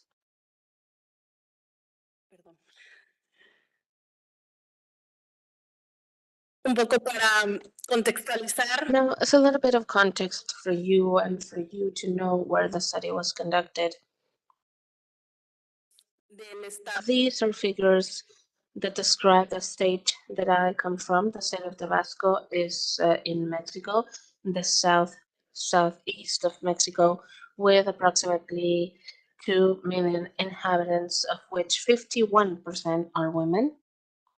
And the main economic activities are based on extraction and production of oil. We also have in the state a long history from the 70s when we started working with the oil extraction, and it is expected that by the end of the year, we're going to be producing 1 million barrels a year. Linked to this, in the state of Tabasco, only in this administration, there was a new refinery built, and it will be working by the end of this year, and it is called Olmeca, which is state-owned. Now, in the area of clean energies, we do have huge potential thanks to the geography of our state, because it is very rich in natural resources, in water, in sun. Therefore, there is potential for photovoltaic systems, for mini hydraulic systems, and in the future, we think that we could definitely work with organic matter, for instance, biomass. Green hydrogen also has potential thanks to the resources of our state. However, this is something that has not been explored yet. Esto es mi estado, otras. So this is the state of Tabasco. Other economic activities apart from the extraction of oil are based on livestock and agriculture. I would like to mention that the participation of women overall, let's say the political participation, we already have legislation by which there is a 50% quota of women required in popular election positions. So in the Congress and in municipalities, we already have parity for those positions, for those roles. And now positions for public officials, there is no requirement in that sense. However, this administration at the federal level, the federal government, from the very beginning set as a priority to have a cabinet with gender parity, even though there have been changes now, because this administration took office in 2019, there have been changes. However, we continue to have mostly, I mean, not mostly women, but a high participation of women. For instance, nationally, 43% of women are, rather, 43% of the cabinet of the executive government are women, 43% of them are women. Just to give an example, we wanted to share women. For instance, the head of the Energy Secretariat in the country, and she's a woman. We also have the Secretary of Environment, or the Ministry of Environment and Natural Resources, Dr. Maria Luisa Alvarez Gonzalez. In the state of Tabasco, we have the Health Secretary, we have the Education Secretary, we have the Secretary for Energy Development.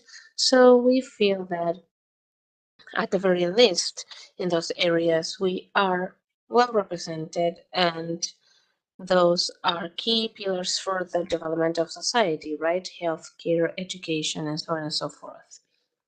Obviously, all of this history that we've heard of in the previous panels regarding stereotypes, gender stereotypes, how decisions are made, how society has an influence over the decisions, that people make. We know that the energy sector has mostly a participation of men. It is a very heavily male-dominated area. In the state, we had never conducted a study. We had never conducted a specific study to address this, and the study that we conducted alongside with the GIZ is helping us a lot in order to make decisions regarding public policies. Vamos a pasar ahora a los datos que ya. Now let's move on to the findings of the study. As I said it earlier, we were very interested in conducting the study when the GIZ proposed us to be part of the study, because the study is going to be very helpful as input for our decision-making process. Above all, in the energy sector, the study was conducted between December last year and April this year.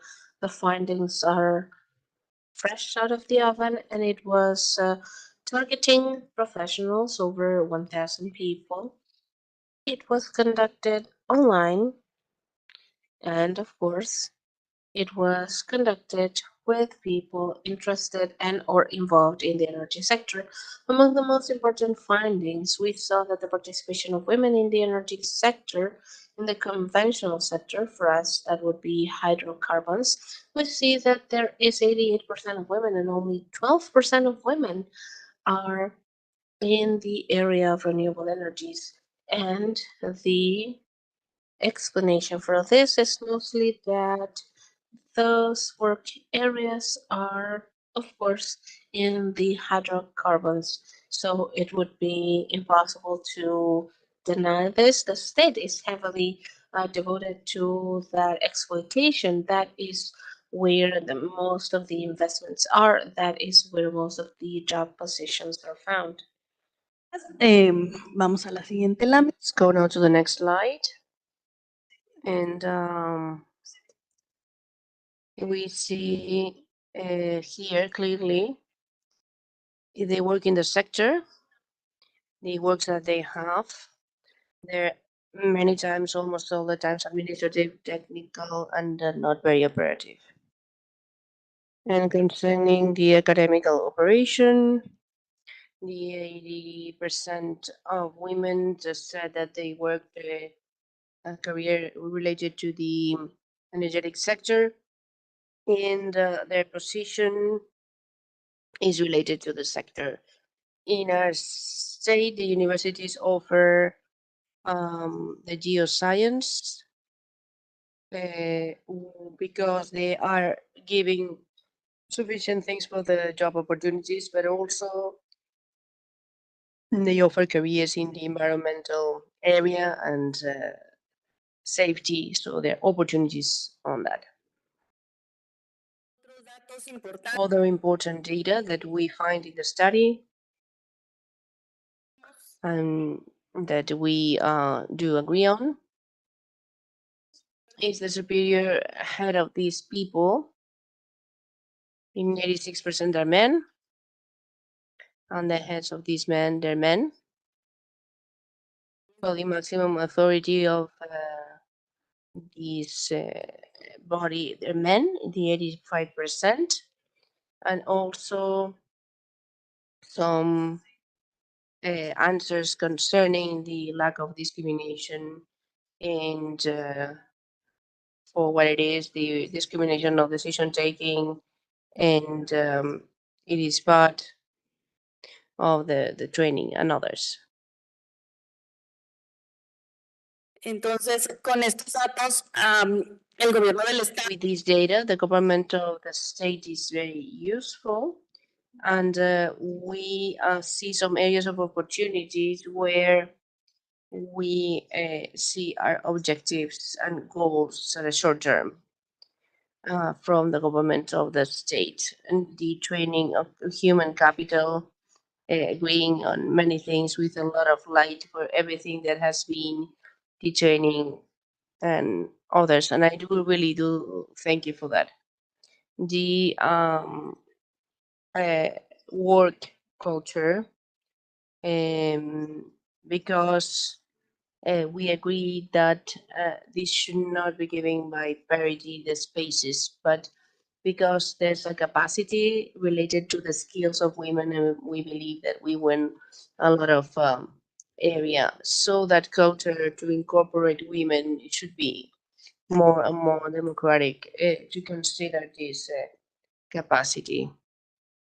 And the capacity for the gender equality, it is taken as a goal in terms of the answer that we had, commenting that still being part of a company, even then it is more difficult to be taken into account for the access of a specific training.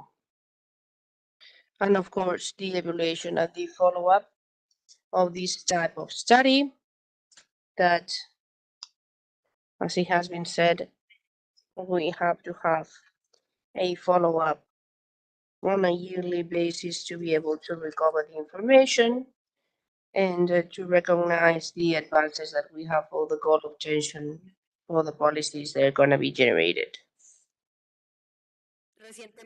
Recently enough, it is like I shared an experience in Mexico where we had very important either car companies. It was an important congress back then, not a long time ago, and the companies are more interested in having women in their groups. So with this, I put an end to my presentation with this sentence saying that we have to keep working to win the spaces. It's not that we think that we all do not work together, because we always have to work together.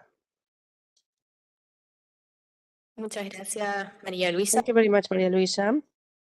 To continue, let's come back to Chile, but this is to show something that for me, personally speaking, I believe is very interesting, and is the experience of Constanza Levican.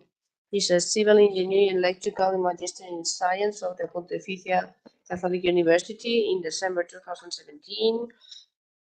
He studied SANCAS, that is a Chilean standard, applying artificial intelligence with the trajectory as an entrepreneurship, has received many awards in the International Prize Innovation Pavoni 2021 in the category of Innovative Women.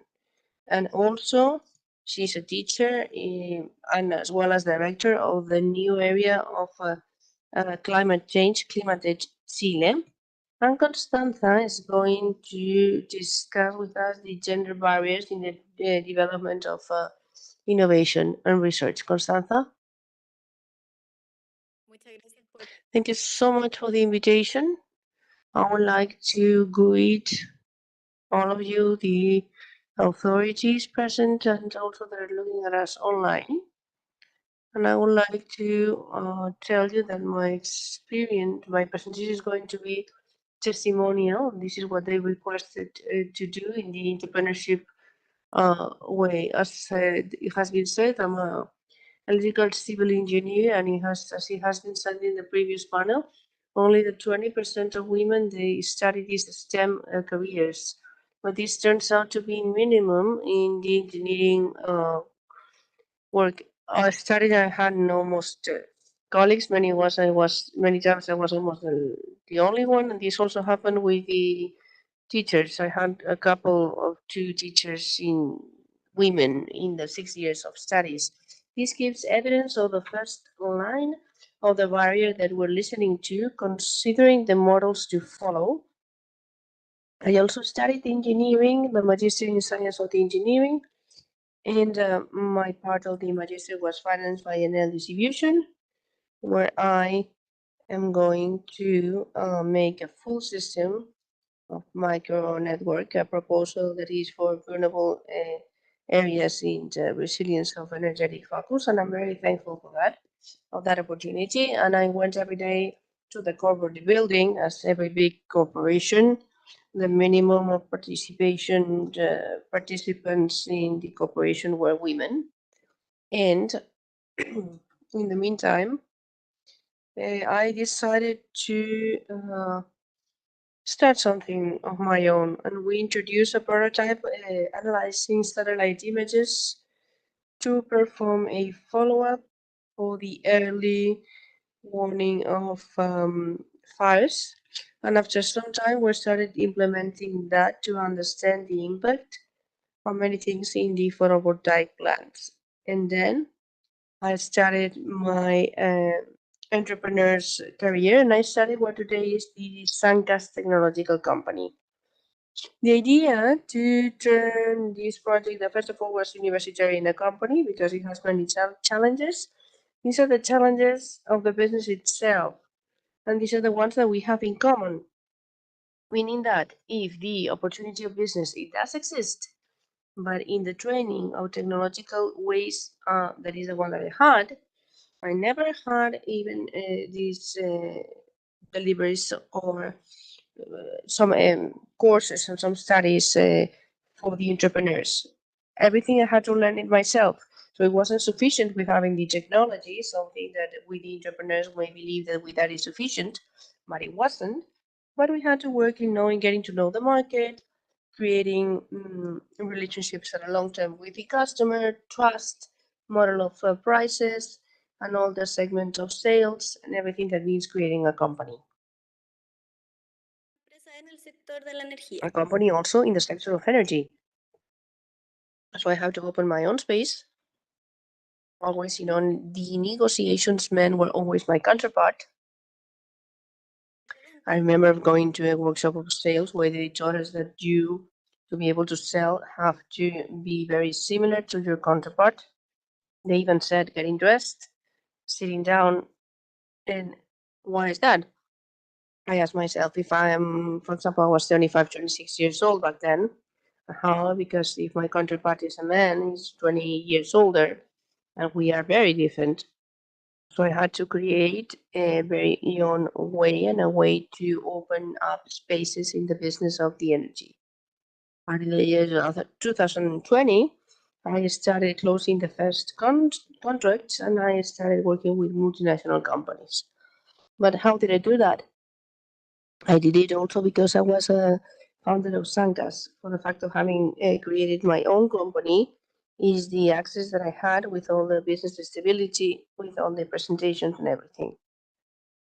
Sankas is a Chilean company that applies energy in the renewable energies. We make this wind protection as well, with sending to, depending on the regulation, as for what it is in Chile, we have an electrical coordinator, and also with a protection system to deal with the specific areas of the photovoltaic modules. And this dedication commitment for accelerating the transition, energetic one, through the technological innovation has led me to be part of the public policy, national and international. As for what it is, the national part, I was invited as a member of the consultative committee to update the energetic policy in the Plan 2050 of Chile. And internationally speaking, I was part of the young leaders of the energetic transition in the working plans of IRENA, that is International Agency of Renewable Energies. Also, due to that, I have represented Chile in a foreign country. I was part of the commission of the commercial mission of Chile X Worldwide of clean energies, and given the knowledge that we have here on the Arab world, before traveling, I had a lot of doubts. Even so many people recommended me not to do so, not to travel, and others that I had to take a man with me, because if not, I was not going to be able to negotiate. During the pandemic, I was invited by the Ministry of Economy of Chile to a session of the APEC that was specifically for women that were founders of startup. Here we talk about the entrepreneurship common ideas, so what they usually do. I was also part of the recto and the financing area, but in the APEC, in this same study that we launched, we gave evidence to these additional barriers that the entrepreneur women have. So these barriers, they are part of the roles of women in society, for example, time that they dedicate, if we compare it to the domestic tasks, men and women, and we give evidence saying that men have more interaction. And we they created more unions with possible partners, so they had more networks, only for the fact of having more social time. And on the other side, the access to private finance. The bank gives less quantity of credits to women, but also the quantity and the amounts. The quantity and the amounts is the second additional barrier that women have when starting in the financing area. Also, in the pandemics, we all together with other entrepreneurs for these challenges, we started an area that is the first one of startups, of academically speaking, that is called Academic Chile. And four of the 7 companies selected to represent Chile in this COP27, we are part of the sector because we're looking for support and visibility to make our business grow. Last year, also, I had the possibility to go back to the APEC, but this time in person. The previous one was remotely. This one invited by Boric to be part of the delegation that went to Locobre. This delegation also was part of many men. He had many men, but now most of us were women. I was able to visit the control center of the SPSE, that is the company, the largest one of Thailand, that is guided by a business, but led by women. We discussed all the problems that we're talking about today concerning the gender gap, and also this specific one that is the financing.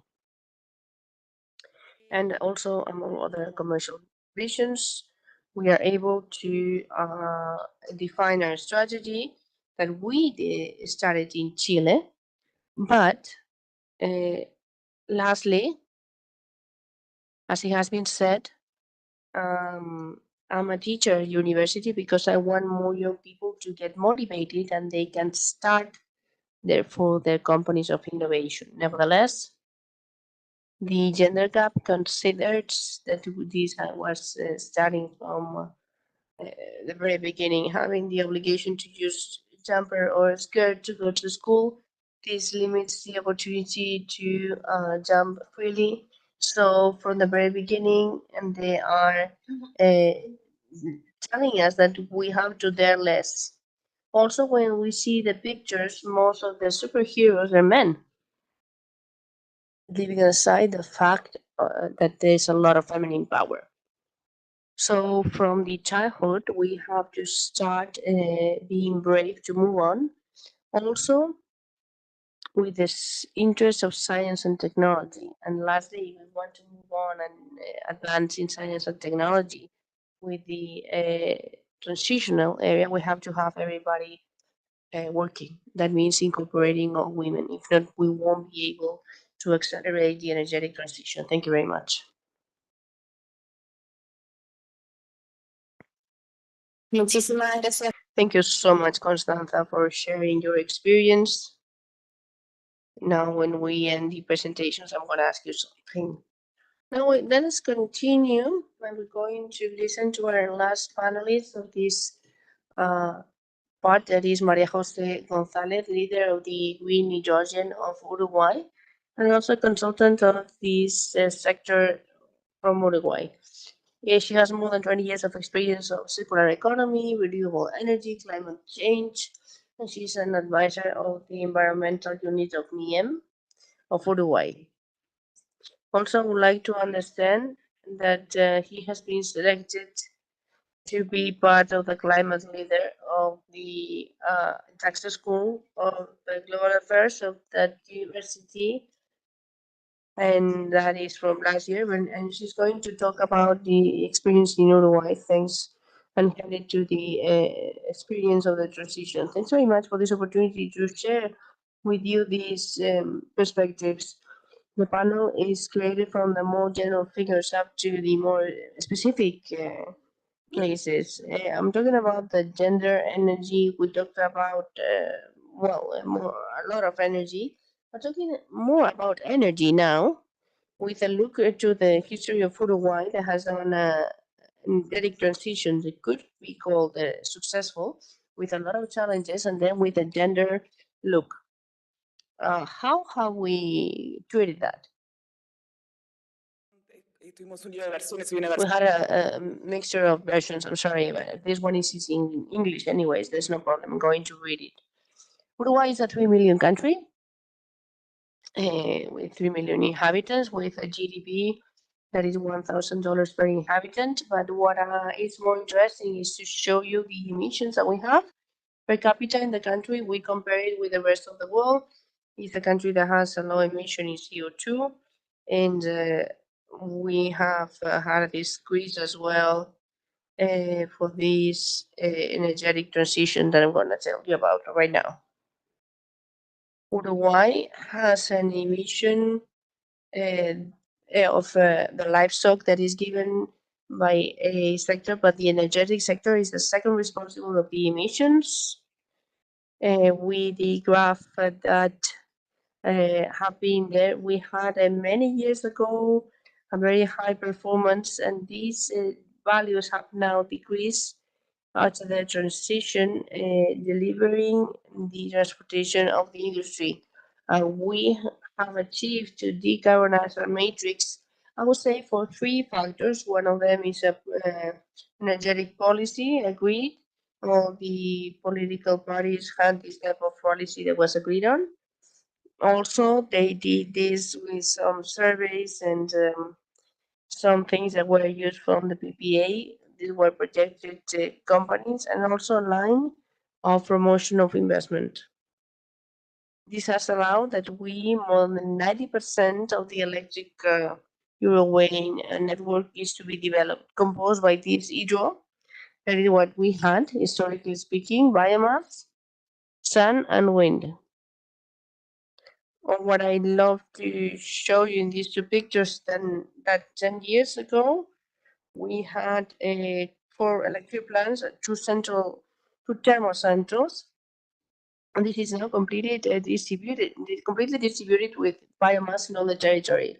This has been achieved in a very short time, and is associated to the search of reaching all the territory, not only for generation, but distribution of energy, socially speaking, to have a 99% of building all over the territory, and we want to have 100% with the effort to reach everybody, those that are more isolated, and we know it's difficult to give them access to, and we're also working on that. Viene como un poco a cuento lo que ha sido nuestra trayectoria. This is part of the trajectory of the work that we've conducted. And if we take a look at the entire electrical grid, we continue to have 37% of non-renewable energies. And if we take a look at the energy matrix, of course, and we continue to work on energy efficiency, of course, everything that goes back to reducing resources is the first priority. We are certifying other resources, and we are giving a priority to electric mobility. The first resource would be to use the renewable energies we have available, and to use that with active mobility and also electrical transportation. And also Uruguay is moving towards green hydrogen. For longer distances, there is potential, and that is why today we have a roadmap for hydrogen to finance the first pilot plants in order to generate hydrogen not only for the domestic market, but also for the purpose of exporting. We want to value our renewable resources so that we add value and we're able to produce renewable fuels based on hydrogen to be part of the global energy transition, and not only the national transition. This is a major challenge. It fully changes the rules of the game so far, because so far we were following national rules, and now we are in the international landscape. With that, we're going to need an exponential growth, and we're going to have to train and educate people to get to the goals that we are trying to obtain, and the gaps, and to close the gaps we're trying to close.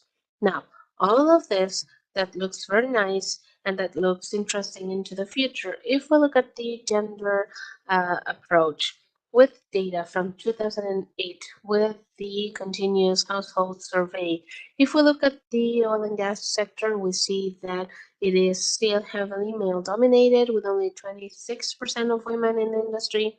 And the distribution of this is also something that we have to pay attention to. Until this point, I don't think it has been mentioned. The private sector has a bigger gap than the public sector. Actually, we heard from our colleague from Mexico talked about this, and I've gone to Europe to major global energy companies, and when you meet the decision makers, they're all men. And I confess that I was expecting to see more women, and I came back disappointed in that sense. But another interesting point that I always want to point out is that don't even pay attention to the numbers. It is based on salaries, wages. And if we look at the lower salaries, they increase moving towards the right hand side. And in blue, we see men. In orange, we see women. And in the lowest wages, there's a smaller gap. Now, when it comes to higher wage segments or brackets, the gap increases. Now, in this sense, we get very optimistic. We have our own ideals and expectations, but in the daily life, this touches the quality of life. Someone talked about how men and women spend their money, and this is clearly reflected here. 100% are men. So women were not even in that position. Maybe some women get to that point, to that wage or income bracket, but I've not seen how difficult it is to talk about money and to fight for the right compensation, because sometimes we are afraid of doing that. And this is something that we often live. It's a taboo. We don't talk about this, but in the area of energy, men are highly empowered. They're confident. They ask for more money, and for us, it is something that is very difficult, and it is clearly reflected here. Now, beyond the numbers from the Ministry of Industry, we worked on improving access to energy so that women have access to energy, just like we said it earlier, energy for cooking with better quality, with more reliability, cleaner energy, and there has been development along those lines, but we still see fewer women in the decision-making areas. Of course, we need training, and in those areas where women are more present is in the public sector. For instance, in the Ministry of Industry, the energy division and the different managers for electric energy and for hydrocarbons and others are mostly women. There's actually just one man in that group.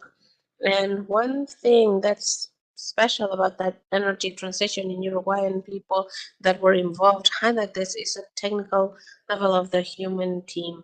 The achievement was thanks to the technical level and because of the human team, and highlighting that there were many women making decisions.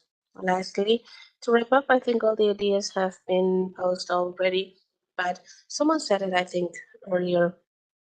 I think you did. That one more thing we need is to be braver to undertake greater responsibilities.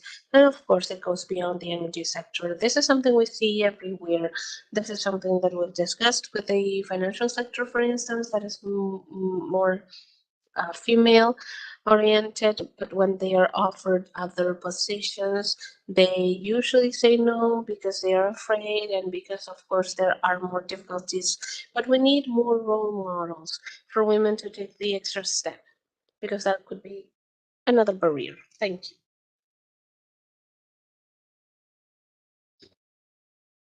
Muchas gracias a todas. Bien, tengo un par de preguntas para... Thank you. I have a couple of questions for each one of you, but if you would like to reply to those questions, feel free to do that.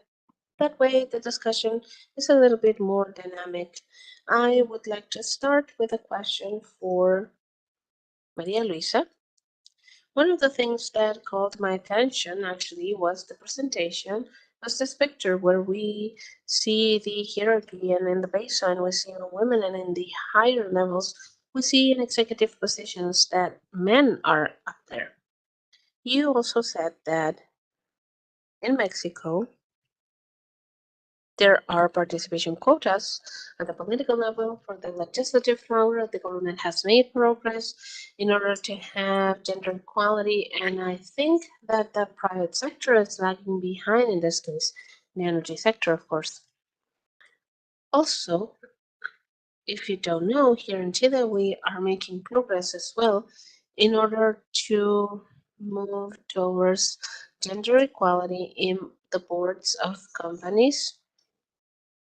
And taking all of this into account, would it be our participation quotas in the energy sector a solution, maybe, to involve more women or to continue to promote that their careers continue to evolve? Because the study is very recent, right?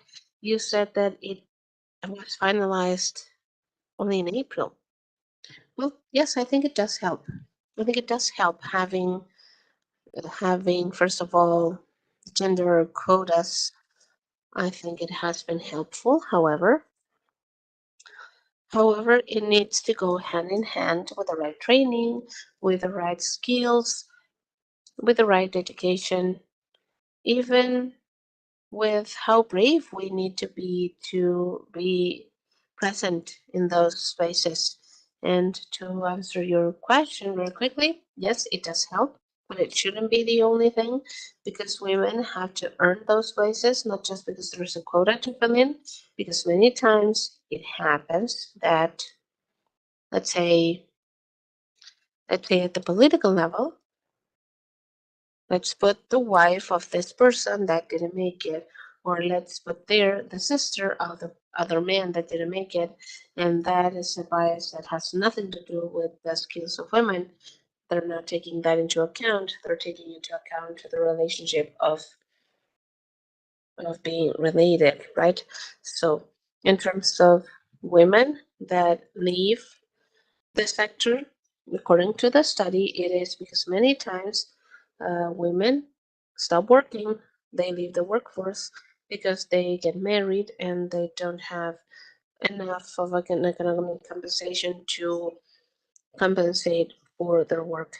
Now, in comparison, or to continue on with the other international example, I would ask the same question to Maria Jose in the case of Argentina. I'm sorry, in the case of Uruguay, I was thinking 2 words ahead of myself. In the case of Uruguay, it's a smaller country, but what is your perspective regarding gender quotas? Could that be a solution, for instance, for the energy sector? Would that be the solution for women to have a better work career or career development? We have quotas for political positions in Uruguay, and there is an ongoing debate regarding whether that's a good idea or not. And in the private sector, they don't even talk about that. That's not something we have seen at all. Now, whether that's good or bad, I think that in terms of quotas, you need to give the space to women. They need to have the right skills, of course. But considering that there is a cultural gap, there is an unconscious bias, of course, to hire your peers, the person that looks the same, of course. You have to push for it, and many times that's the only way. It is controversial, of course. I don't need to explain this to you, but clearly, naturally, it doesn't happen. And we all know why. So sometimes that's the only way to push things a little bit. But nowadays, not for the private sector. It is not a discussion that happens, especially for political roles, public officials. Well, from your interventions, I believe that we need to put in place different actions. There isn't a single bullet, there isn't a single recipe. We have to move along in different areas to overcome this. Now, I would like to ask a question to Constanza Levican, moving from the work sector to the sector of innovation and entrepreneurship. From my perspective, to incorporate a diversity of talent allows to give diverse and innovative responses, especially in the energy sector that is facing so many challenges with the transition. In that sense, I would like you to share your perspective on the role of women in the innovation and entrepreneurship sectors. Well, thank you so much for that question. Barbara said that 2% of the investment of venture capitals is allocated to companies that are owned by women. And that is the reality. So we go back to the issue of role models. It is necessary, of course, that there are women in positions, whether in the banking industry, women that are board members, women that are part of accelerators as well, because that is one way in which there are more role models out there that give more visibility so that later on all the actions that have an impact over entrepreneurs are shifted. So this isn't something that needs to come from the world of innovation and entrepreneurship, but the entire ecosystem needs to have more women involved. Thank you so much. Now, I wanted to ask a question to Barbara. What would be, in your perspective, the next step in the study of the identification of barriers? Have you talked about any future steps, things that would be interesting to study? Because you started out with the barriers, but there is so much information out there that could be useful as input for the decision making. Well, I did not say this in my presentation because I was running out of time. But within the study, there are different action lines to continue on, and the different action lines were validated with the women. We did have a workshop with them, with those that were part of the activity. So the work lines, there are 6 different pillars. And for instance, the first one is related to the issue of public policies because they identified that it requires a strong institutionality to overcome the barriers, but also not only in terms of public policies, but also in terms of industrial policies. Just like Maria Jose said, it is necessary that the companies themselves, that the institutions that have nothing to do with public policies, to generate within their organizations different instruments that would allow women not only enter that sector, but also to stay there, to remain there, especially in more heavily male-dominated areas. That is what we're doing now. We will continue to assess them different action pillars in order to maybe work on a second study or a second version to move on to action plans to see what type of policies can be implemented, whether it be a law, a strategy, or something that is focused on the private sector, and other concrete actions that we can work on with our partners. That is what we see in the future. Thank you so much. One last question. That would be to take the example of being brave. Being brave shows that we need to overcome the barriers, which are the glass ceilings, the concrete ceilings, the sticky floors. The floor is open to any of you that would like to take the question. What can we do to help women to muster the courage to overcome the barriers? There are so many that we can go on and on and on about them. Well, I'd like to take the floor. I have 2 things to say. First, we have to be role models for other women. I think about my daughters. There was a question that that I felt maybe was going to be asked about the work personal life balance, and maybe we have to think about what we're leaving behind for our daughters and their girlfriends, because I hear comments from their friends, and I think it takes time. It is a very slow work. However, if we don't encourage each other, they will have no role model, no one to identify with. Also, in the workplace, we have to continue applying this in all the trainings, in all the talks, sometimes subtly. I don't think we have to put this at the core of the discussion at all times because there are other priorities too. But I think it needs to be included in all instances. Even if it's only a little comment, I would say that that's a bare minimum starting point. Let's hear Maria Luisa, and then I was going to open the floor for questions. So Maria Luisa, and then I will give you the floor. Thank you very quickly. I think it is very important to disseminate this, to talk about the experiences, to share our experiences. And I thank you for that, Constanza, because many times we have the wrong ideas. We have idealized views of how someone got somewhere, and it's important to know the journey. And also family networks. I'm not sure in all other countries, but in Mexico, family comes first. And in my specific case, and I think in the case of many other women, the family network is key. In my case, well, my husband is my number one promoter.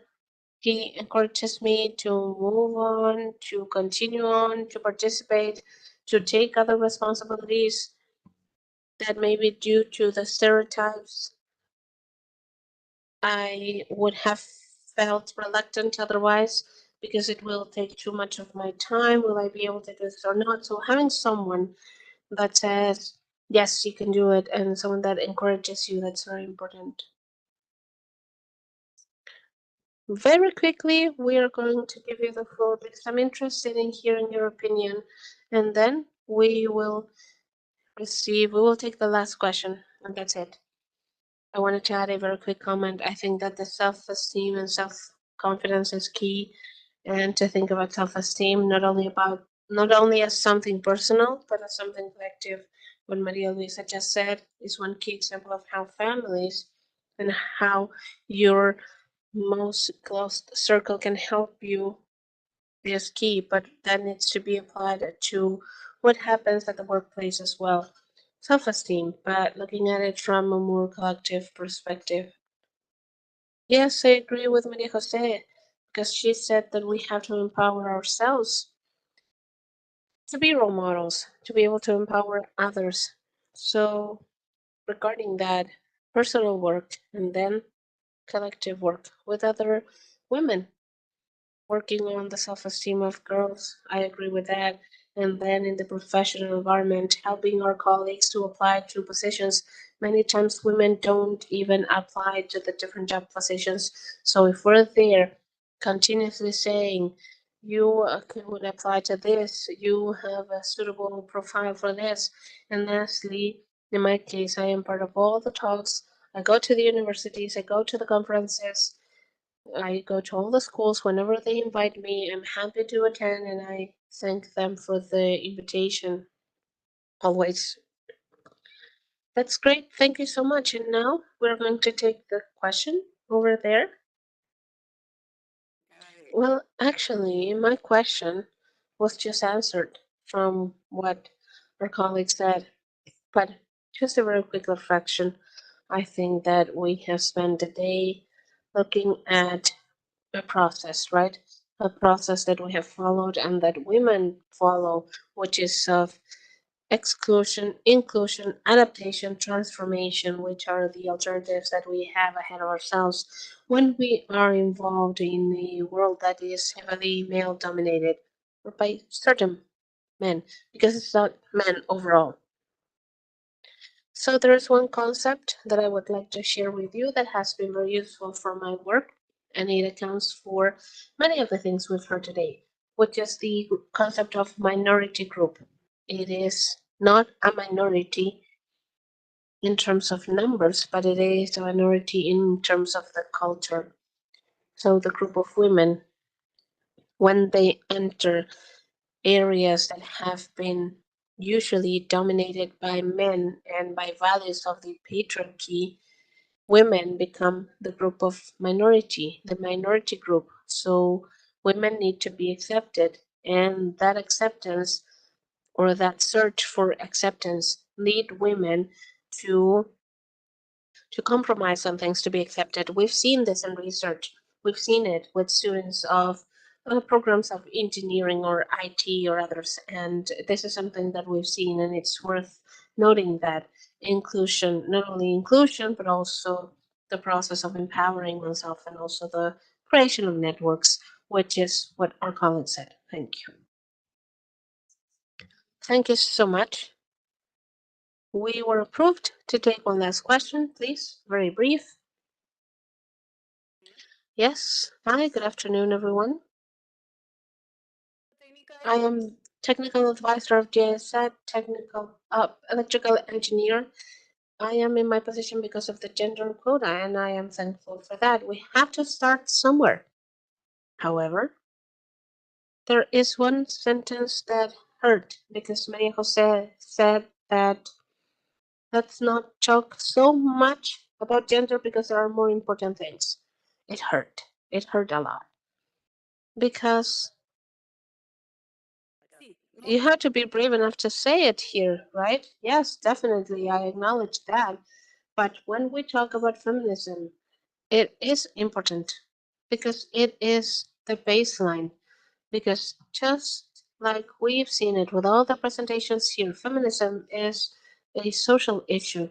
Having more women in the workplace, having better access to better wages, having better allocation of resources, etc., etc. And something else that was trendy in Chile for some time, which is dignity. When we talk about feminism, we talk about dignity of all human beings, people who menstruate or not, everyone, because we have always been in a society that is based on the patriarchy. And I would like to wrap up by saying that I am new in this thing of feminism. I come from the world of electrical engineers where they would say, what are you doing here? Are you here looking for a husband or what? Why are you not in the nursing school? But when you realize that, when you talk about rights, when you talk about dignity, you talk about feminism without having that as the baseline.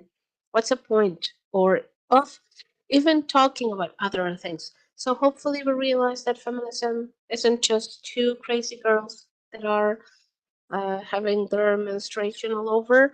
It's more than that. It's women wanting equality and dignity for everyone. Thank you. Sí, muy cortito, para ir cerrar. We need to wrap up the panel, so you have to keep it brief. Yes, I have to reply to that. It's not that it's not important. That's why I'm here. And I am one of the advocates for gender in the ministry. But I am surrounded by men and I am advocating for gender issues. And I have seen, but it could be my personal experience, maybe you all have different experiences. I have seen that in situations of insisting in talking about this at all times, many barriers are raised. So it is politically correct that they say yes, but at the end of the day, they get tired. So sometimes we should never let go. We have to continue fighting for this. I'm convinced, I know, but we have to find a way to move further and to reach out all the sectors because sometimes we hear each other and we're all convinced, but we have to move beyond that. Thank you. Thank you so much, Maria Jose, Constanza, Maria Luisa, and Barbara. We went beyond the time we had allocated, but I think the discussion was very interesting. And now I would like to give the floor to ICLAC, to Diana Rodriguez, to move on to the last panel. Thank you, everyone. Muchísimas gracias. Thank you so much. There's no problem with getting a bit over time because I think it was very interesting discussion that we have to have. These are arguments that come from different places. And I believe it's very important to discuss this and have the time to do it. I have here an excellent panel talking about our change capacities. My name is Diana Rodriguez. I'm a public officer of the Division of the Gender. How are we doing with energy? The last panel, but not the less interesting. It is a pleasure for me to moderate this panel. I really do appreciate that you're here, and I really do thank you for that. During this data has been very, very interesting and has brought out different areas of the structural knots of the gender equality that my colleague Lucia mentioned this morning. We've seen the importance to tackle the different areas from the educational world and other areas. And in this panel, we're going to listen to some initiatives of development in the region to be of influence in the permanence of women in the energetic sector. Now, I inspired a bit about with the words of Michelle Bachelet, talking about the alegría of football, and I brought a red card and those that go over time, so we can keep a good track of time. I will show the card to them. I'm going to start with Master Nina Tellez. She's head of the Inclusion Gender of the Electricity Commission of Mexico, licensed in international relationship by the ITAM and right by the UDM, as a master in public policies and gender by the Flaxo of Mexico, has more than 12 years of experience in the different areas, the federal and public, and in the year 2019, she was part of the commission with the unit of inclusion and gender, and being part of the strategy so more women are part of the electrical industry, incorporating the gender perspective in the projects of electrification. The floor is yours. Con el tiempo. Gracias, buen día. Thank you, good morning all. Thank you to all the institutions that organized this wonderful event. As I said before in my presentation, I'm in charge of the inclusion gender of the Federal Commission of Electricity. That is the productive company of the state that is in charge of producing this electrical area in Mexico. In December 2018, we had a change of federation. At the start of the year 2019, they invited me to be part of the Federal Commission where we started developing a diagnosis. And the first thing that we discussed is what we said in some occasions, this lack of disparity in this world that is the industry. It started in the CPE that was created by 75% and another rate of some others in a company where we are 95 million. These figures is an important reflection. But also concerning this rate, this is reduced in the decision taking and in the technical areas as well. You see a pyramid here that in the general direction, this is only one person. But in these committees and in the direction of the productive and the subsidiaries, there were not even one woman. And in the next positions of coordinations and management, the rate represented the 6%. Nowadays, in less than 4 years, we are the 13% of women in these young positions. And from then onwards, we continued with the strategy of creating this gender of inclusion in charge of the degree, technical degree and academic that this requires. And we demand therefore to create all the conditions of these changes.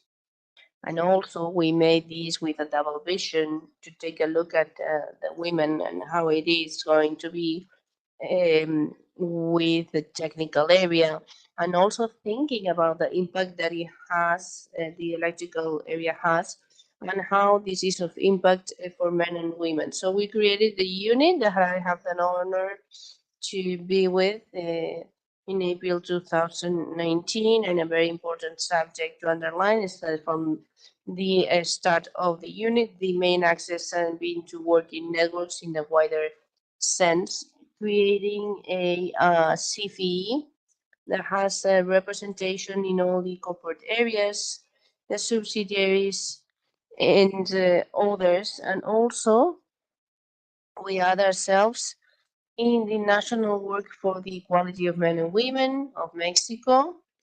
We have strengthened civil society and the academy with institutions of other countries, as for example, where we are today, and with some international organisms. And from then onwards, a specific diagnosis that has been reviewed in the companies. And concerning the electrification impulse, we have developed our Equality, Gender and Inclusion 2024 that was approved by the Council of Administration, and it turns out to be mandatory for all the areas of the company. And this is structured in 5 axes. The first one is gender and electricity, meaning that we need to understand the impact that electricity has in men and women, boosting the benefits and reducing the disequalities. And in second place, everything that is related to culture and gender equality. And the third thing is that in many countries, in many programs, it is included in institutional culture. But we do take the idea of giving a special treatment. This is related to the sexual harassment. The fourth one are the strategies that are specific, so there are more women in the CPE, and transversally speaking, training in matters of gender equality, also looking at the training as a tool to look at how some women are going to be professional and specialize in technical areas. From then onwards, we have developed the use of resources in terms of equality, a manual of sexual harassment, a guide for the guide of this type of language, non-sexist and others. And I'm going to talk about the main projects that we have discussed until now. In what is related with gender and equality, we have developed the main projects with gender equality in Mexico that look for the benefit of some women that live in very poor countries, but this is related as well with the fact of including women in the development of some projects as a key part in the decision taking, also in the maintenance and appearance of new technologies with a diagnosis in the locations, work with women in the community, indicators of impact. We have developed this in the Sierra San Juanito, Veracruz, in the Sierra Guerrero, and in Chiapas. So from then onwards, we publish a first book that is called From the Theory to the Practice, Projects of Electrification with a Gender Perspective, that has a compliance of tools that with the CFE is going to reply everything for these areas. Also, we have reviewed the projects in terms of the modernization of some electrical centers with gender perspective, because most of the centrals in Mexico have been developed in a context where we have not taken into account the different interests of women. Women were not part of this, and we have not taken the possible impacts of the projects of this nature and the workers as such. So from then onwards, we are developing the main central is with gender perspective. In matters of sexual harassment, we have signed an agreement, the director of the CFE and myself. And from then onwards, we have implemented a mobile app that can be downloaded in any mobile. It is informative, and we deliver the information by the people that work in the CPE. They can claim for this type of behavior. We have installed a model, integral model for victims that is related to the different stages of the process, from the assessment and all the other areas. And we deliver as well psychological assistance to the people that are there. And we issue these some type of guidances to ensure the standard of this issue in an exercise of account delivery in the August to 25M made us think, how can we recognize that we have a problem, and how are we assisting that, and which have been the advances to eradicate it. So in matters of institution, the first need that we saw was to reconfigure the spaces of work, and 100 centers of work never had even bathroom for women. And what my colleagues said is that we are talking about dignity, basic conditions of women can develop our activities professionally speaking. And of course, we have implemented some measures, so this is adequate and it works as it should. We made in the CFE something that gathers all the national territory, the Mexican territory. We're talking about 6,000 centers, work centers, so everything is at a high level. We only had 11 rooms for breastfeeding, and we have been increasing those on a steady basis. And no central of generation had this breastfeeding. We opened the first one in a thermal electrical area that is in Tuxpan, Veracruz. And this has been very important to open up these discussions and to understand how a fact that is so symbolic, something that may appear to be so easy, may lead us think that a woman may continue working in the company or not, if not take the type of decisions to cut the milk. And we have started as well to install some conciliation areas so the children, they may be for some time in a playroom. The first one, we opened it up last week with some equivalent tests of the CFE. And of course, we have continued to implement some licenses for men, for fathers and mothers when we talk about conciliation. We have signed agreements of conciliation with the National Institute of Women to implement everything at this type of level. And with the Veracruz University, that is something specific to promote practices of women in disciplines and that are ready for the STEM, and they are incorporated in the system. One of the projects that is of higher enthusiasm is a network of sonority in the CFE. What we are looking for is the support of the workers to generate towards common objectives, understanding that in surroundings, the strategy, the most intelligent one, is that we women remain united. We've done some areas that are called Together by Equality in many centers of work. These are some walls that are painted that have messages that are such an action of appropriation of the work sectors, identifying and contributing with these spaces that were used before by men.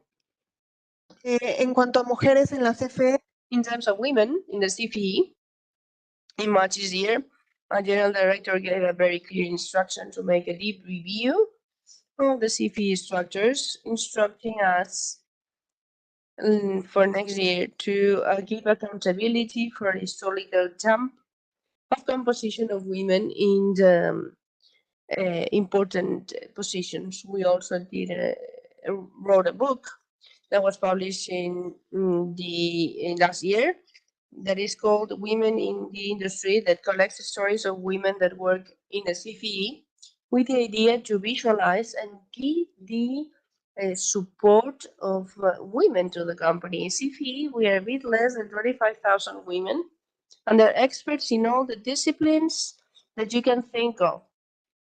This is a bit of an idea of giving and offering your stories.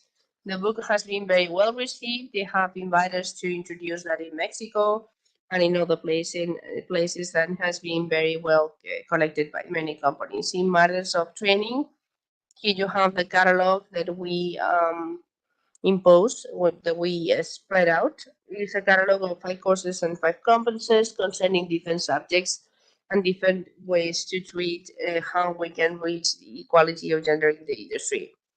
Up to the current date, we have delivered some training to more than 35,000 people in matters of diffusion, thanks to the extraordinary work that our companies do in the public page of the internet in the cfe.mx. They have a specific site of gender equality where we detail all these programs that we are delivering. And we have different campaigns of diffusion, 56 with around 130 graphic ones concerning all the subjects that we have mentioned. And specifically, we've done several campaigns of visualization of areas with short videos offering the trajectories of life and the work of the workers of the companies. These are the projects that we have done. We have others. And when we talk about this important change that requires the electrical industry in Mexico and the world, we cannot talk about isolated actions. We need to work on articulated actions, and these are the things that we've done before. We have many other strategies, but in essence, this is something that we have already stated. What we want is to inspire children and to boost others to get to the electrical industry. Thank you very much. Muchísimas gracias. Thank you so much. I wanted to use my red card. Le doy paso ahora. I'll give the floor to Paz Garcia. She's in charge of the private sector of women and children. She's a consultant, especially in the inclusion, and she has more than 20 years of experience in this type of job positions and in the private company, social security, and developing a country from a conscious development. I'm here with my red card in case you need a reminder. I offer you the floor now. Thank you. Good afternoon. Special greetings to Jay said we've been working with her for a long time. Special greetings. And I believe that we have discussed a lot of the diagnosis and the problem, but I always believe that it's important to give a sort of a special thinking, a special consideration, and think what happens if we don't get this autonomy for women. We are not going to move forward. This is in the this type of development, and this has been already reviewed. We have a lot of evidence. Why is it necessary that we women are part of this? We know that the main gaps and most of all the figures of the 132 years missing to close the gap, they're related with the economic participation and political participation, and these are the most important too. And we have a lot of evidence that says the additional money and everything in the return to the high investment, the level of the society, this still is not working. And this is not working, this is not happening, but these structural notes have been already reviewed. And this is explained in this study, and I believe it's very inspiring. It's a study from the CEPAL, where it summarizes very well what has been said so far, how women and this feminization of the poverty it is in women and in this job participation, in this type of things that avoid us to have another type of participation, how this culture, how discrimination with some violence components makes that many times we get into this world o en rubros más masculinizados. But it stops us having masculinized job positions where women we have a low rate of participation, and the rigid social division and the unfair distribution of job positions and work, most of all. This is what we've seen and we set ourselves as a barrier. And I believe it's very inspiring, the proposal that CEPAL puts us in terms of rethinking this paradigm of development and putting to the center the sustainability of life. I believe that this is something that we need to move forward, because this is a distribution that delays many times the possibilities of inclusion. We know the figures, and we know that this 76% of work dedicated to this is done by women. The economy, there's an economy, a line of economy that is feminist, and a great part of the money that we generate rests on the shoulders of non-remunerated work that women do. And here we have a lot of material that you can review, but this is a matter of looking at the effect that this has, the effect that we cannot close the gaps yet, because we are underrepresented. We have a very low job participation. We do not generate the conditions, and this is translated in very important things as infrastructure, mining, energy, models of investment in our countries. We have a sub-representation that is very important. And with this, I'm also dealing with the opportunity that these sectors have. With this type of transition, we are being part of this, of the conditions that are more important. And one of the important conditions would be talking about care, but also generating areas of work that are very masculinized, with a lot of cultures that are very masculine. And this is an obstacle, so women can be there. And what about the low participation? This is a recent study of Chile, where we see that the participation of the private sector has been moving a lot, like 22%. 22% of participation in genders in this type of thing the last 4 years, and also in the board of directors of a 10%, only at a 40% has been moving onwards. This is the reason why we understand how we're boosting many women, and that is being developed in the government. And we still in the fact that we are part and we are a guide and we take decisions. It is also something that is called a zero companies. Zero companies where the figure of companies is minimum. There no, we don't have this type of, but there's also an important type that doesn't have managers that are women and women in the board of directors. So este diagnóstico que creo que hemos estado hablando. Now this matches what we've heard already, and I will refer to 3 different initiatives that we are promoting as UN Women in order to promote, in collaboration with the Ministry of Social Development and Family here in Chile supporting the government. We are moving forward in social dialogues that are happening nowadays across the country, where we talk about the work of care and we talk about the generation of a national policy of care and how this will uh, reflect the views of men and women, and that is socially comprehensive. That is undergoing. It is also undergoing considering the issue of acknowledging the work of care to redistribute the workload. The other initiative was related or was developed with the GSAD a couple of years ago within the context of the Win-Win program with the promotion of UN Women together with the ILO and the European Economic Community, in which we engaged in a dialogue to talk about the role of women in the creation of a sustainable economy. We had the participation of people that I see present today here, and that allowed us to put the topic on the table to ask ourselves, how can women help support the energy transition? The third initiative that we are putting in place is through the WEB's community meetings. These are companies that promote the principles of empowerment of women, and this is conducted globally, but specifically in Chile, there are over 170 companies that are involved. Major companies in the area of energy are involved, listed on the screen, and with them we have developed panels, and we have put the topic of women as promoters of sustainable development on the table, also women in highly male dominated areas, and we hear what the companies are doing and their scopes of action respectively.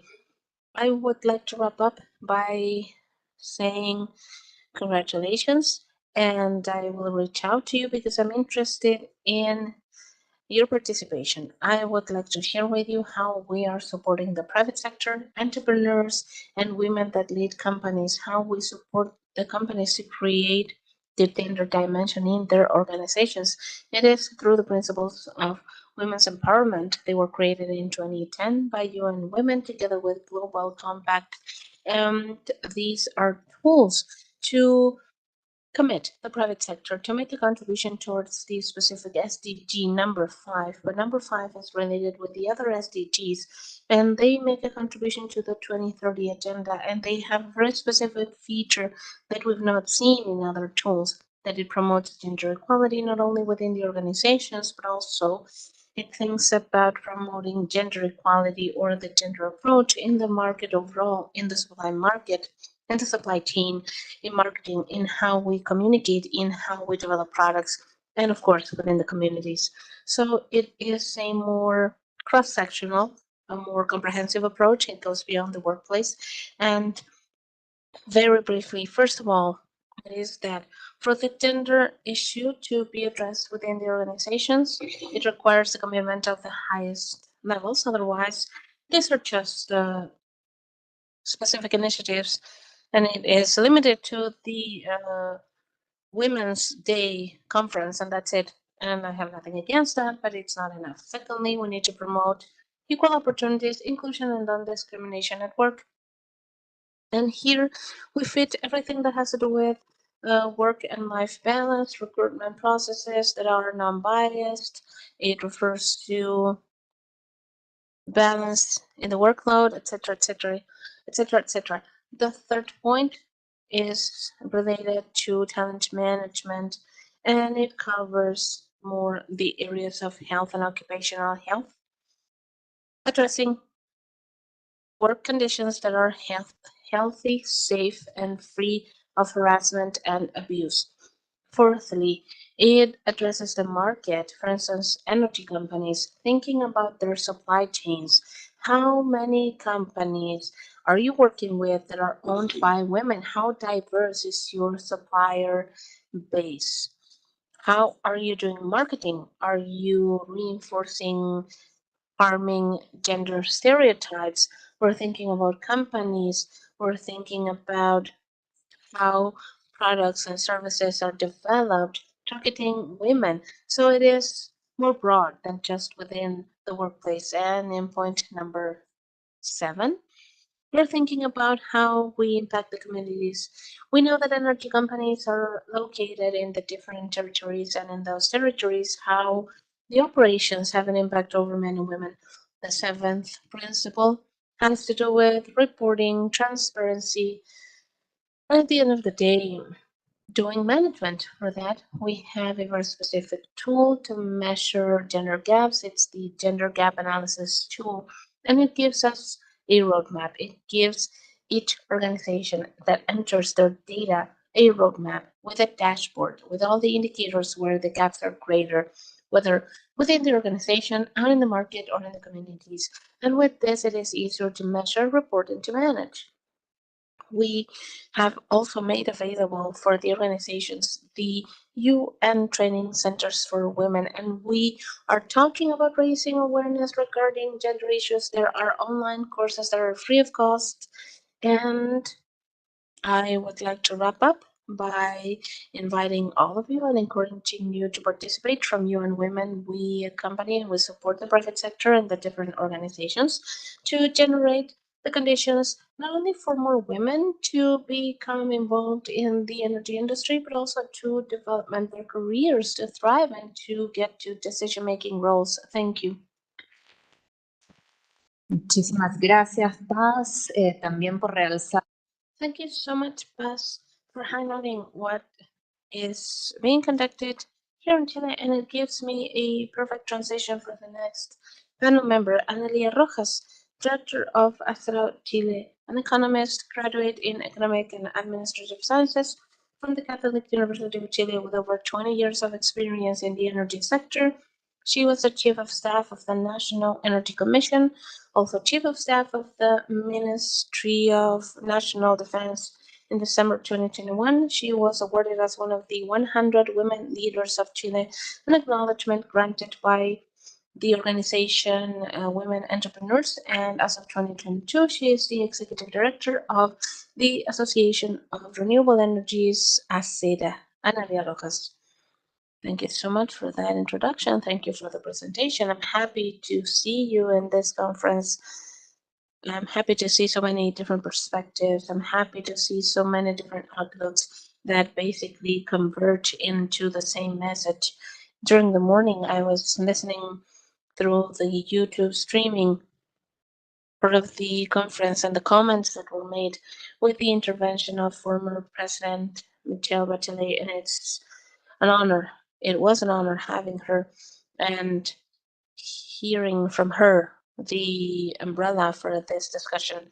The ACEDA is a trade association that gathers companies, people, and also any other instance that has the purpose of the energy transition, of supporting the energy transition. But without a doubt, 20 years ago, it was created, and it was the biggest opening to female participation and renewable energies in Chile, and their participation from the very early stage back in 2000, 2001, I would say, comes hand in hand with a greater presence of women in the energy sector. We are going to take a look at the figures, and we will understand the evolution and why it is important to link the energy transition of any market, of any country, with the greater presence of women, and what our colleagues just said regarding the opportunity, the need, and the requirement of having better opportunities, higher wages, and the same financial opportunities to women. Definitely, including women doesn't mean removing men from the picture. That is a key principle that we have to guide our discussions with. Everyone has a role to play in gender equality, but the gender balance is not only women's issue, it's an economic problem as well. And we have to understand this from the perspective of achieving balance in terms of the participation of women in any sector. The energy transition and the energy sector is not free of this. However, the first message is that this is an economic problem. However, it cannot be addressed as a problem of the elites of women that talk about what we need to do from the position of privilege in which we find ourselves. I think that is key. We are thankful for the opportunities that we've been granted, for the privileges that we live. However, the discussion cannot revolve around having more of us thinking for the rest of women. So clearly the question is, how do we expand the conversation into more than just presentations and discourses and speeches, and we move towards a more democratic representation when we talk about more equal opportunities for the development of women. And once again, not only for those that are more privileged and that we're thankful for that. I've heard women that thank their husbands, their children for the opportunity of being professionals and developing their careers. And I think this is a discourse that we have to overcome. This is a narrative that needs to stop. Of course, the energy transition is something that goes hand in hand with greater participation of other genders, and that is where we see opportunities for greater participation and also further participation aiming at a more sustainable development. That is a key point as to why women have to be involved, because for as long as we, or for the ongoing times, it is necessary. Also, it has been proven that diversity gives the institutions a broader range of potential solutions whenever there are problems. And when it comes to the energy transition, which is at its core a problem, the energy transition is a challenge, is a problem. Women will have so much to say in that. Therefore, there is a need of including and having more women involved in the market to tackle energy transition, because the messages of innovation, the opportunities for improvement are promoted, as well as the improvement in the reputation of those companies that maybe had a more difficult past history, but now have the opportunity of shifting that appearance or shifting that role that they've played beforehand. I like to use numbers as a good economist. I would like to talk about the figures of the energy transition in Chile, and I would like to show the audience these figures to replace the first phase of decarbonization in Chile that requires basically to remove 5.5 gigawatts of installed capacity of coal. We have to install in 8 or 7 years 22.5 gigawatts of renewable, non-conventional, and storage. That is what we have to develop in a very short time frame to achieve a very specific objective, which is to decarbonize the energy matrix. And for this, we have to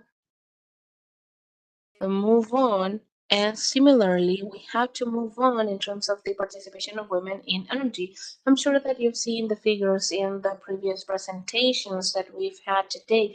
However, I would like to reinforce that 23% of women's participation in the energy sector in Chile is a very low number. Also understanding that in average, we have almost 25% of difference in terms of the wage gap between those roles that are used by men and women, of course, harming the wages that women get. These are concerning figures. And then when we understand that only 18% of the high positions are used by women, these are also numbers that we have to be concerned with and that we have to take care of. Now, how do we move this into action? Clearly, we need the promotion of inclusive mindset in everyone. I said it before, presentations and the narrative can revolve around successful women and their achievements, and this can serve as a context to share sort of success stories and recipes for success and success of women in the world of men. And I would invite you to think about the needs of other worlds that are less fortunate, that have less privileges, to encourage different behaviors that are more inclusive. And there are so many examples of gender bias. We are aware of the fact that some biases are conscious or some are unconscious. Many times within the environment of trust, some women have had conversations exchanging different stories in which we have suffered sexism in the world of energy, and that happens more often than not. Therefore, it is key that the instances of exchange are expanded and hopefully opened to other forms of participation. Clearly, there's room for everyone, and we can all be part of the processes and the activities. And I would like to commend you for recommend certain programs where ACERA has been promoting the participation of women for training, for instance, for instance, the network Redeo and also IPG Chile, that are programs devoted to train women that are not sitting here today, most likely because they have work to do, because they play different roles, because they are attending domestic labor and other issues. But I think it's important to think about those women. Now, the challenges of sustainable development, the challenges of the green recovery, and of course, the financial crisis that the world is going through, the pandemic and its consequences in terms of numbers that we heard beforehand, and the flexibilization of labor, of course, are challenges because we have to improve the working conditions for everyone, especially women. We have to promote the participation of women in the entrepreneurship, not only in businesses for major companies. I mean entrepreneurship, I mean individual or uh, women's business that are not necessarily partners of major companies, but that associate with one another. That's a challenge. How do we translate energy transition and gender equality to that level of the creation of employment opportunities? Lastly, and I said it at the beginning, the importance of closing the wage gap. For that, apart from our participation, apart from being acknowledged, apart from receiving the same economic compensation, we need to have our eyes open.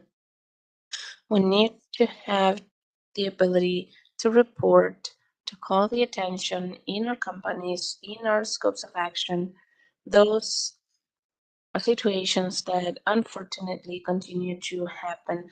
I think we are responsible for reporting those issues and we are responsible for promoting and overcoming those challenges. What we don't see, we are unable to fix. Thank you.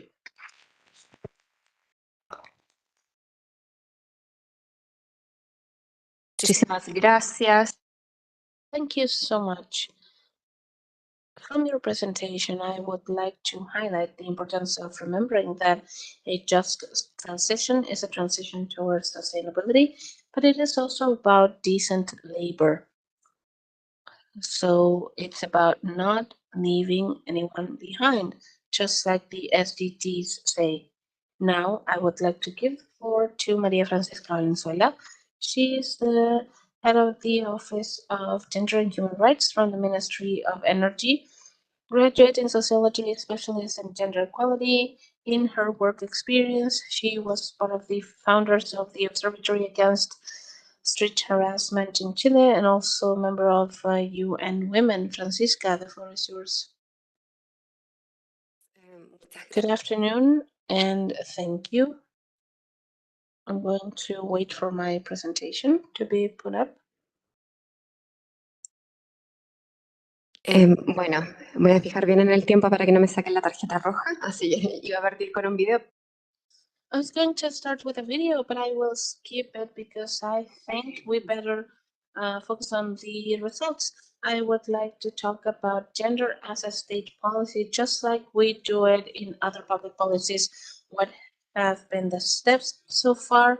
I think it's very good that I speak after Analia because she is part of one of the initiatives that the Ministry of Energy is promoting. So let's move on to the following slide. We will not see the video, but I wanted to share with you the stories with energy because there are a couple of stories about women in the energy industry, and I wanted to share this with you. However, the video will be available on our social media, and you'll be able to see it later on.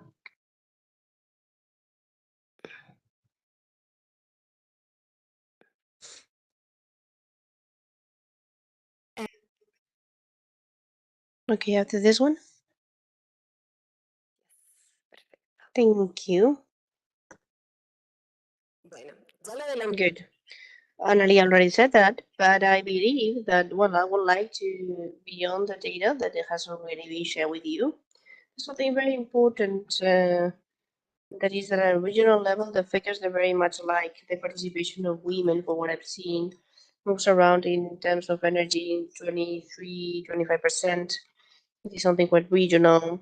And Annalie already said this data, that it is part of an initiative of the Energy Women, where we have the low participation of women in the high management job positions, and with a gap of a weight of 34%. It is curious, and it is the 33% that is already, well, it goes much beyond, because you pay attention to the administration of communication and other, as well as marketing. It goes well beyond many things in terms of health. And we have a generalized gap. When we analyzed the participation of women in operational technical job positions is even less. So there we see ourselves with figures that is 30%, 9%. So this 56%, 57% is the participation that we do on a 23%.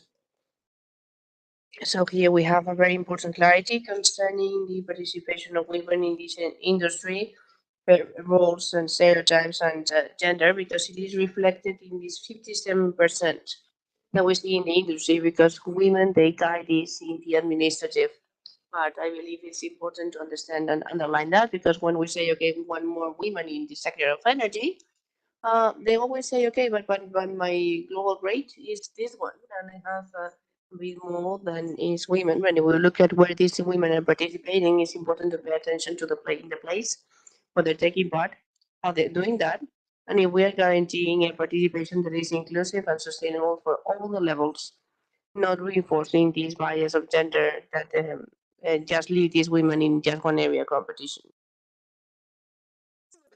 But we did this from the Ministry of Energy, posting a plan that is a private and public effort. I'm going to tell you this in detail later on. But this started with this raising of data this year. But this plan was initiated before by my colleague Marcela Stolontai, that is here with us today. So I believe that it's always good to have initiated this roadmap. Thank you so much, Marcela, for that.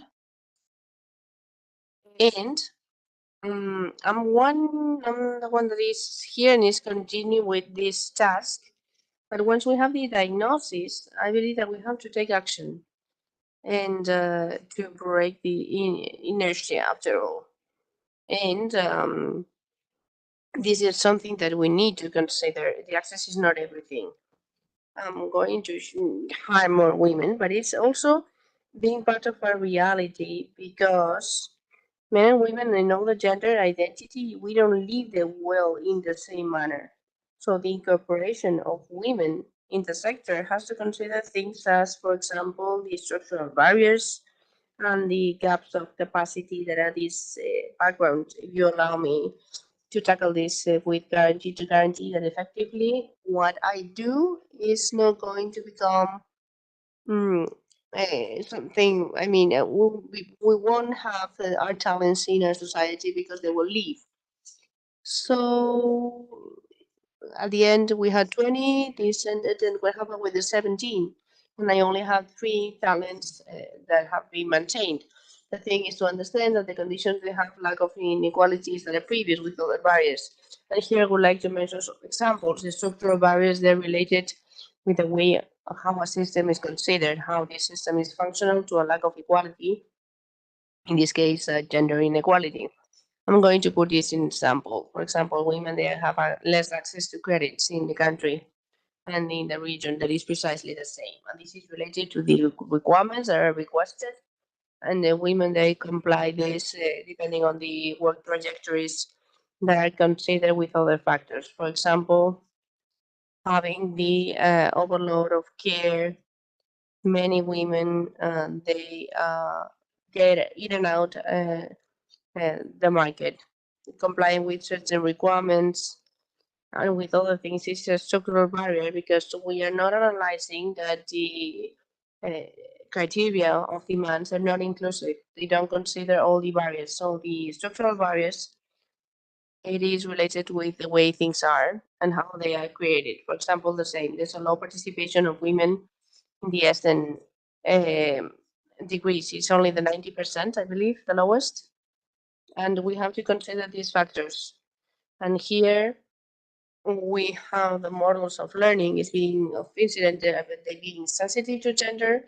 Are we guaranteeing a way to for women to be part of this, or the system also excludes them? Let me tell you this was a specific anecdote. I got to know a mathematics teacher, and I had a chance to share some things with her. And at the end of that semester, I remember that she approached me and told me, I realized that I ask easier questions to my students, which are women in my classes. I assume to think that it's difficult for them.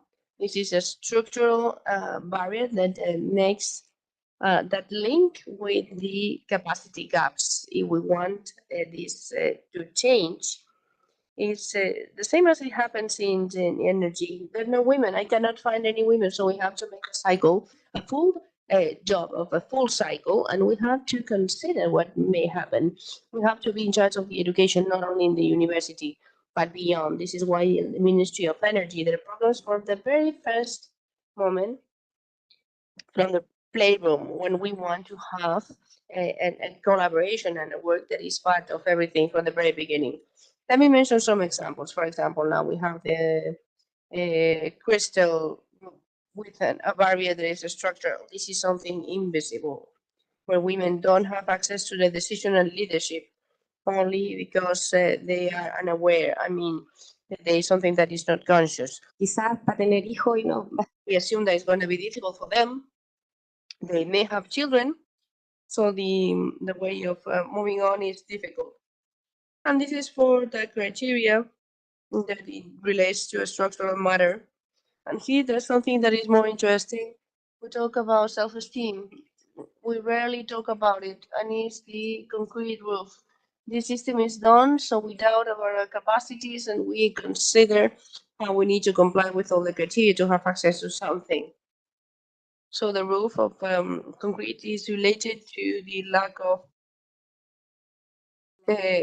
knowledge for a sector that has been designed for women and others. And I don't trust, as it is classical, that a man doesn't comply with the job positions, but is going to try to obtain that work. But women would not do that because they would not go for the job if they don't feel that they would be ready, because we are taught based on the lack of security. This lack of security that is also said as a structure. These stereotypes of gender, the overload of work that is not paid, the family pressures, the surroundings, even the religion, majority of the lack of equalities that are associated, the lack of initial work to specialize in energy. And here I underline an initiative that is from the capital world, so they can have access to all the specializations to say, okay, let's have this type of access so we can break this gap. And finally, also to consider express as well as the intersectionality.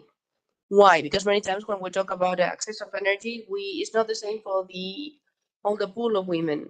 Sometimes we are considered as elitist, but what happens with the other women, with the other knowledge that can be a contribution for the energy?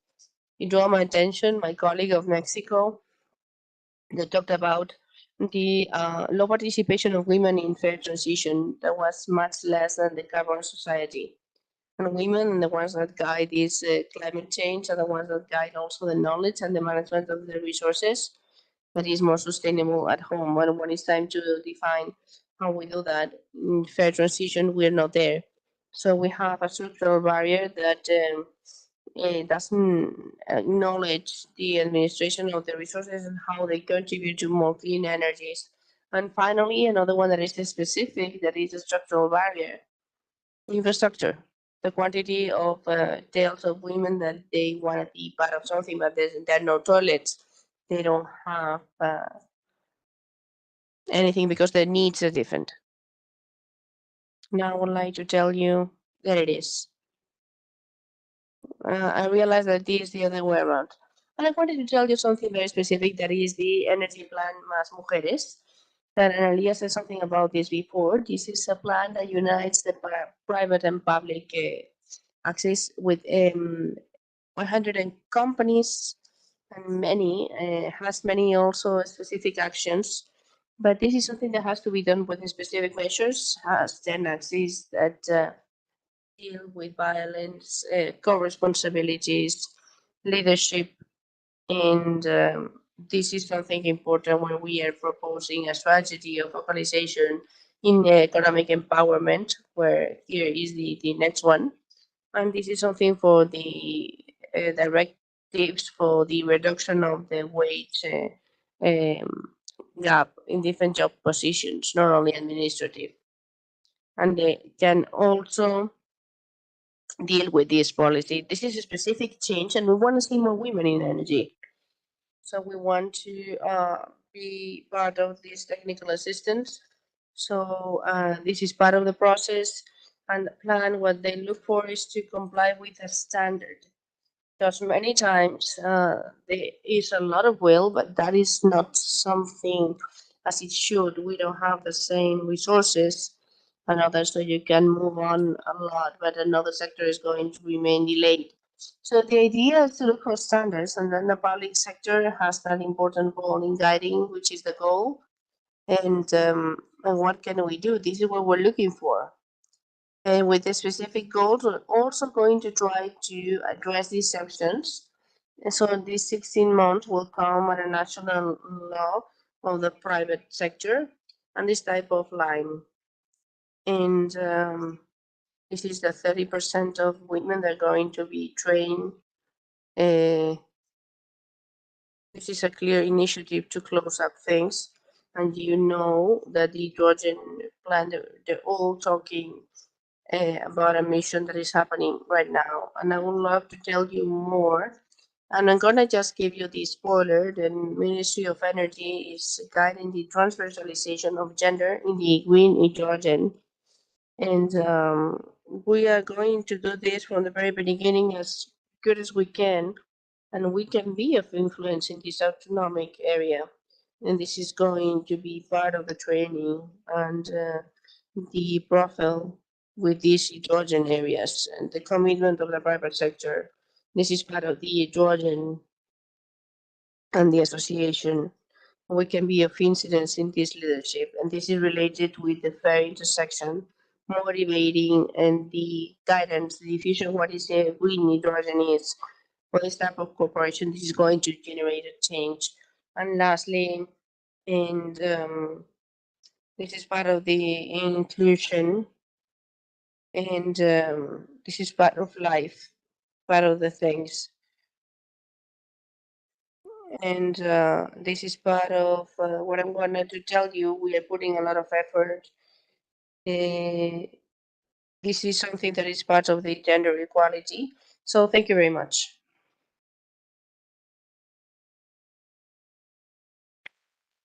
Muchísimas gracias. Thank you so much for telling us these structures at this level, but also for this proposal for the change. Lastly, and I have the will to really initiate the resource of the water of this LAC sector. She's doctor. She has a PhD in economy. She has more than 12 years of economy in Latin America and things related to natural resources, climate change, and environment, and has been part of the public policy and has posted on the natural resources and in several opportunities of Chile, and has been supporting modern tech countries in Latin America with technical assistance and development of capacities. Marina, whenever you want, the floor is yours. Thank you so much, Diana. Hope you can hear me. This is the last presentation. I'm gonna try not to repeat many of the things that have already been said, but the truth is that here we try to pose an analysis that is a bit more regional, how to make transversal the focus of gender in the policies of how this type of transition in the countries of Latin America and the Caribbean. I'm going to work on a small diagnosis on the factors that we see as a key part in this relationship between the gender and the energy and the everything that we can work with, to then be able to do that and then to offer it to a discussion in this an hypothesis of how we can work with the development and all the recommendations of some policies to transfer make this transverse make this transversal. This is something that we have divided in 3 great groups, and this is related with the use of time, and another one that is related to the access of the decision taking. So in first place, we have to mention that even though the access of the population to electricity is high, still have some other type of actions where there's a high percentage of everything that is part of this energetic area. In these conditions, this is not only related to the action of the fuels that are used with the insufficient in many occasions thermal area, when with the expenses of the energetic area that the households pay in the region. The average, the 15%, this part, a great part of those that do not have access to the region is something that make it vulnerable, because they pay 10 times more. This is the gap of this area that is related to the rural population, and they pay even 20 more times less access to the this percentage of this quintile of the richest of case. And if we pay attention to the places for the use of fuel, they underline some parts of the region of expense in terms of wood, of logs. For example, in Guatemala, that is there on the left, and the yellow part, where we see that the expense of this wood may even duplicate more than the expense of electricity. And there are other places, as for example Salvador, that where the expense goes well beyond most of all the quintile. We see that there's a correlation between those countries with a population that is more elevated, using some pollutants from this cooking, with the consumption of food in the same countries. But in the region, there's a lack of equality, and also in the quintiles. And in these conditions, of an extreme lack of equality in the region, we see that the energetic poverty interacts with other type of inequality, and they intensify some things. This is part of the life expectancy decrease in for this type of domicile. And here, the interesting thing is to take a look at the affections that are related with this type of thing that have been deleted in the region, but it has been something much less for women than more than men. And this is related to 500 years lost up to 492. We haven't had an improvement there, and they have gone from another figure to another area, another figure that is higher. So we identify women as one of the most vulnerable groups, as it has been said before, because they dedicate something that is more related to the household. And we have checked other countries for the pollutants related to work.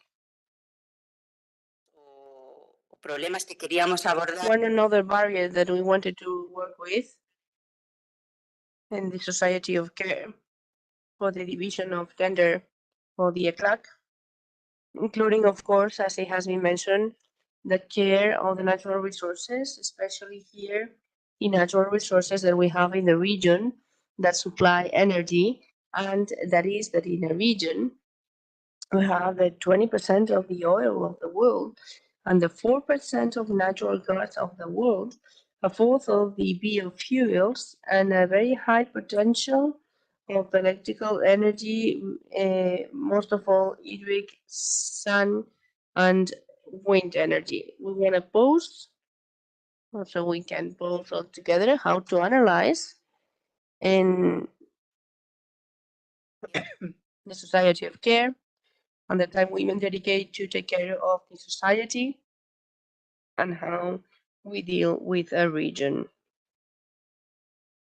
And as part of the diagnosis, we want to pose the low participation of the decision taking, and from the point of view of this private area in the decision taking in politics as well.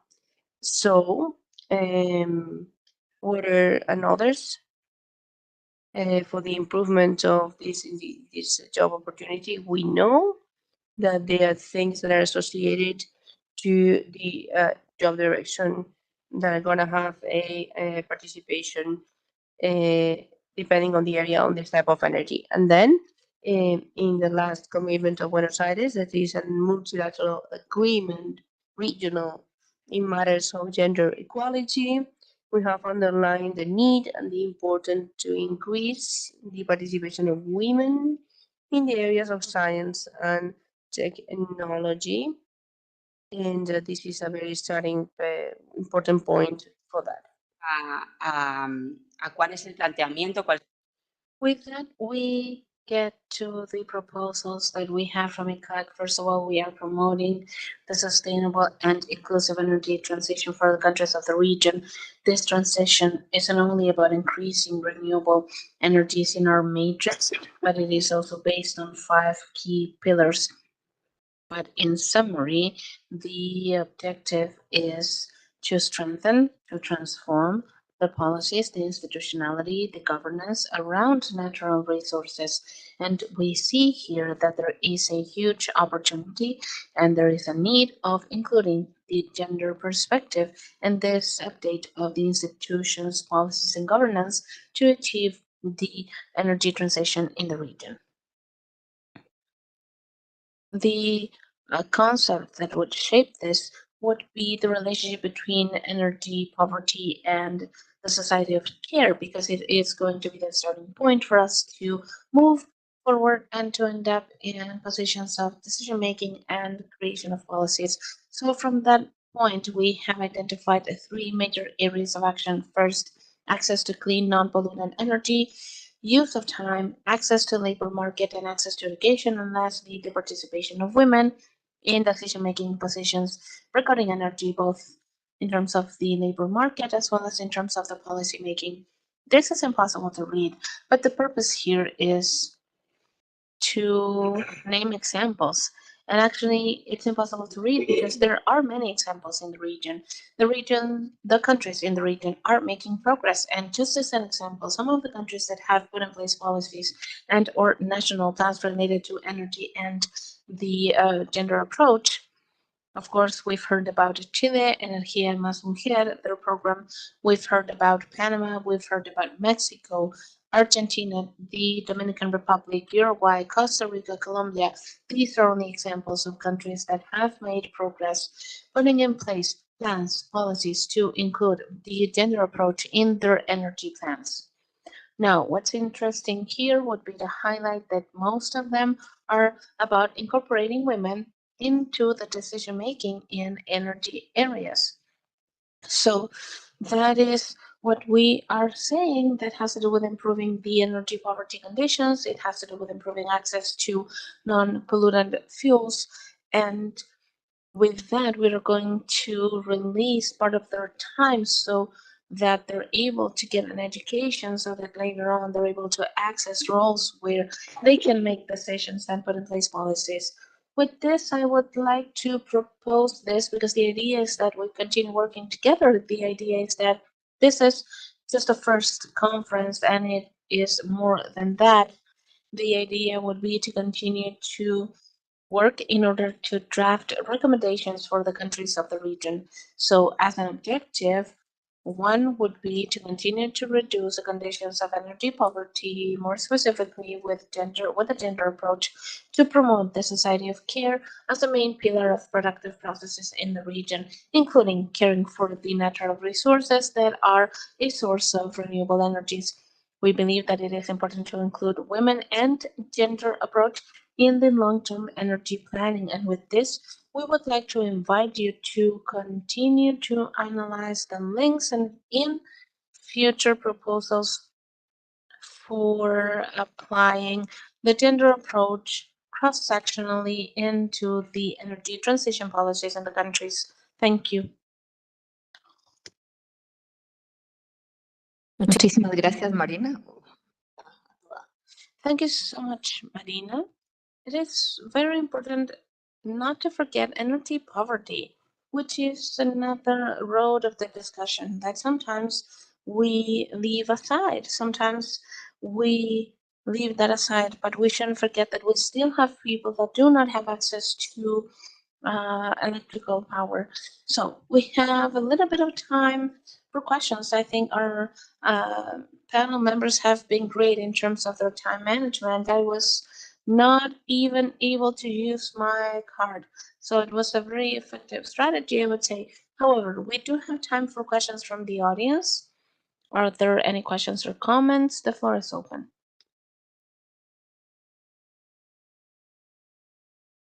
Nadie, estamos cansadas. A mí me gustaría hacerle una pregunta.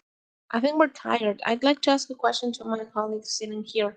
We were talking about her presentation. I said congratulations, but I wanted to know what's happening with the resources that are spent in the studies because I see numbers that are amazing. Sometimes I'm surprised, shocked, maybe, at least surprised with the bad news that the figures show.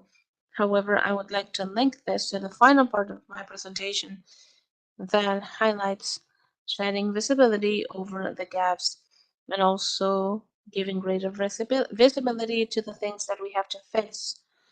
And I wanted to ask you, and I wanted to ask all the members of the panel, how are we doing in terms of allocating resources in our own organizations, in our own companies, beyond any initiatives that are supported by the executive power? Because of course, in that there is value, because at the end of the day, these are resources that are spent either by people working to conduct the studies, and also there is work there and there are resources there. However, if we compare that with other studies, whenever there is budget, I think that we will always get to the conclusion that we are lagging behind.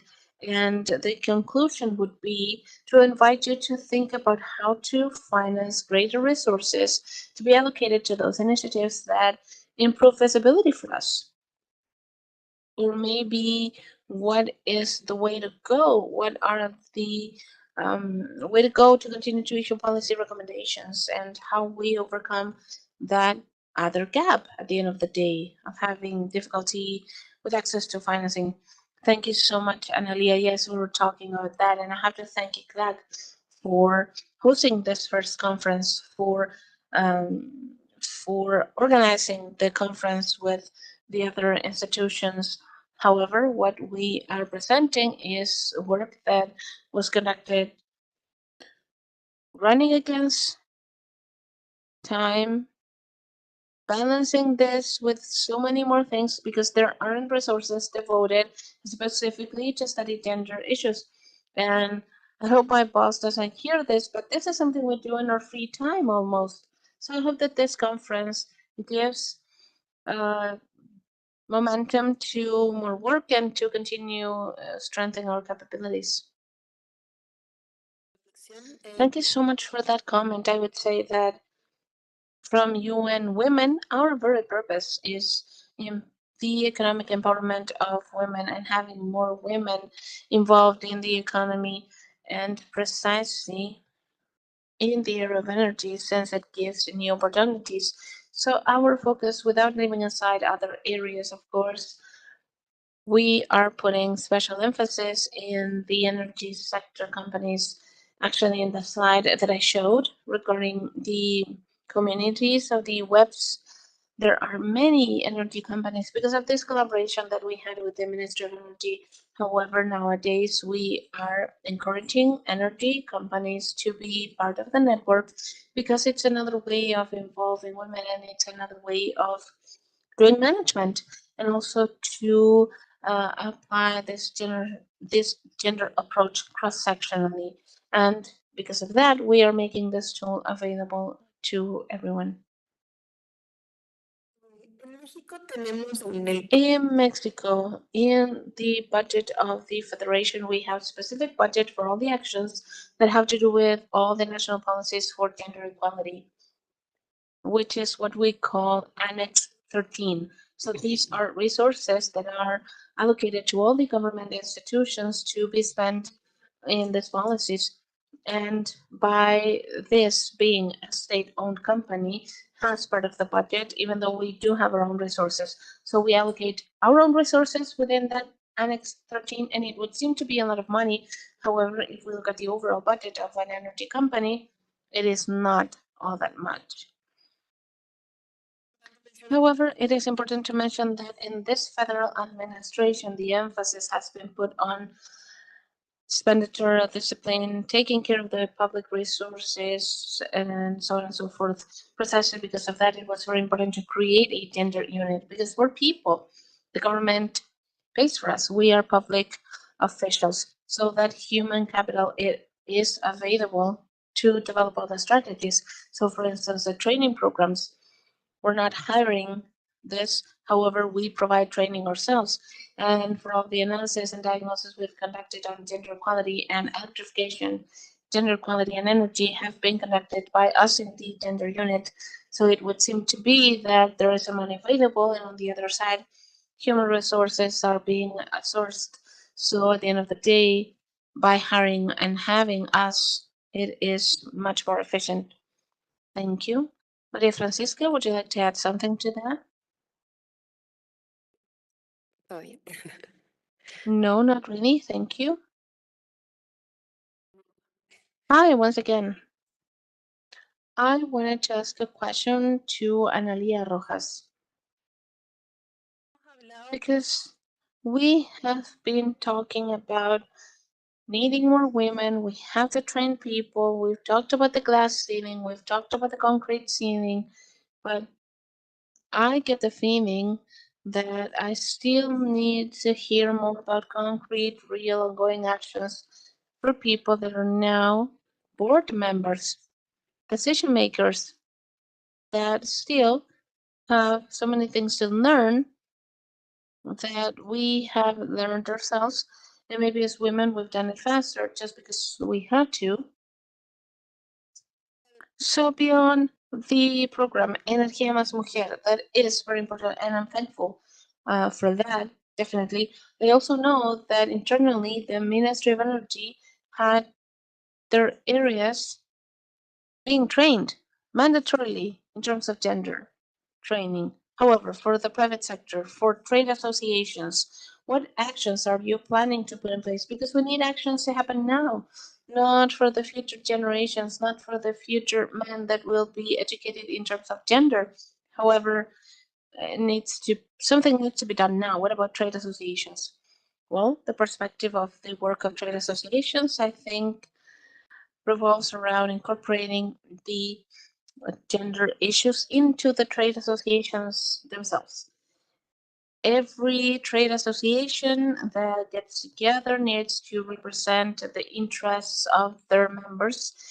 So if you look at the energy sector now, one of the key issues here in Chile is that there are many different trade associations. How come we're not able to include gender equality as part of our objectives as trade associations?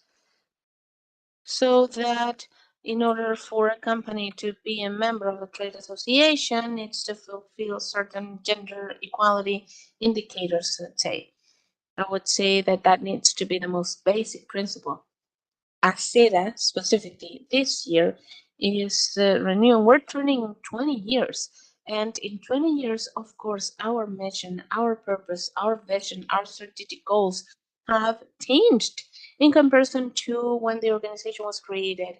And that is where the opportunity is.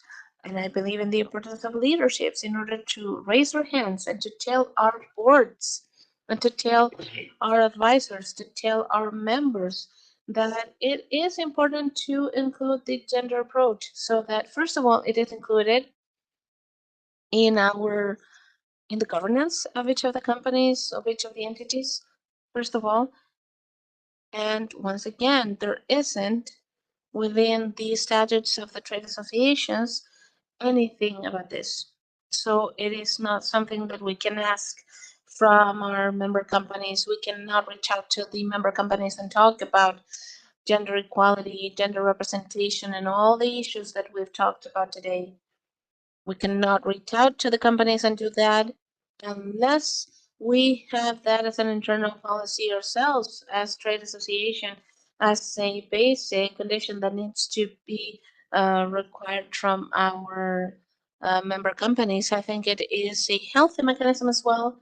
It is highly transparent in order to promote that. Secondly, I'm proud to say that we are about to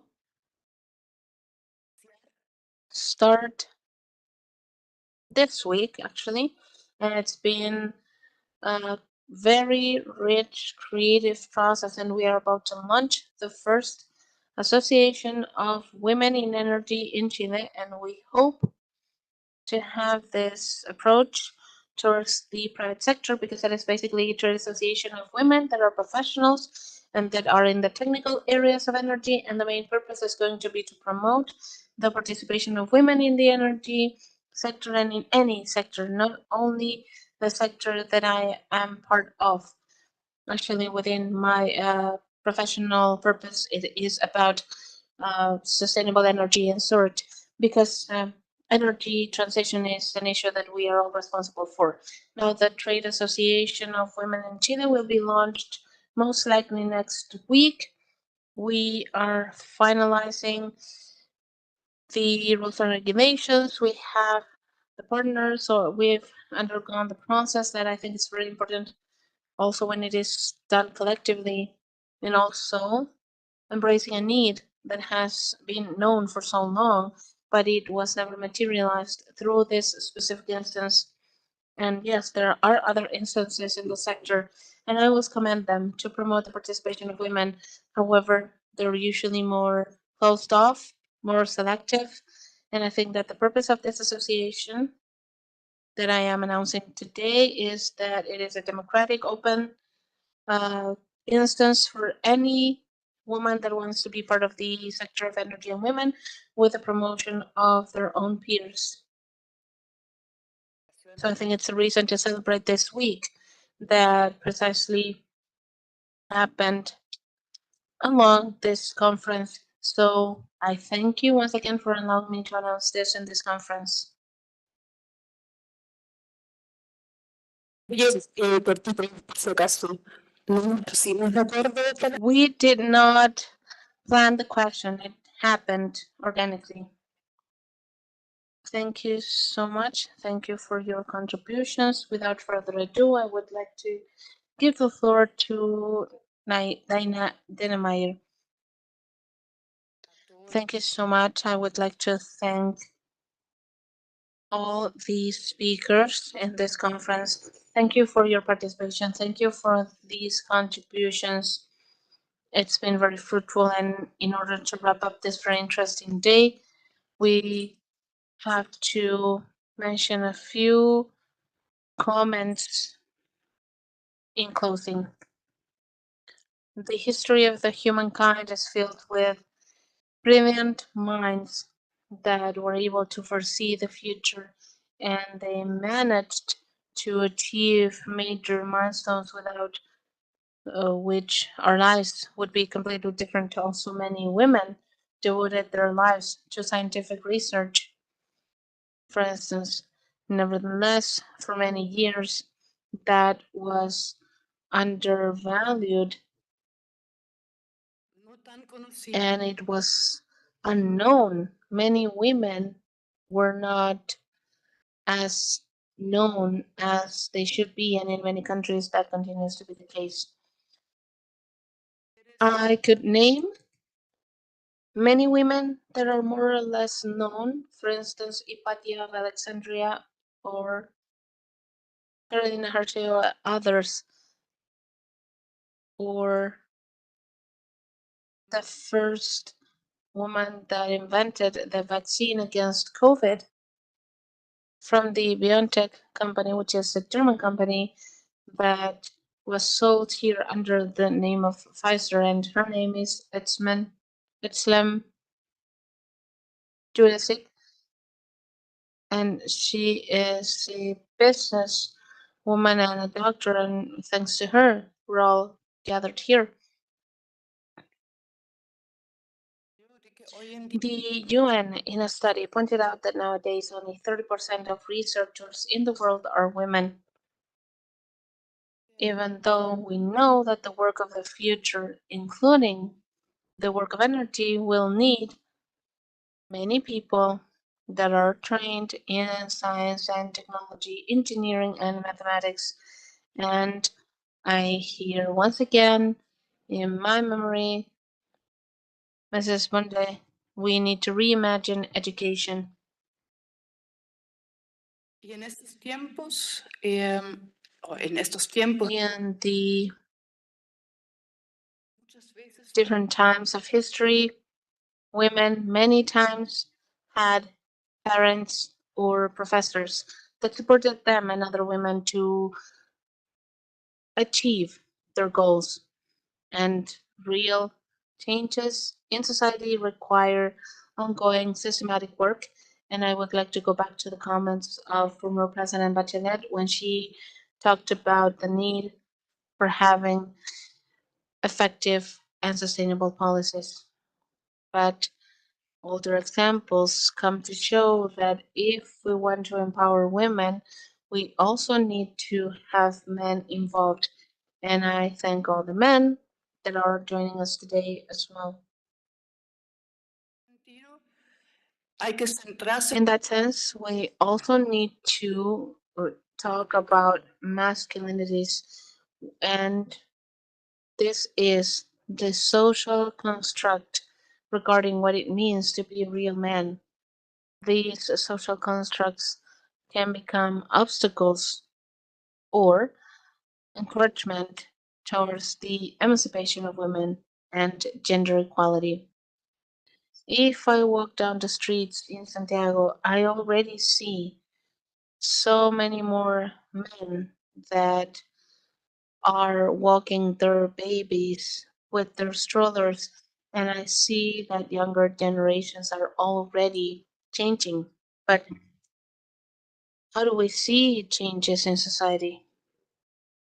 And I would like to name right now a study. I would like to point out to a study that was published in 2021 by the Development Center of OECD called Men Enough: Masculinity Standards and Actions to Promote the Empowerment of Women. And it gives us the first roadmap regarding political, financial, and private landscapes or instances in different geographies. But now back to our conference. And the first seed was planted halfway through last year, thinking about this as a side event for the COP27. The event, unfortunately, was not successful. It did not take place. But as a consequence of that, we started working on rethinking the concept. And with that, we came up with the idea of creating a gender conference, a Latin American gender conference, before the conference that was mentioned this morning by Dr. Maurer from Germany. This is a conference that will take place in Germany in Munich. The journey in order to organize this conference showed us the relevance of gender issues in the different countries, and we found different hurdles as well as good examples and good practices. We would like to thank all of you from the very first meeting for your support, for your ideas, and for your encouragement. Especially, we want to thank here the Ministry of Energy of Chile represented here, also ICLAC represented here, our colleague Oricampo from the project GIZ ICLAC, our colleagues Mariana, Carolina, who is here in front of me from the Energy Partnership from Mexico, and Catalina Isabella from the German team, co-organizer of the conference, Women Energize Women. Also, I would like to thank the translators, and also I would like to thank the technical team that were supporting us throughout the day to carry out this event. Myself, I would like to especially thank the team of the Energy Partnership, Chile, Germany, especially Michael, Angela, Osla, sitting there, and also special thanks to Coronel. And before we wrap up, I would like to give the floor to my colleague, Mariana Guerrero from Mexico, for her to make an announcement. Thank you so much, Dinah. I think that I would like to start by saying that it is always an honor to be present in these instances with women like those of like all of you sitting here, an instance for learning, an instance for sharing different ideas. And I hope we leave this conference with our batteries filled with energy, with inspiration to continue carrying out our activities with this gender approach that is so important and so needed today. As it was mentioned, I am from GSN Mexico, from the project of the Energy Partnership between Mexico and Germany, and from some years now, we have focused our efforts in carrying out activities to give this topic the visibility it requires, from our internal team all the way to the activities we carry out with our counterparties. As it was mentioned by Maria Luis already, a study that we conducted was the study on gender and energy that was conducted in Tabasco, which is the energy state in Mexico. However, we do not want to stop there. We would like to include other states in these type of studies in order to have an incidence over public policies from the subnational level, and at some point take it to the federal level so that we are able to have a greater impact. Now, after the study, we realized that not only we have to focus our work on the decision makers, because at the end of the day, I think that we always try to have women in positions of power, having them involved in senior roles. However, we have seen that in countries like Mexico, and I'm sure that in other countries in Latin America, the situation is similar, that we have had colleagues that have had major difficulties to get to technical high school or to get to higher education. So sometimes they come from families that are sexist and they have a harder time, and their achievements are just as important as our achievements. So from the alliance, from the partnership, we want to have activities that are more equal, that are more inclusive, and that give visibility to all women in this sector. And to wrap up, we always try to strengthen the work we carry out with our counterparties, whether at the political level, in the academia, different networks of women that have been very strong in Mexico and in other countries, and also trade associations. So the purpose here is to achieve a just and diverse transition. With that, I thank you so much. And to wrap up, I would like to give the floor to my colleague Nimbe from the Federal Commission of Electricity of Mexico that has an announcement to make. Thank you. Thank you. I talk about honoring the women that were here before us and that fought for the rights that now we take for granted. And now I was thinking about so many women that have gone, that have been here in this very room at ICLAC, that have been in the different rooms in the UN. And I think that they would be very proud of us. I think that they would be proud of this instance for dialogue, for feminist dialogue with sorority around gender and around energy. And it has been mentioned before, the importance of overcoming, going beyond the rooms, the walls of this room. It needs to be more than a conference, and I think we have to fight for those that are coming after us. And it is important to materialize the commitments that we have made as countries, as region, into reality. That is why I am honored to announce that the following conference will take place in 2024 in Mexico, thanks to the collaboration with the Energy Partnership. Thank you.